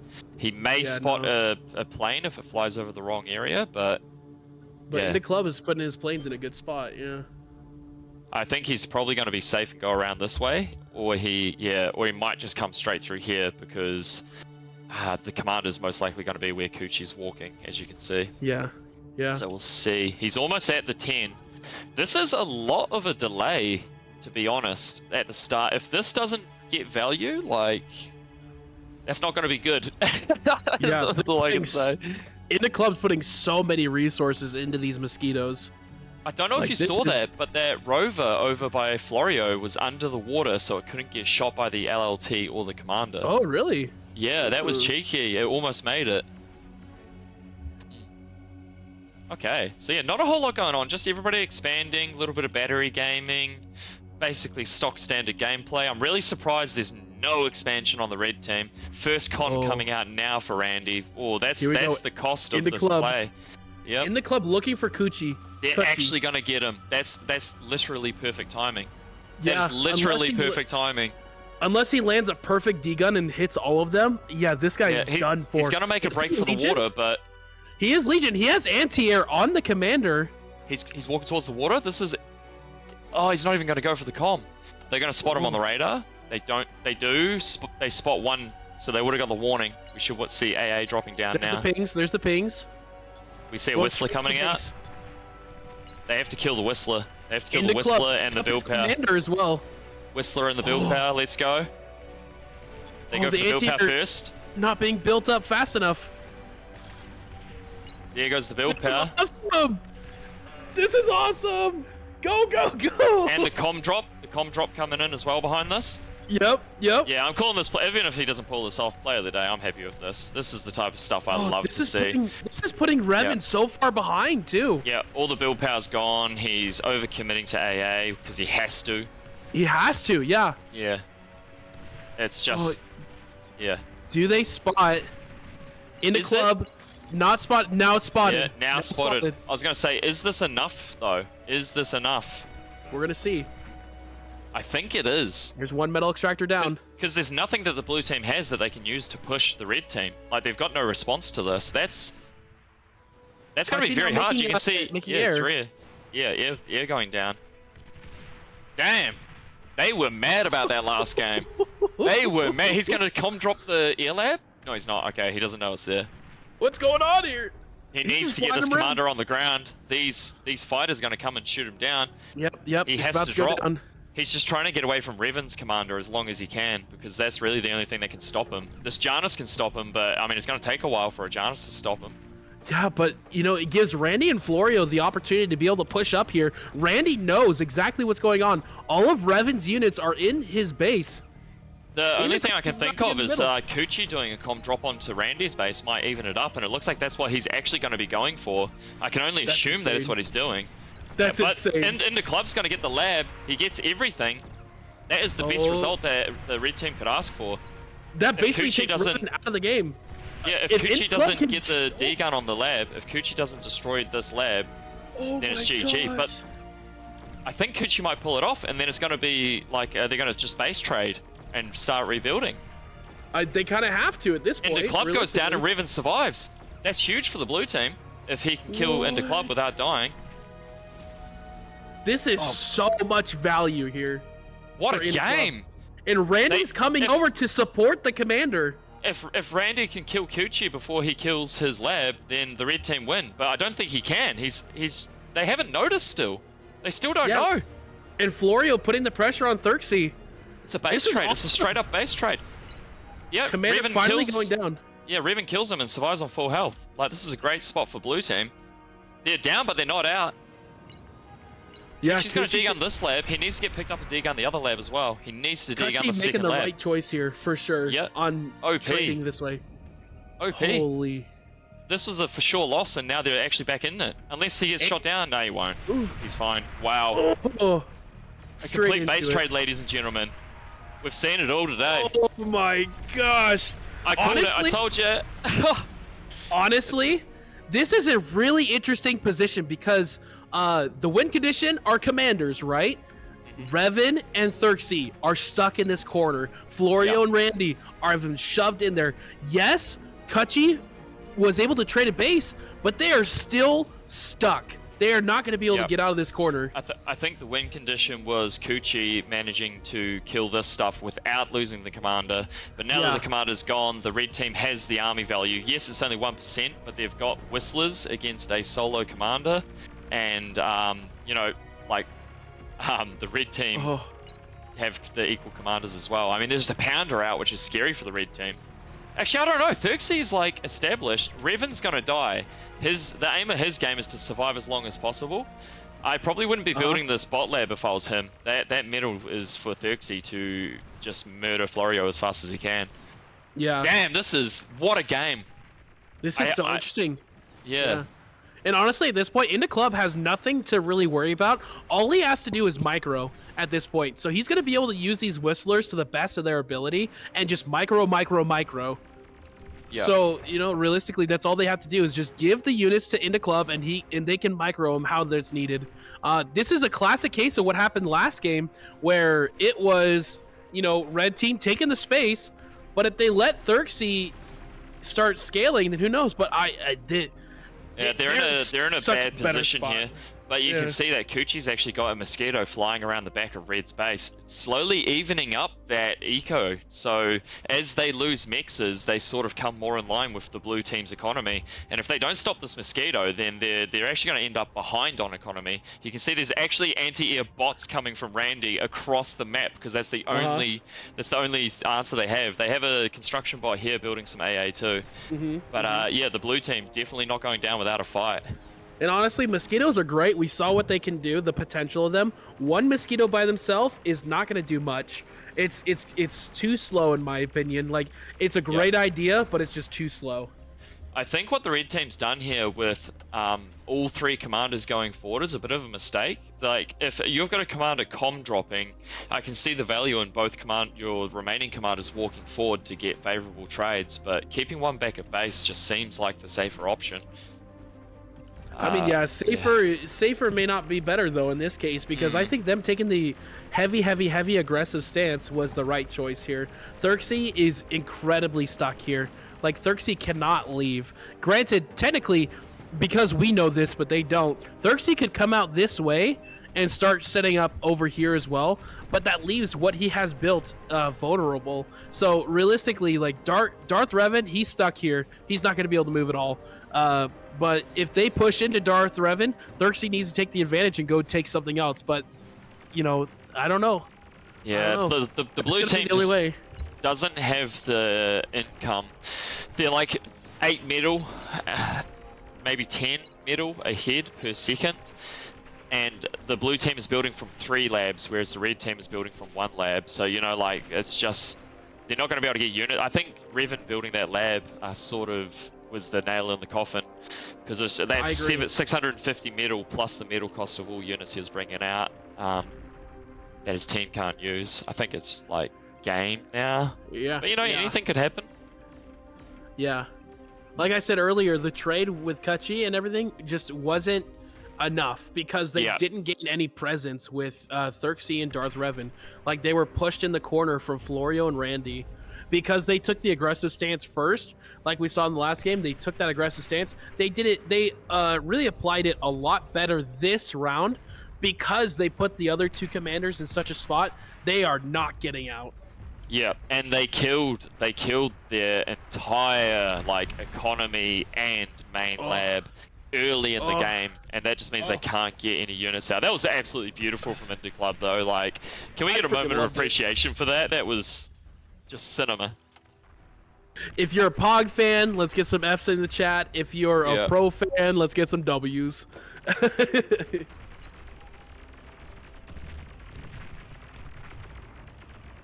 Artillery coming out, desperate for value like last game, and there's the GG from the blue team. Well done, Team Pro. G frickin' That's G's. one apiece now. Yeah, the Team Pro came back swinging. Dude, that was awesome. Holy, look at those stats though. Yeah. Blue was taking it away until they got absolutely decimated, and you could see the red team flew at around 8 minutes. They blasted ahead of them. Yeah. Holy. That was that was a good watch. That was a good watch. That was awesome. And we're going to game 3. Yep, and it's on Canis. Woo! Kushi with the reverse steel chair. Yeah. All right, I'm gonna go grab some food. I will be right back. Yep. See you soon, mate. Oh, that was. These are the moments I live for, man. God damn. Oh, get me out of here, chat. Did you see when Club was walking towards X Factor's lab? There was a Janus shot that might have been like the deciding shot of whether or not his commander got to that lab, and the Janus shot hit one of X Factor's own wins instead of Club. Like, that was crazy. Actually, wild to watch that. Yes. Like, no, I missed that, but damn, so unlucky. What a play. Poor. Yeah, I thought Kuchi was like close to bringing that back. I think maybe he could have brought it back if he had com dropped on Red. Was that Randy? Randy's commander. Maybe. Yeah, he kind of like that was... energy stalled. Like, after he degunned Randy's lab, he like energy stalled, and he probably could have degunned all the LLTs and like killed all of their backline, and instead he just ended up dying.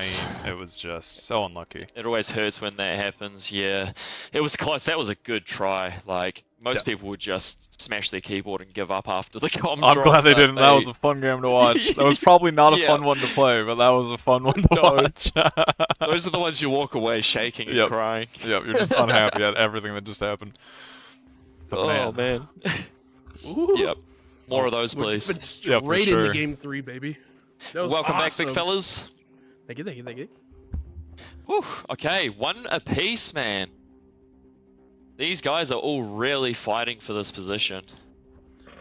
Yeah, no, this is awesome. We're seeing a little bit of a difference here. Xerxes sitting towards the Geo here, but on Pro side, they're not pushing towards the Geo here right now. They're just kind of hanging out in the middle.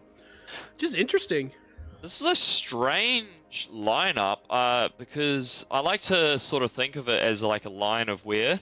So like their sphere of influence is very equal to the left and to the right, whereas the blue team sort of has like this like weird shape here. Yeah, yeah. So Kuchi's obviously going to be in charge of blocking this and pushing this direction. This is interesting. Yeah. Xerxes going Geo, but it's hard to tell with the red team. I'm wondering if they're going to go for a hyper aggressive push from into club. I mean, knowing Pro, they've gone aggressive the last 2 games. Yeah. Might as well do it again. It worked last game. Yeah, exactly. Because obviously Florio can defend, like, that's his intention, I'm assuming. But I'm just wondering what Randy's going to do. Does Florio take this, or does Randy, like, because Randy's going to go this way, I'm assuming. Yo, but hear me out. What if they do it again? What if they mosquito Oh my god. into calm drop again? I have in 1v1s blocked off this thing and gone air. It's not the greatest game to play, but they might try it. Interesting. Kachi going straight into the bot lab instantly, as well as into club. Into club actually built a metal extractor first. Yeah, single mechs, a Into it, little bit so that's safer than interesting. the no mechs gaming. So it looks to me like the blue team is going to go hyper aggressive. They're going to quickly get a single constructor, reclaim bot, and a pawn out, and then just go mega aggressive. Okay, so it's going to be a pawn rush. Yeah, yeah. Backed up by Interesting. Darth Revan's Legion, so I assume he's going to be going goblins just to apply a bit of pressure here, so it's not Kuchi versus their whole army. He can split some of Yeah. that army off. I Yeah, assume. he's got This is all conjecture for Zagreus. now. Yeah, of course. You've got some Zagreus coming out. The Legion res Reclaim bots? Yeah. Yeah, reclaim. Sorry, reclaim. No, they're res bots. They're res bots. Yeah, yeah. I don't know why I call them. Dude, I love the way they look. I Yeah. love it. The crabs. Every Legion unit, man, just looks so lovingly crafted. Yeah, pristine. Okay, so these scouts are finally coming out across the map. The blue team doesn't really have scout units. They've got pawns and a couple of defensive ticks. So these pawns will probably be trying to get scouting information once they start amassing. The blue team not really going for mobility here, and that's going to leave them open to tick No, because realistically, like tomfoolery. with Legion bots, you know, your quick units are goblins, so that is what Darth Revan is building. But they're realistically goblins. They're not as fast and they're not as strong as a lot of the units. Like they're just kind of like in the middle of they're both Cortex fast, and Armada. They're fast, but they're just not like they blow apart in a strong breeze. Those ticks got infinite value. That was an insane saw amount of that, yeah. energy. Yeah. Oh, and they got the mixes. the construction.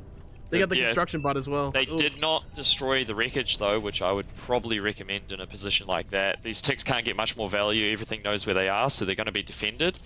Best chance to just destroy this because you're going to lose the ticks anyway, and then decide to get some more scouting information. But all in all, the red team, amazing scouting information there. They got a lot of information. Yeah, realistically, Red Team's looking in a better spot overall with info and with how much resources they're kicking off from the blue team. Yeah, good they're map not presence taking here. Yeah, they're not making as aggressive as they've done both the other games, but just kind of a decent aggressive position.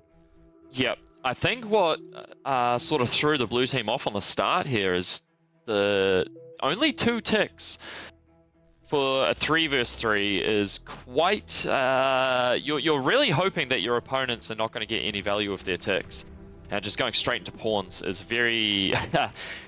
it's a questionable play. It's dangerous, you know? Yeah, yeah. And of course those ticks did get the value that they needed, so it slowed down the pawn building, and you can see that the red team actually has a little bit more army value. The blue team's now catching up, and the red team has a vehicle lab up for Randy. Yeah, yeah. Nothing too crazy yet. I mean, we're seeing some incisors. We're seeing some goblins, some pawns, a couple of ticks here and there. You know, it's nothing like too fancy yet. This is pretty average gameplay. It's quite what we've seen. interesting to see these two teams because Team Pro is very aggressive with their expansion strategies, whereas the blue team, Team Pog, every game we've seen, they've been very conservative and they're sort of just like keeping their footprint as minimal as possible, which is, it just seems like a very weird way to play Beyond All Reason. I haven't encountered this too much. It seems like an optimal way to play it if you can pull it off, but it does invite like any small mistakes and things happen that just hurt. Like the single pawn running through your base and killing your mexes. Yeah. I honestly, personally, the way that I play, I like playing the way that Pog plays. A lot more just chill, relax, get your econ up, and just destroy them with big units. Kill them with kindness. Exactly. The problem with that, though, right now is that they're losing board space as it is, and that's just... I don't know. We've seen them pull it off in the first game that they know how to handle these situations. They know what to do. And so, you know, we can't just write them off yet. Yeah, it's almost like Team Pog is comfortable in this position. Seems to be the position they purposely put themselves in. And I understand, like, the defender's advantage is a great boost, and then if you can defend, you get to control that reclaim field by default. But it's just such a scary position to be in, because any mistake, the army is on your front door. So it's just a, I don't know, maybe they just got nerves of steel, you know?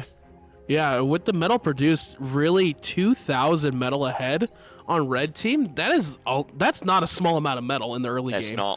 That is a lot of units. That is close to a T2 lab. Yeah, so they're looking pretty right now overall, and you can kind of see from the board itself, like they're setting up this big wall to kind of pinch blue team in once again. Yeah, and once these LLTs come up, there's only a few options you have, really. You can rockets, which are very slow moving and vulnerable to things like pawns, or you can fly over them, or you can try and punch through them with like medium tanks. But all of those things cost time, so it's going to be a long time before the blue team can figure out how to get through here. Of course, pawns can run through, but whether they get the value afterwards is to be determined. Yeah, no, I 100% agree. I 100% agree. Yeah. The red team should be in a good position to snowball from where they are now. They just have to contain the two blue armies here, and as long as Interclub holds, they don't have to overspend on army value, and they should be able to skyrocket their economy, or go for a bombing run. So we'll see what they're going to do. They have reclaimed the bot lab. Yeah, I just realized they changed the name of the lobbers to satyrs. I don't know if that's a W change, but you know what? It's a change. Yeah, overall though, yeah, I think yeah, they changed a few names of the Legion units. Yeah, honestly, blue team's looking good on the Revan and Xerxes side. Overall, they're looking okay. They're pushing it back. They're getting those resources they need to offset what In the Club has already built up. They're pinging out the commander saying, hey, Florio's over here, check it out. But Florio's right commander building a wall saying, no, you're not coming through here. This is not where you're coming through. Yeah, and the club pushing through with backup from some shurikens. I was a bit dubious of this play to begin with because I thought it was actually going to be a medal donation in the end, but he actually managed to break through, and the shurikens got here in time to stun the AA, but they... Yeah, that's going to be a good trade, yeah. Yeah, I think, like, this could be really bad for the blue team, to be honest. Yeah, you know, honestly, shoot a couple of these solars, get those down. You know, yeah, that's looking good for them. That was a good trade overall, in my opinion, because these shurikens, they really don't cost much. They're only 58 metal each. Yeah, it was a big metal donation. I don't know if they got the value that they needed. What do you guys reckon, chat? Did they get the value they needed there, or like, because this metal reclaim all goes to Kuchi now, and that's 2k metal. So we'll come back here and we'll have a look at that later. But it looks like Xerxes trying to push against Florio. This is easily defended with what the red team's got, and I think the red team is in the great position to start ecoing up. I thought they were going to go for a bombing run, they didn't. Into club goes down. That was a feed. Okay, that's not 3k good. metal. Honestly, at this point, I'm saying to my team, Revan, build tier 2. I'm giving you a bunch of metal. Go, go, go, go, go. Like, I would be telling him right now, like, because Xerxes, he can hold this, no problem, I feel like. And I'm like, look, dude, I'm getting all this metal. Start building tier 2. We're getting this up right now. Yeah, Xerxes should fall back a little bit. Xerxes should fall back a little bit and maybe Revan go T2, but the thing is Kuchi's getting pressured hard now because the red team knows if they give up all that reclaim, then the blue team's going to skyrocket. Unluckily for them, that reclaim's already gone, so... Oh, that hurt. Now they're going to go for the bombing run. I think the bombing run should have been done like before those shurikens. That shuriken incisor push just wasn't... It wasn't punchy enough, you know? It just didn't... I feel like it fell just short of the mark. It was close, but... I agree. Yeah. Oh, the tier 2 coming out for red team, though. I didn't even realize it. Tier 2 coming up right now. I think they're panicking because they're doing a bombing run. Yeah, you see all that metal reclaim, you're like, okay, they're probably going to go tier 2. I'm going to go tier 2. But yeah, realistically, this might be really good for the red team if they're able to get it up fast enough. Xerxes putting on the pressure, which is what they don't want at this time. But the bombing run coming in. Woo! Yeah, no value on that bombing run. That's, I don't know, the red team's just really struggling to find that damage that they need to get. Damn it, it felt like it was their game to win. They can still win this, but they're no longer, like, in my mind ahead here. Like, that was... That was a great defense from the blue team. Once again, it's like they put themselves in that position on purpose. Like, wizards. They're wizards. Yeah, crazy. like I said, they know how to handle these stressful situations, and they're sticking with the tier 1, building up a really good presence to push in. This is a beautiful raid from Into Club here, by the way. This is just slipping past everything. I was about to say that too. Like, this is looking really good. If he's able to get a lot from this, that's gonna make all the work with the shurikens and everything worth it. Yeah, he's gonna get 7 mixes, so that's a decent chunk, you know. If the red team's T2 and the blue team's not, and he kills 7 mixes, they're in a good spot. The blue team's only just getting their geo up now, which is kind of crazy. Damn. So the red team is 3k ahead in metal produced at the moment. So they're in a good position. I'm pretty sure... Does anybody know if metal produced is from Reclaim? I feel like I ask that every week. I think it is, right? I don't think so. I don't think it is? is? Not sure. Okay. Because it's production, not metal total. I can double check, but I'm pretty sure that's not the case. Both. It is? Yep. It is? Oh, it is both? Okay, yep, yeah, I thought it was. But... And it's Reclaimed Labs. It's both. Oh, Reclaimed Labs as well? Madness. Okay, I didn't know that one. So that 3k ahead is basically those labs they reclaimed. Oh, the Tazar, baby. The Tazar, They're double Tazar. heavy air here. 2 air plants. That's interesting. Are they going for a double comm snipe maybe? I don't know, like... They're going mosquitoes. I don't think that's going to be enough. Like, I don't... Against Zars, mosquitoes are pretty good against Zars. If they have no AA, yeah, they can... I mean, Zars can't shoot up. Yeah, but they can build AA so fast. Famously, I don't cats know. can't look up, guys. Looks like he's going to be going for the eco. Or the lab. Okay, might as well. They have the tier 2 scouted out, knowing that they have tier 2, but they don't. There's an AA coming up, though. I don't think... Like, there's too much build power here. Yeah, and this is really good. Are they going to get it? Are they going to get it? But there needs to be more AA here. That's crazy. They're going to kill all the BP. They're just getting the construction bots, yeah. Yeah, the BP is, like, so valuable. That slows down the build time of the units by heaps, but... Is that enough Kuchi with a comm drop? I think they are going for the comm snipes. Is Kuchi going to drop and try and snipe Florio or something? Oh, he's going for the lab. He's going for it, but the tier 2 AA is up already. Yeah, Watch him get gunned down. He's going to drop him right now. Yeah. What a madman. He saw 2 Zars come out and he goes and comm drops. What the, like, what? This is, you know what? He actually might make it. They're not making anything to defend besides LLT. Yeah, those mosquitoes are bullying that Zar. They might get, he's going to get that tier 2 plant. He's going to get there. He's trying to stop him, but he does get it. Jesus Christ, that's worth huge. it. Like, that is huge. They still have the king of the comm drop. That's insane. No, actually, well, in the club did a really, really good one last game, so. Man. Yeah, they don't. Yeah, red team is looking terrible now.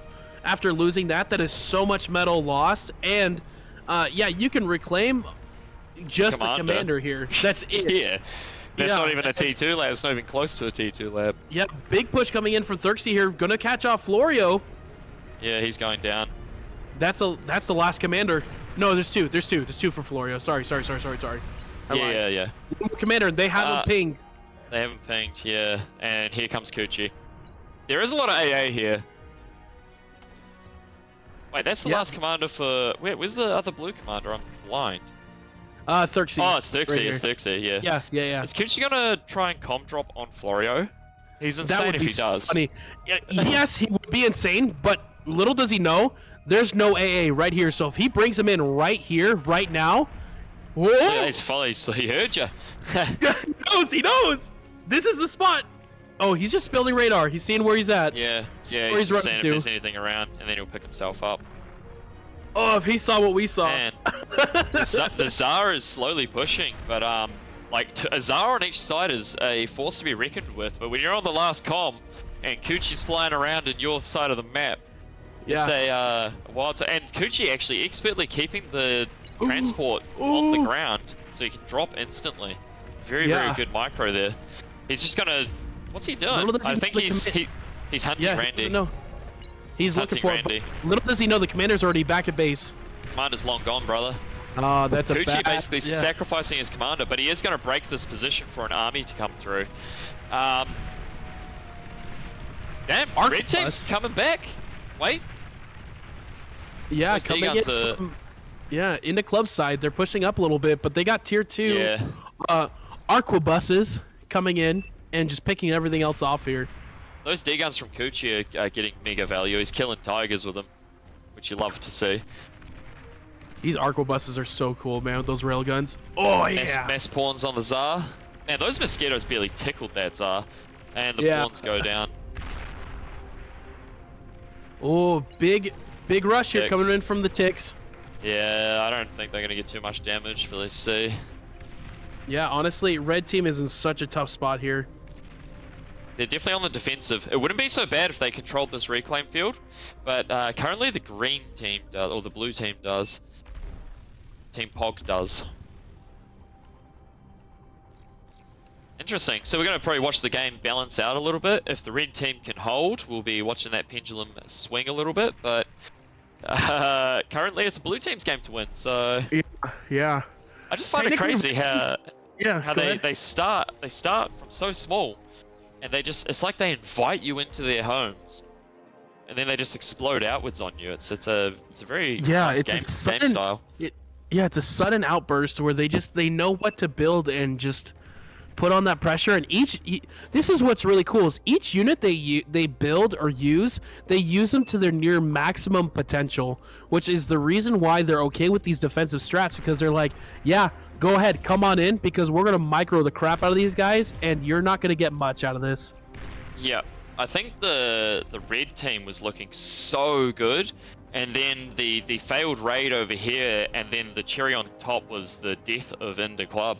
And I think that just really swung it back towards blue, and now the red team's really having to fight for that win.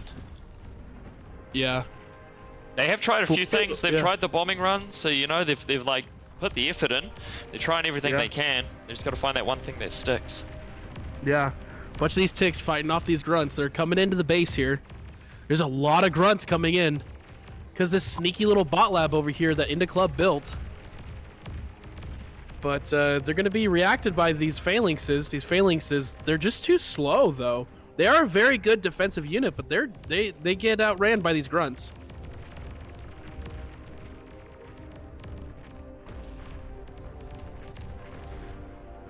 Damn, that's good value. That's the type of stuff you love watching. Especially when it's grunts. It's not like grunts are so much harder to run through like this than pawns are, because the pawns got that little speed boost.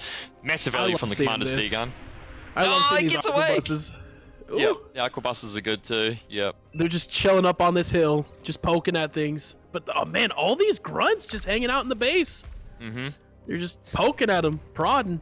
Yeah, they're gonna get cleaned up eventually, but I mean, there's enough grunts there to make it a hassle for ticks.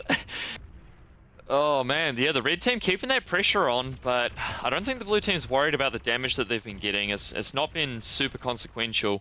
It's been more annoying for Kuchi, like a tick in the back of your ear or something, you know? Yeah, realistically, yeah. I like the revive star. Game recognized game. Heck yeah. That's like that's the only type of Tsar that I can actually sanction. Like if you build a Tsar, that means you're playing Cortex, so you don't know what you're doing. But if you revive one, you know you're playing Armada, and it means you're good. Hey, wait a minute. I play Cortex. Hold on, wait a minute. I rest my case. Massive push here from Inda Club. He's got the Tsar, and he's backing it up with a bunch of Grunts and some Tigers. This is a pretty good army composition here. He's going to use that Tsar to beat up these phalanxes and try and punch himself a little hole for his Grunts to run through. Yeah, honestly, this is a really cool strategy that Inda Club's doing. I really appreciate this because this is the only way that they're going to be able to actually come back here. A strategic slow push is what is needed, and if he can achieve it, he's going to take this base. But I mean, he's going to have the full weight of the blue team coming down on him, so we'll see if he's able to pull it off. He has to have good micro. I don't like how he split his Grunts off for these phalanxes. Yeah. He should have split some of his Tigers off to... Yeah, now he's going to lose the Tsar, I think. I will say red team did get their fusion reactor up first, so they are actually a little bit ahead. Not overall produced, but, you know, actually blue's still looking pretty. Yeah, no, they're looking good. Yeah, a lot of reclaim here for the blue team now as well. If this push doesn't, I think Inda Club has gone for more of an eco damage rather than coming through and clearing like this section. Because I mean, there's not a massive area of eco here. It's just the lab that kind of draws you over there. Yeah, yeah. I mean, you know, that's what you kind of have to do at this point. You have to kill their eco so that you can actually have some room to play with. And Inda Club is giving them that room that is necessary to be able to do what they can. These Tigers, man, they're still in there. They're still going. Yep, if you can keep these alive, you're in a good position. Just to, like, at minimum, keep the enemy army at the back of their own base. That's very valuable. This might be the death blow. The red team managing to hold off Kuchi and at the same time slowly leaking through on the opposite side. Yeah, this is looking so good for red team. This is the one way that they were able to come back. Out of Thixie. Yeah, ooh, 1, 2. Oh, he missed. He missed. Oh, the third one slides on by. Oh, yeah, that's a shame. I hate that. That's what I do all the time. That's a me play right there, missing that D-gun. Oh, and then losing all the converters because of it. He's got nothing here to stop it. This thing's just going to troll his commander. Oh, this brings back memories. Memories of yesterday. Geo too. Oh. Yeah, he might, like, I don't know. He might stop it, but I doubt it. Yeah, he's not stopping this. Red team taking the big swing here. Huge. Yeah. It's like biting into a pie thinking it's blueberry and it's spinach. You know, it's just that. The pain. I know that pain. Looking at this situation, how are you going to come back if you're Team Pog? I'd give up. That Geo sort of was it. Ouch. I mean, they Bro said, I'm done. Hands up. I mean, the Team Pro's got an air presence. They've got the map control. They've got the resource income. There's like if they can hold like a significant battle, so if they can get all these banishes killed and get all that reclaim and get some like significant decent armies going, they could probably bring themselves back in because the AGO is already coming back up. They can just start expanding again. They're not that far behind on metal produced. They're only like 8k. Yeah, the biggest problem I see is this bot lab right here. Putting so much pressure, constantly pushing into their base. Right now, their entire army is all here on this front line because that's what you have to do, is you have to keep that presence off. These phalanxes are fantastic into guarding these guys, but they get outranged, and once those shields are gone, their health drops to basically half of what it normally should be. Yeah, so squishy. And you can even see it there, boom, just getting caught off. That's crazy. Yeah. I like the grunts from Inda Club providing the vision range and fodder for the banishers. They're not really there to do any real damage. They're just there to reveal the enemy and hold off weaker units like ticks and grunts and pawns, and while the banishers just snipe everything else. I think the slow push here from this direction, I don't know how the blue team's going to stop it. Looks like they're going to try with mosquitoes and banishers of their own, but they need a heavy spam presence because there is a lot of grunts here. There is 42 grunts on this front line at this, so like it's I gonna said, be a hard hold. Losing into the side where Into Club is putting all that pressure, that's going to be the losing part of that's what's winning red this game right now, in my opinion. We saw the pendulum swing the other way before, and the red team was really on the back foot. Now it's the blue team's turn, and it's really, if they can hold this is going to be one to tell the grandkids. Seriously though, but they don't have enough energy to shoot these guns. These Prometheuses, they require so much energy, and the fact that all the resources have to be on Darth Revan, it's just not enough. Like, they need so much energy to shoot these guns. The AGO is back up. Man, they're like...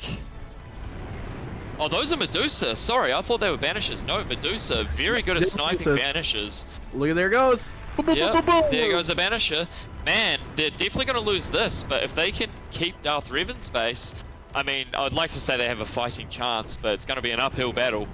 But they still do have a chance if they can just keep that base, because that is the bulk of their eco. There's not actually that much eco here. Yeah, it's just that constant having to fight back and forth. They have to focus on both areas, but they just can't. They can't split this army. Just constantly losing the mexes on the left side have just like dwindled them away. You know, you have less of an income than your enemy, and you just start to slowly fall behind. But like I said, if they can hold this, which they actually held a lot more than I thought they were gonna on the left side. Those Medusas putting in work, and the Arquebuses, so they got all that reclaim now. And actually the red team's alleviated the pressure, so they're actually giving blue the breathing room they need to start expanding again. You can see the conbots here, only protected by a couple of mosquitoes. Oh no!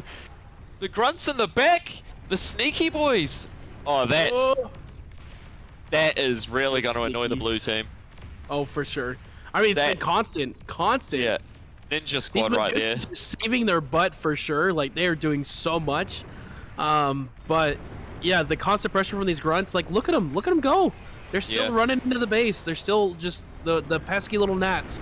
You think you have mosquitoes on your side? Joke's on you. The grunts are the real mosquitoes. So now he has to wait for another He has to wait for another T2 bot, but there is one here already. I don't even know where that came from. So he's going to start expanding again.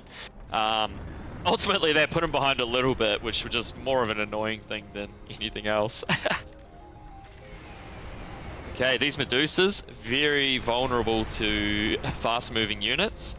But of course, if you have a giant army with them, they're pretty safe.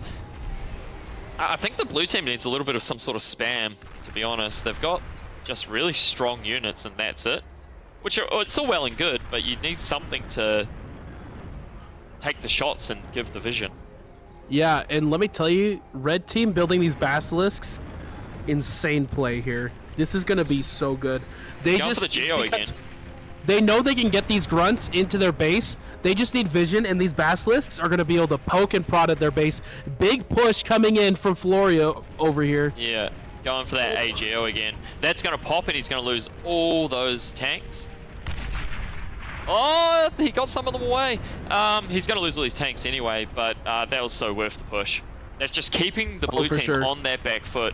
I mean, the red team letting off the pressure allowed them to establish this army, but like I said, they don't have any spam, so I think Florio will be able to weather this for a while until he can get some units coming. And here we go, Banishers are now coming from Randy's lab across to support this frontline position. Oh. So long range plasma cannon up and going. Oh. Let's go.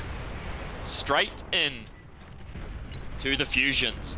The bubble is coming up, and now it's a race between the bubble and the LRPC. I think the LRPC 2 more shots kills it, right?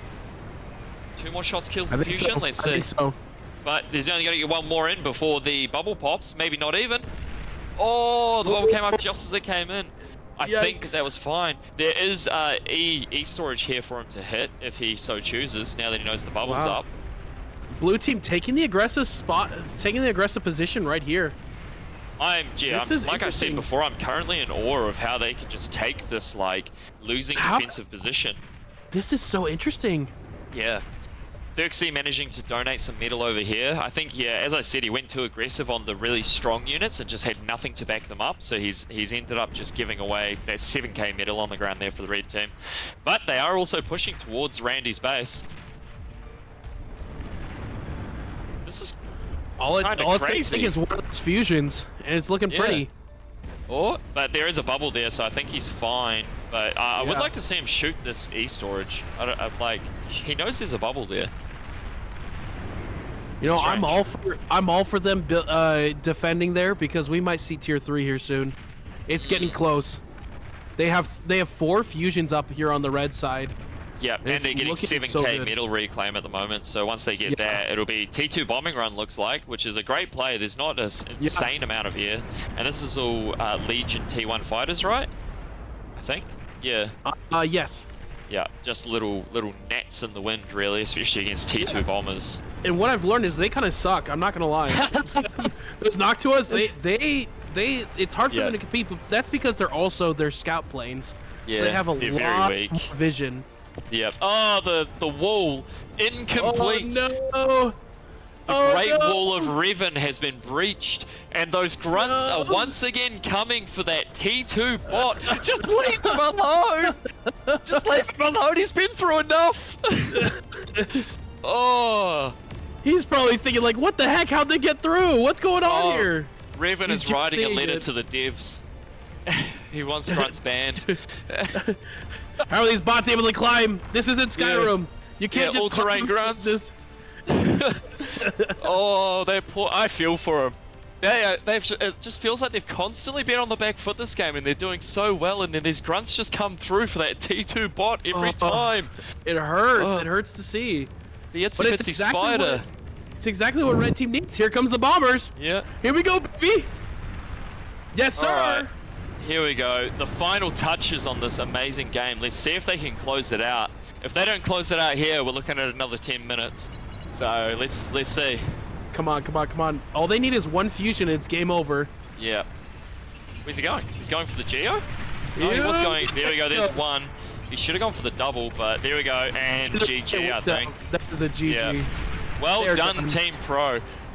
That what a game. was That was an awesome. emotional roller coaster for me, to be honest. Awesome. I couldn't The decide who was going to win. constant back and Jeez. Yeah. Woo. Every time I was like, oh, GGs. they've made a mistake, that's over. And then, like, someone will make a mistake, someone will do something good, and you're back. Yeah. G Man. freaking G's. 2-1 to Team Excellent Pro. game. Yeah, Woo. very well done. Whew, hot Pro diggity. taking this away. Yeah, those Holy constant cow. raids, man. If there weren't those constant raids, it would have just, like, yeah. Yeah, we've seen they are the experts on the aggression, but also Team Pog was the pros at playing the defensive, and so the constant back and forth was just really cool to see how they were using their strengths in the best way that they possibly can. But the aggression was just too much.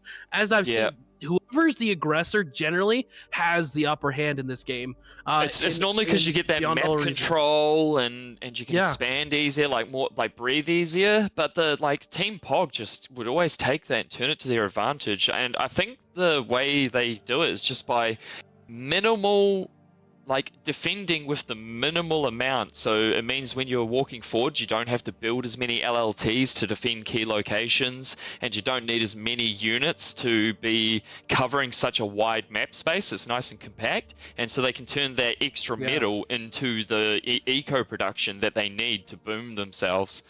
Yeah. But it's very hard to pull off. Like, they do that expertly. That is very well done. That was awesome. Was a crazy game, honestly. Yeah, that was a crazy game. Wow. What did you think about the feed from Into Club there? Like, I thought that was game ending. Was shocked that even after that feed, that Pro was still like wildly ahead in metal produced. Like the entire game, Pro was like. I was shocked about that too. Like, and they were, and like Pro kept feeding. Like, it was just bad feed after bad feed, and then they would get some like insane value raids, but like the metal produced just never got close. Those grunt close. raids, man. those grunt The raids, like tiger into one. club. That Yeah, the tiger tiger one. one. Oh my Tiger one really God. sealed the deal there. That I one. feel like with a little bit of better micro, that tiger one would have been even more ridiculous. And it was Like, already yeah. insane. Like that was one Yeah. singular tiger at like 10% HP, making it all the way to the Geo, and then just circling the Geo to Yeah. kill it was absolutely Oh, wild. that one, yeah, that was beautiful. That was so crazy. Yeah. It reminded that- me of like Dragon Ball Z when Chaozu was, he blows himself up for the greater good. He's like, "Yeah, I got you, buddy." Taking him down Yeah. with him. you're gonna revive me with your wishes, right? Right, guys? right. Wow. Oh, I, yeah, like, that was a game. I that did was a not fun expect set. an LRPC as the like. Even Yeah. just forcing the shield was like, alright, you already have value. Like that shield is already Yeah. like so expensive. Like, and you could Yeah. start moving it to shoot mexes. Like it's already value. Straight into good. a bombing run, and Yeah. you're good to go. Like, yeah, that was. Oh I god. mean, at that point, I These think high Hog, level teams are. yeah, amazing. they just had so little map control, right? They'd already lost like 70% of their side of the map. Like they were already reduced to nothing. The bombing run just kind of sealed the deal. Yeah, losing that whole left side, that whole high ground is because it's such a good staging position to assault like the rest of your team. So like losing that, it hurts. I'll be totally honest. After like Kuchu came in for the steel chair for the 3rd time of that game, seeing him do that, and then like he deguns the lab, I'm like, okay, pro's done. It's over. GG. I mean, like, Man, like, I have to stop saying that stuff Like, as it's well crazy. because I say it and then they just make me eat my words straight away. Oh It's my like, oh God. yeah, that's right, yeah, cool. Yeah, sure. I really Dark like the way Revan with that the wall, man. The I wall. like poor the way wall, that Kuchi keeps his transport low to the ground when he's flying it by constantly like unloading. So then the transport's flowing low. So when you Transport do tech, unload, yeah. it's so didn't know good. You could do that. That's good to Yeah. know. Mm. So when I want to cheese, I know how to do it. when you would properly. like to That's good com know. drop somebody, yeah, there is tech for it. There is. Yeah. All right, so Neb, I That's so think interesting. we're going to the one more round for the losers bracket. I think to seal the day, right? Yeah, so the other losers bracket round is currently playing out. It's I Will Meow versus DME. Currently 1-0 for I Will Meow, but it nice. looks like I can't tell how the next game's going, but you guys will watch the Pog game. versus SG. Yes, Pog Nice. versus SG. I am feeling for Pog right now because since they lost that game, in order to get to the grand finals, they'll have to beat SG, and then they'll also have to beat casual newbies while being down a point in the semifinals. So Oh, They played yeah, they so have well a- as well, man. yeah. They put such a good show on there. yeah, they're killing it. yeah, Honestly, just a whole I the think whole I set might- was so fun to watch. That was good. I really enjoyed that. yeah. So Yeah. the winner of this game is now the favored team. So Pro gets that extra point in the semifinals tomorrow, and they will play the winner of I Will Meow versus DME. Crazy. Can we all agree though on that second game there? The play of the game was that beautiful calm drop and that beautiful mosquito rush. That was a Coming fun in. build. I liked that build a lot. That Yeah. was awesome. That was awesome. Oh The, my gosh! The Ender Club one. Yeah, Yeah, on and- Aurelia. Yeah. That was. DME just resigned, so Let's I'm go, gonna I will go- meow! I will I Will Meow is moving on to the Oh. semifinals. Yeah. All right. Meowland Let's continues do to it. grow. That's Let's crazy. have these Yeah. players. I need to go close out the B stream, so I will be right back if you don't mind having the players wait just 1 minute. That's- Yeah. It's fine, brother. I mean, I was shocked that what is it? They're down. Pro's down a set in a best of 3, or down a set. They're down a game in a best of 3, and their first thought is, what if we do an all-in com drop? what are they? What is that? That was That crazy. was the kahunas on it, and Yeah. like it pulled off so flawlessly. The blue team didn't have a single radar, and there was no units there to catch it coming in. It was perfect. It was really interesting Absolutely perfect. when the mosquitoes actually like they emptied their magazines over the or the clips, whatever. Somebody somewhere screaming over the labs. It once they did that, all of a sudden they seemed almost like ineffective because the reload time to actually start restocking those magazines were not that great. Like the AA was it's actually always best to guerrilla warfare, you know, like Yeah. pop in, do your damage, and pop out. But if they're building AA like that, you have to kind of hang around to stop it. yeah. And I mean, I guess it cleared like the BP, it cleared all any sort of defenses, which actually allowed Club to actually walk in. I don't know. Yeah, it was good. When you see the missile truck coming out, it's like it's less of a good AA than an actual AA turret, right? Like it's better to build the turret than it is to build the Whistler. So it gives you that extra time to do the damage you need. It was very touch and go, and then like the return base trade, like all of it was just so good. It was so close. The whole game was on a knife edge whether like what team was gonna win. A little bit more value from Kuchi on that comm drop, and he killed 2 labs. He almost had it. If Kuchi, I think, didn't die to the LLTs, I think Aurelia was different. I think if his comm didn't die there, he brought that back. Yeah. 100%. I agree. He's got so many options with the transport and his comm there and everything. Yeah. I think 3 labs producing when you have no eco for your whole team, that was a bit of a mistake. It was a little rough. Darth Revan was kind of panicking and just building a bot lab and trying to get things out, but he should have just been dancing with his commander, distracting those whistlers and praying that Xerxes can save him. Yeah, the pawns almost fought back with it, but then it was like, they hit that point where all of a sudden, okay, they have no more metal, and it's like Xerxes, unfortunately, he's core vehicle trying to comm snipe with core vehicle, and it's like, what are you gonna do with that? You're gonna do pounders? Like, I mean, like nothing there is quick. Yeah, I hate fighting pounders with my commander, so I just walk backwards. Yeah, you walk backwards, or you bait them in and then walk forwards, and you just click that D key, and they are just gonna eat that D gun to the face. Yeah. Who's hungry? Who's hungry for D gun? It was kind of interesting with Canis. So Kuchi, he flies in, he D guns the lab, right? But there was so much metal and like tier 2 mechs already built that it wasn't even that much value. Like they just rebuilt it like instantly almost. Yeah, it was the 2.9k metal for the lab, but they were already up so much metal that it was just like a mere pittance. Yeah, it turns out I think that just confirms, mechs is pretty good. Tier 2 mechs is even better, Oh, I've heard they're okay. Yeah, I've heard they're okay. Right, they're okay. Yeah. Yeah. I saw a good game on Rosetta. All right, let's get this started. Oh, are we good? Okay. We're good. We're Look, yapping. we're just yapping about that set. That set was wild. It was fun to watch. What a tournament it's been so far.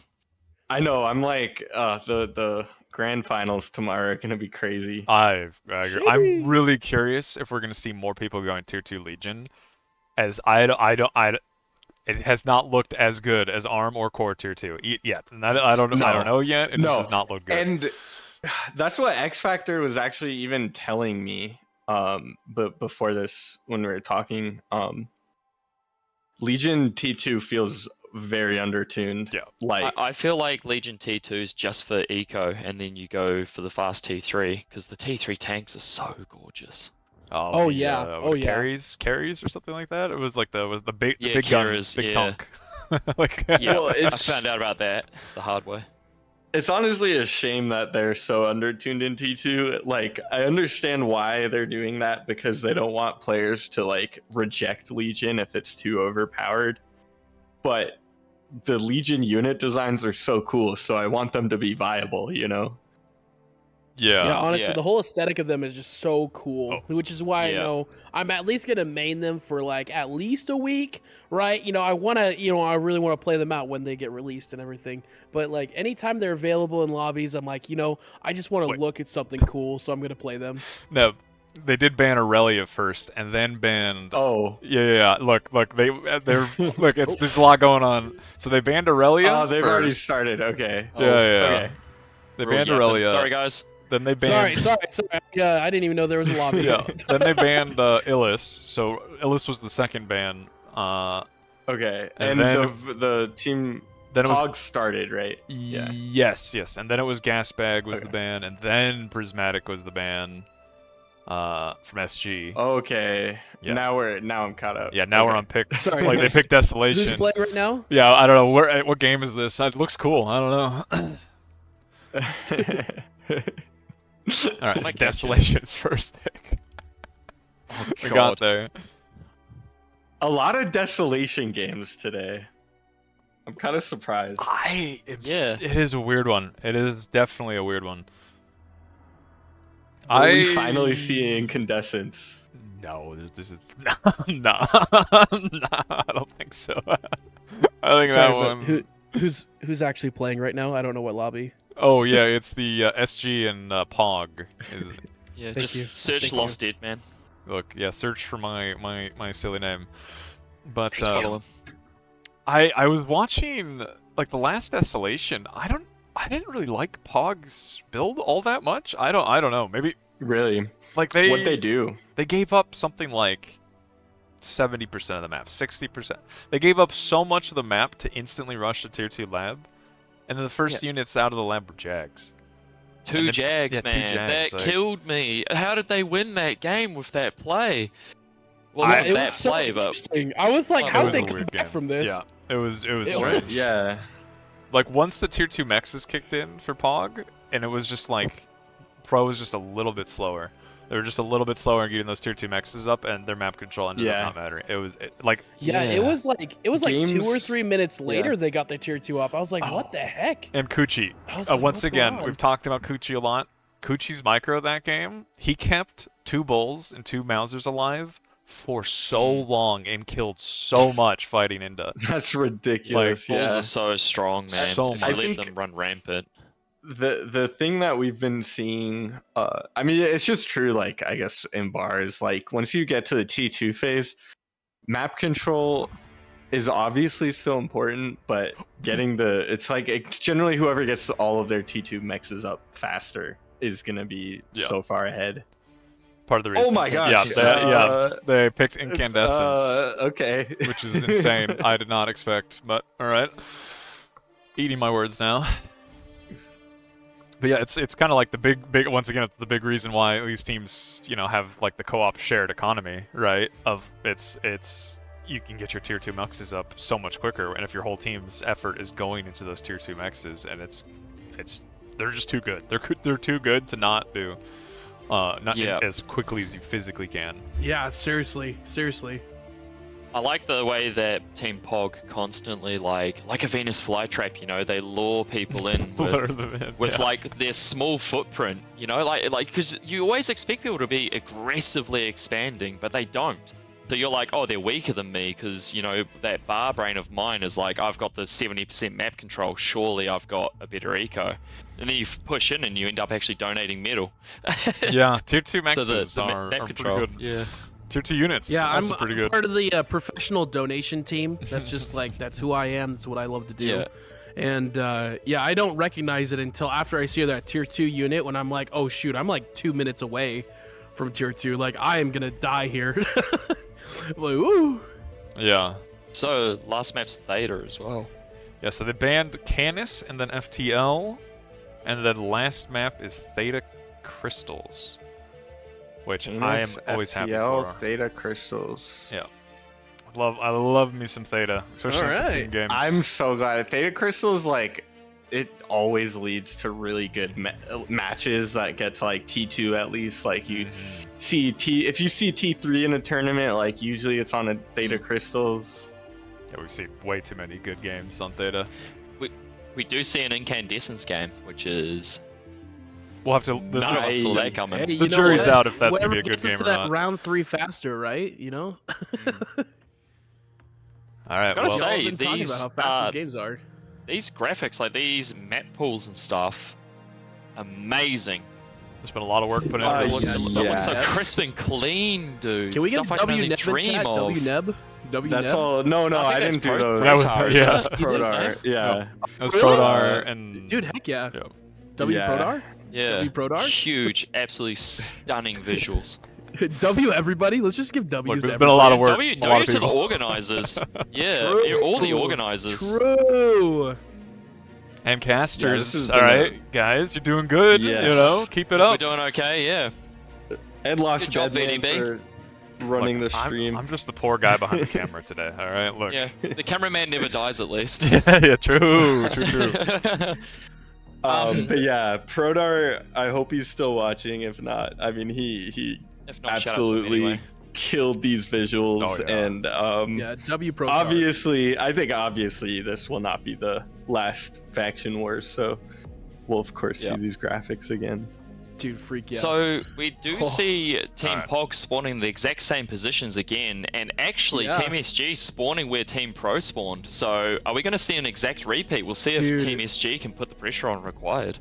That would be awesome if we could see them do it again, where they lose, 70% of the map and make a comeback.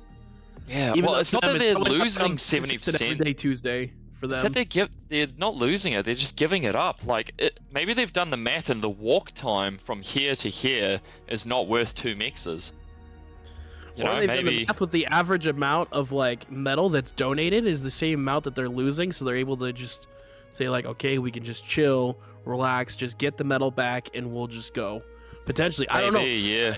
We didn't see that with the last map, where the last map that we saw them play on, they were still behind on metal even after eating it all. But who Yeah. knows? Who knows? Yeah, I really want to actually go back and look at that Team Pro replay, or maybe even this one when it's done, if they do the same strategy, Team POG, and actually check it on Gex from Varunda made like a website. It's a really good website to check replays and like stats and stuff for games if you want to learn like what went wrong and when. It's got heaps of graphs and everything on it. So I might go back and have a look at that. Yeah. Dude, it's gonna be so interesting. Well, let's Okay. see. Let's see what they You do. see the Armada Vehicle Lab coming out again, the Cortex Commander on the right and the Legion on the left, so it looks like an exact repeat, so it must be the build Alright. they've got. It's what they're comfortable with. So we got Victor 12. Victor 12. If I'm online, he must be logging off soon.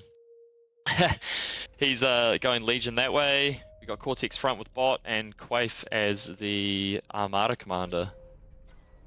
And it looks like they are doing the same as what Clan Pro did, roughly.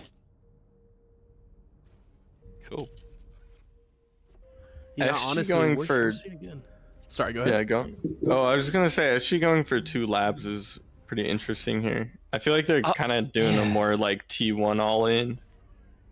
Looks like it, because I was half expecting one of these guys to just get some bots out for expansion and then reclaim it, but no, they are actually both queuing up armies. Yeah. A mixture too. How do you Yeah, feel about the Legion vehicles on this map? I would think they would be really good, personally. I agree. Like, I yeah. agree. They don't have to go up these ramps, so they can like go through those. Especially the way with that POG play, they sort of leave these canyons open for you to use freely. Yeah, you Mhm. just set up some Decurions and just hold off those choke points, because Decurions love you to come to them. They're like, yeah, go Yeah. ahead. We're too slow to run you down, so bring it in. Yeah, The Curians are a great slow push unit. they are. I love the Decurion all in. We haven't really seen that much though, have we? No, I think God, what team was it? The first one I cast. It was it was the first team where it was on Prismatic Anomalies. Prismatic Anomalies. It was on the right side where they built Decurions as the very first unit. Yeah. And it was interesting, but it just wasn't enough pressure on the map.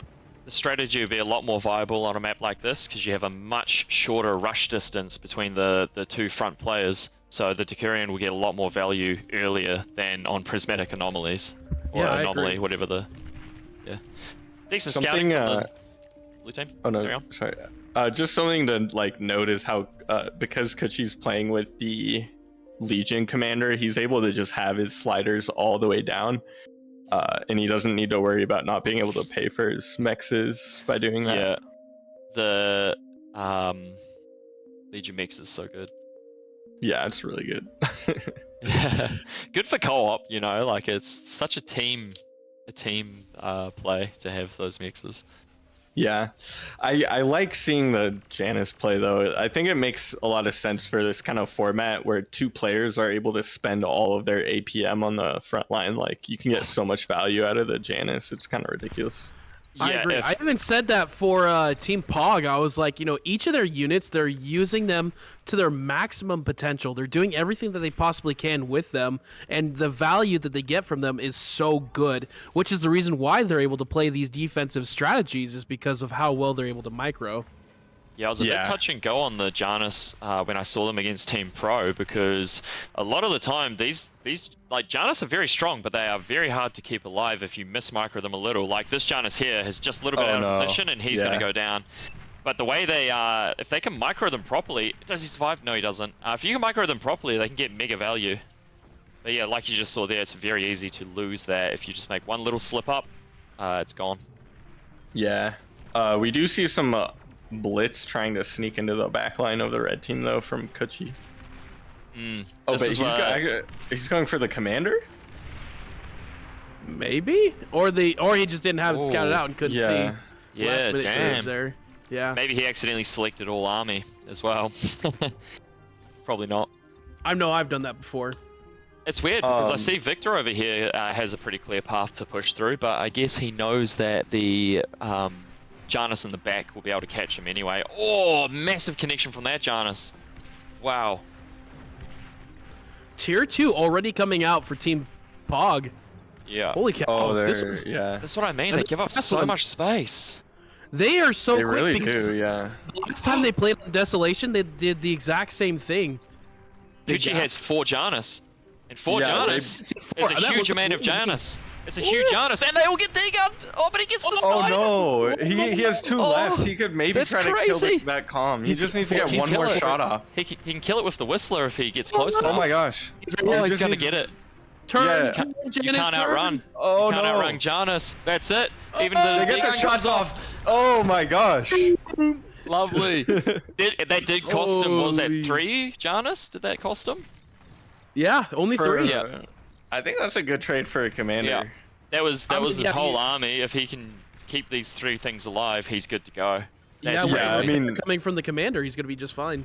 They're just trying to keep stop him Darth from reclaiming. Reven. Yeah, they're trying to keep Reven from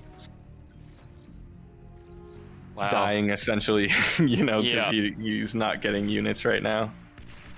Yeah, see, look at this. Like, Xerxes is just defending with the bare minimum units he needs, because he doesn't want to waste that metal value on units when it could be eco. And now with the reclaim, they're going to get that T2 out nice and quick. 2 Jags again.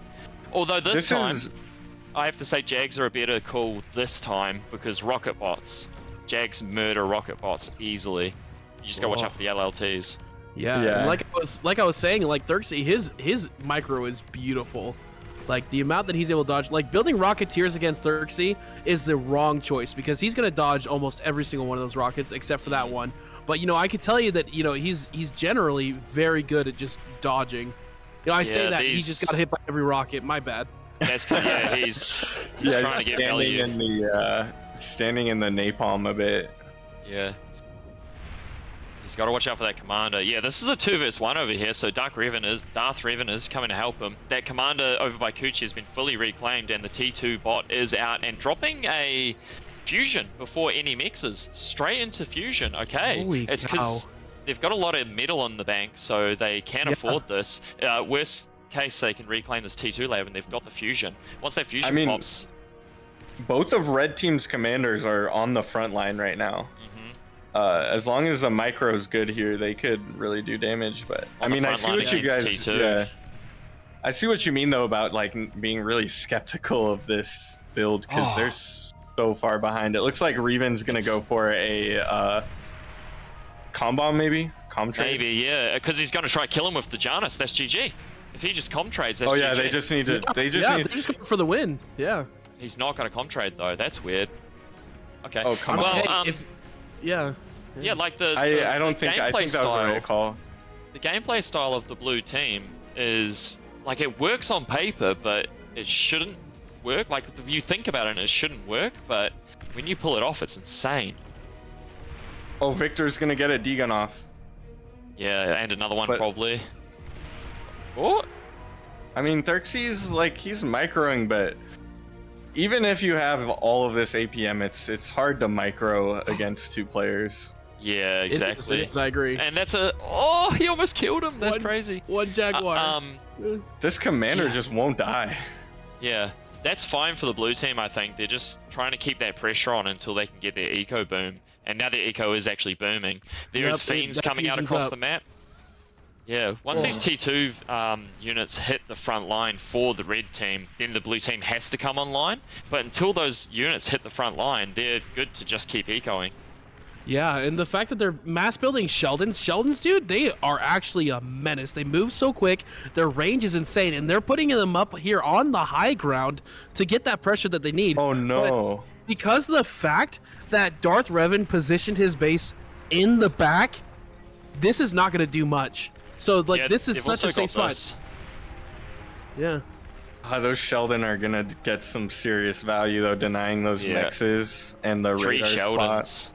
Yeah, 3 Sheldons. Oh. This But is looking bad for This is Team almost Pog. exactly what happened with Team Pog versus Pro, though.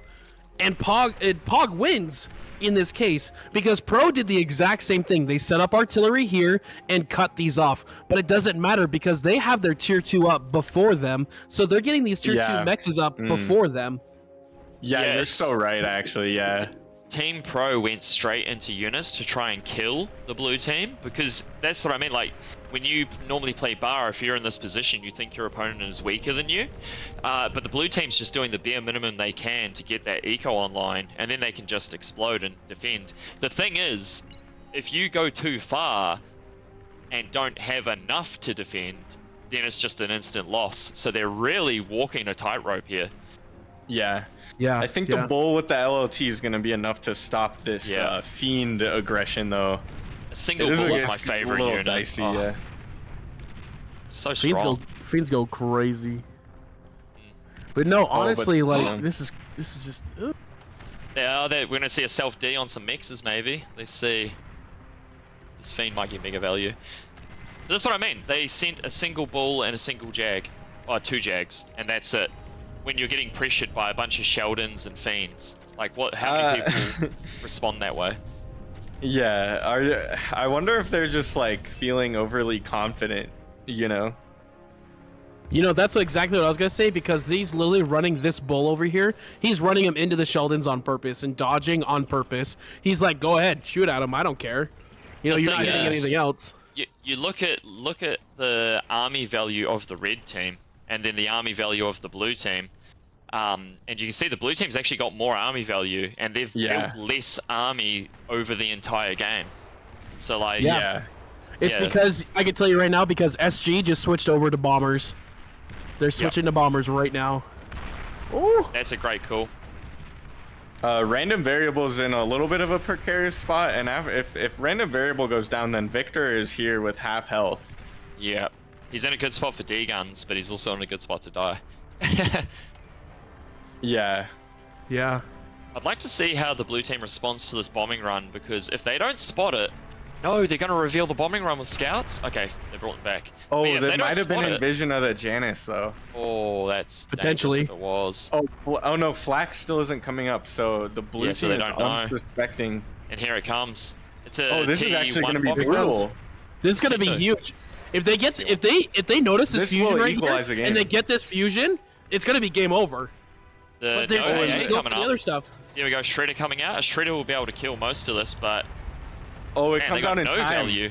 They Oh, scouted yeah, the they- fusion. No. Get the fusion. They're going to get the build power at least. They went for the lab. No, zero value. Oh, They got literally nothing. Yeah, One, literally nothing. 2 bombers survive, but the flak is gonna shoot it down. That's not and enough. They get a the win? last that is bomb- not enough. That is a whiff. Oh, they went Oh my around this gosh. way. Why? Did they think the That- I lab think was there? they must have It's- thought that it was just too risky to go straight through, but Oh. obviously that So, was the yeah. play. That's They went exactly for the what lab. happened.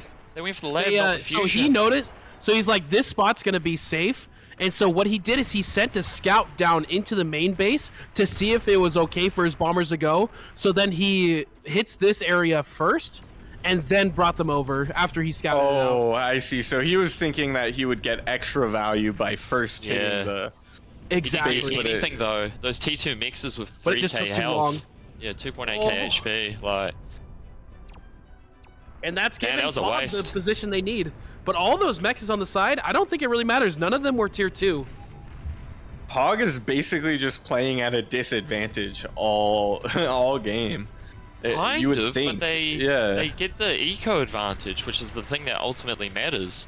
Yeah, their metal But produced and energy produced is still ahead, which is insane. Yeah, they that's have true. the least amount of map presence, but they've had the most produced, which is But it's insane only to me. because they can hold these like 3 choke points. It doesn't matter if they lose this high ground because they don't really factor that into their calculations, I guess. Dude, Like, so that is so interesting because they killed the fiends. They know that the fiends are gonna have to take forever to get all the way back, and so he had a tier 2 constructor waiting.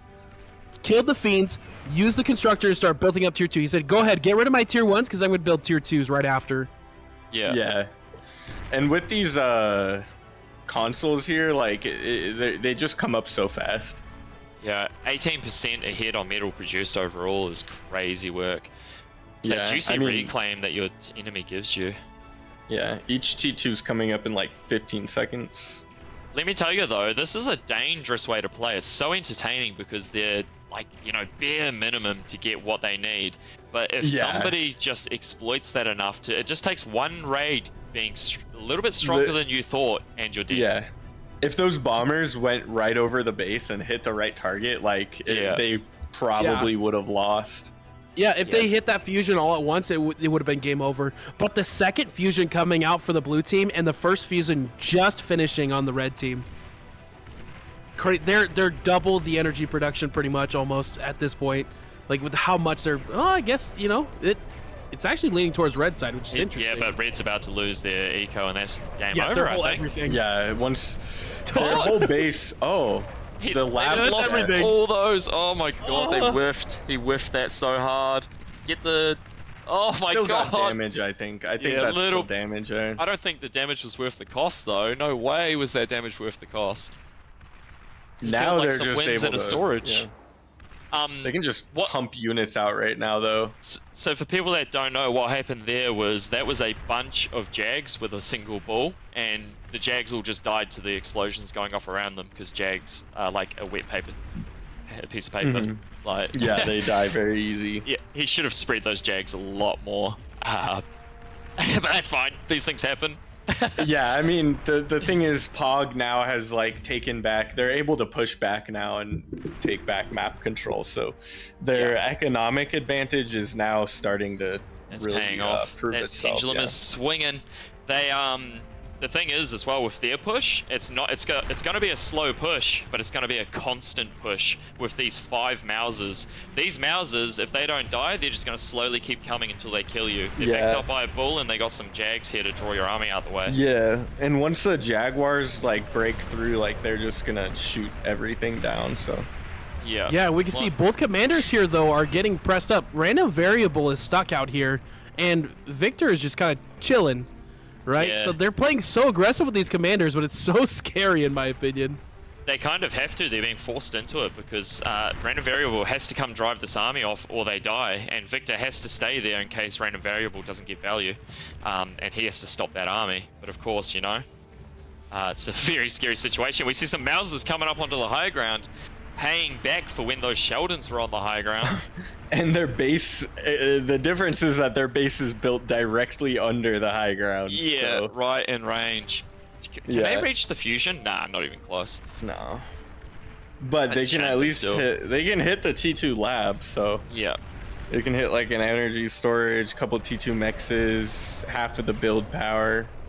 I like this. a jammer. I like the here. Sheldons on top. The Sheldons on top is quite cool. That's bots are made for this maneuverability, and this is exactly what a great play. That's a really good tactical play. Yeah, getting those high ground Sheldons is really awesome. It's going to drive those Mausers off, cause them to go up onto this high ground, and then that at least keeps this area safe, but the rest of it could die. No, he's decided to just push. I don't know. Strange.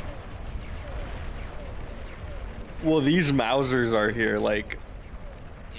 They must That's just feel like they're in a very good position right now. If Victor gets revealed, he's dead. I don't see how the Yeah. red team defends this. Yeah, no. No. Mammoth honestly. coming out. Mammoth will be really good against the bulls and stuff, but I don't think it's just not enough. Victor. Is he gonna step forward to Victor D-gun? showed. Victor showed. Oh no, Oh, he D-gunned. He showed. He did He's get gonna the die tick. to the ticks. No way. Did he These miss Mausers what are cooking happened? him off. Oh! Lag. Blame lag, Victor. Oh, the bull is in the back line. There goes the build power. Is he going to get reclaimed? No, that's the GG. Well There's played. the GG. They call Damn, it. dude, Okay. that is G art. freaking the way Gs. that Pog play this map is art. That needs to be studied by every team in this tournament that wants to beat them. But this just is the people in problem, general. right? Like, here's what makes me scared for Pog if they win the next game and they move on to the semifinals is that they have to win 3 games against casual newbies, and they can only lose 2 games in order to get to the grand finals. So Yeah. their playstyle is so risky. Yes, I know.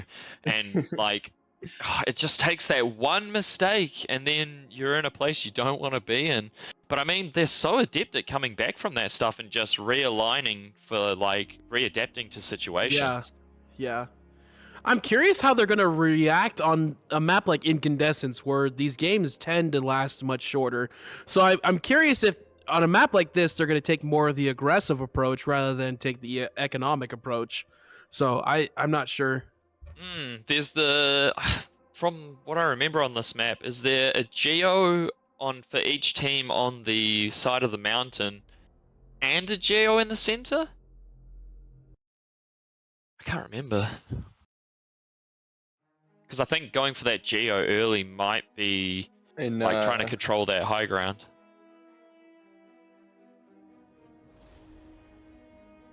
Yeah, I personally have never seen this map before. I actually am still downloading it. Yes, Incandescence.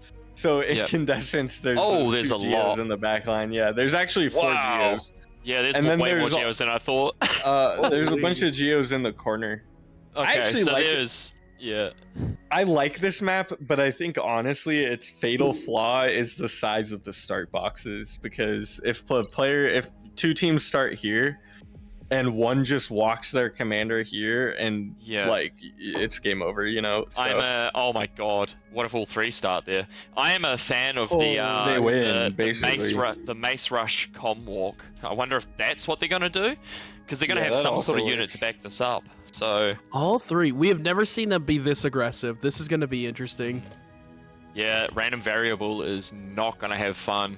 I think he is going to be a very unhappy little chappy. I wonder. I mean, it's a very straightforward build. Xerxes is gonna start walking immediately. Random variable, if he doesn't get a radar to spot it and walk his commander out, he's gonna be in a situation where yeah. And if you die too close to here, depending on what you've built, like you know, you That's lose. gone. Basically, Yeah, he needs so. to just start dropping down LLTs or something. I don't know. How do you stop 2 commanders walking at your base at 30 seconds? I don't know.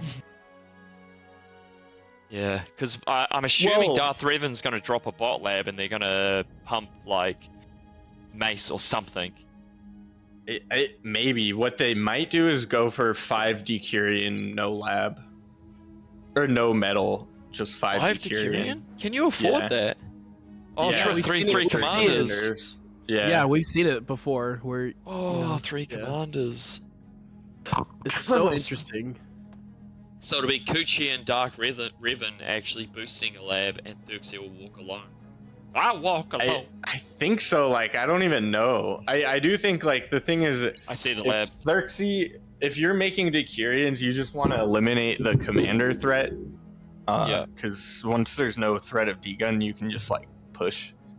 Yeah. So you can just trade your commander. Here we go, I don't team. know. Let's see what's get happening. it. Let's get it. What lab is that? Well, All this 3 is- of them are. This is true camaraderie here. They're just, they're over here building a base together. That's what It's like you're playing a survival game at this point. Everyone get together. Commie stands for camaraderie. Xerxes sporting a fight night hat. Yeah, I love seeing them bopping around the battlefield. Yeah, me too. I think Sash Karin's pumpkin head is so cute. I laugh every Dude, time. I Is it Sash know. Karin? Yes, she won the Yeah. Halloween fight night Yeah. when we did like night mode. Makes me Look at giggle this. every time. Here come Yep. the Decurion now. Wow, I That's personally haven't seen insane. this build yet. This is cool. I mean, These are the so type random. of things. These are the type of builds that make people stop playing bar. When you're Yeah. when you're random variable and you have 2 commanders and a bunch of Decurions coming into your base. That's when you put down the keyboard and go have a cup of coffee or something. I mean, they picked the map, so like, you know, Yeah. how much can they really? Oh, he's gonna degun the lab. That means that Oh. he gets the experience and he can just self That's D and now there's insane. Later, Gator. Wow. And then Revan's able to just hop right in and be like, Yeah, Revan's gonna reclaim that, right? Or is he just gonna Yeah. keep pushing? He might Well, just I keep feel like pushing. you reclaim it and make like 6 more Decurion. Yeah, you just use Kachi to build up. How do they That's defend No, insane. 10 more. You make like 10 more Decurion. How do with you the defend reclaim. this? Well, the units coming out the front of the lab can defend this, obviously, but I think Kuchi being positioned where he is can Wow. just take a couple of They steps. did GG right there off we the go. bat. Alright, hey, And that is- Wow. alright. So, GG. We lasted 1 minute and 40 seconds. so Yeah, now like you I said- see why it's Alright. been banned so much. They've just put their keyboards down, they're going for a coffee. I called it like that. They're like, it's been a long day. We've waited so long, and then we're just immediately losing to a commander trade. So That's insane. Hey, you know what? It's a cool strategy, right? You know, you learn something new every day. Yeah, the best way to, best thing to do is find out how to stop it or perfect it so you can beat other people with it. I have Man, to say- 2-0 Pog. After waiting all day to see that map, I think we're good. No more. I'm done for another year. Yep, I think we're good. that was such a like perfect ending to the main stage though, because we've been like talking about it all night. Yeah. And I Yeah. told you there's a reason why it's not being picked. You were picked, yeah. Yeah. See you next year, Incandescence. Yep, yep. Well, I believe that was our last set for the day, correct? That was Yes, correct. I alright. am just updating our bracket now because we have our final bracket. nice. The losers bracket is updated, so we can take a look at that, recap it. That game was funny. I don't know, a minute and a half game. Like it's just you can't help but laugh. Yeah. A good short one to end it. Like, Yeah. I mean, I do like those games. Like, people get mad that these strategies exist where you can just all boost one lab and go in. But I enjoy them still. Like, you could go in air lab and com drop and then they just lose. So, I mean, Yeah. I think like all you needed is a radar there and to have seen that strategy like one time before, and you just know not to start right there, you Yeah. know. So Yeah. Well, Yeah. If How, we, I wonder how fast you can get a heavy transport out, like compared to those Decurions, if it's actually viable or not. Well, if we look at I the don't losers know. bracket, as we saw that I Meow did go forward, and Pog as well were our 2 losers bracket winners. Is that what we're saying? Oh, they've got the same sort of game style. Yes, I think it's fair to say that there are winners. There are losers Oh, bracket losers winners. Yeah, losers winners. All right. we're Yeah. calling them our. These are our wild card teams, so Yeah. they get another chance in the semifinals, but they're gonna have to win one extra game in order to get Yeah. back in. All right. So Let's if see we look, the That's peasants of awesome. Meowland can pull themselves up from being losers. I mean, Meowland is in the semifinals right now, which that is pretty impressive for Meowland's first impressive. tournament showing. Well, fun fact, Meow is the only king to have given up his crown as well, out of pure, kindness. Oh my God, we learn new things about Meowland every The day. more you know. But so tomorrow Well, we will have the semifinals and finals, which if you look at these semifinal matches, these are going to be some good games. I am excited for this. Yeah, I am. Dude, it's gonna be awesome. I'm assuming it's. Wait, I'm assuming I can just go look at the schedule. What am I doing? I have a thing for this. We can even see what time it'll be tomorrow. yeah. Oh damn, Nib being organized? What is this? Absolutely crazy. Sheesh. Yeah. What have you done with that friend? I wouldn't go so far to say that. I think Lost Dead Man was probably feeling a bit of the disorganization. No. We got there at the end. All right. Look, it was just, it was just all the little road bumps and stuff. We figured it out for today, so it'll be nice and smooth tomorrow. All right. And Prodar has left us with these beautiful graphics, which will forever serve as like a record of the first Faction Wars 2, which is cool. Yeah. Oh God, they're so stunning. But yeah, that was. Unless you have anything to say before tomorrow, Neb, or are we good to call it? I guess I want to say thank you for hosting the stream. Oh yeah, nice. Thanks to all the casters, also for like coming on. All the players too for playing and practicing so that we could see these crazy games. Prodar and Zephyr are also Volshock. Thank you for the graphics. I hope everyone's been enjoying those, and yeah, that's all I have to say. I'm really excited. We've seen some insane games, and I'm sure that we have these next matches are going to be best of 5, and one team does start up a point, but no matter what, we'll see a couple of good games. So, Hog versus casual newbies, I'm just shocked. That's by. gonna be fun. So, Dude, it's gonna be awesome. It's gonna be awesome. All right, boys. I think with that, we're going to call it. So, thank you again. That was a fun day of tournament, but we will be back tomorrow. Thanks for letting me come out and cast. It's been awesome. Yeah, cheers, guys. And thanks to the audience for fucking showing up Yeah, and watching for us. sure. All. Excuse my French. Thank you guys for coming out. I hope you all enjoyed yourself. W audience, baby.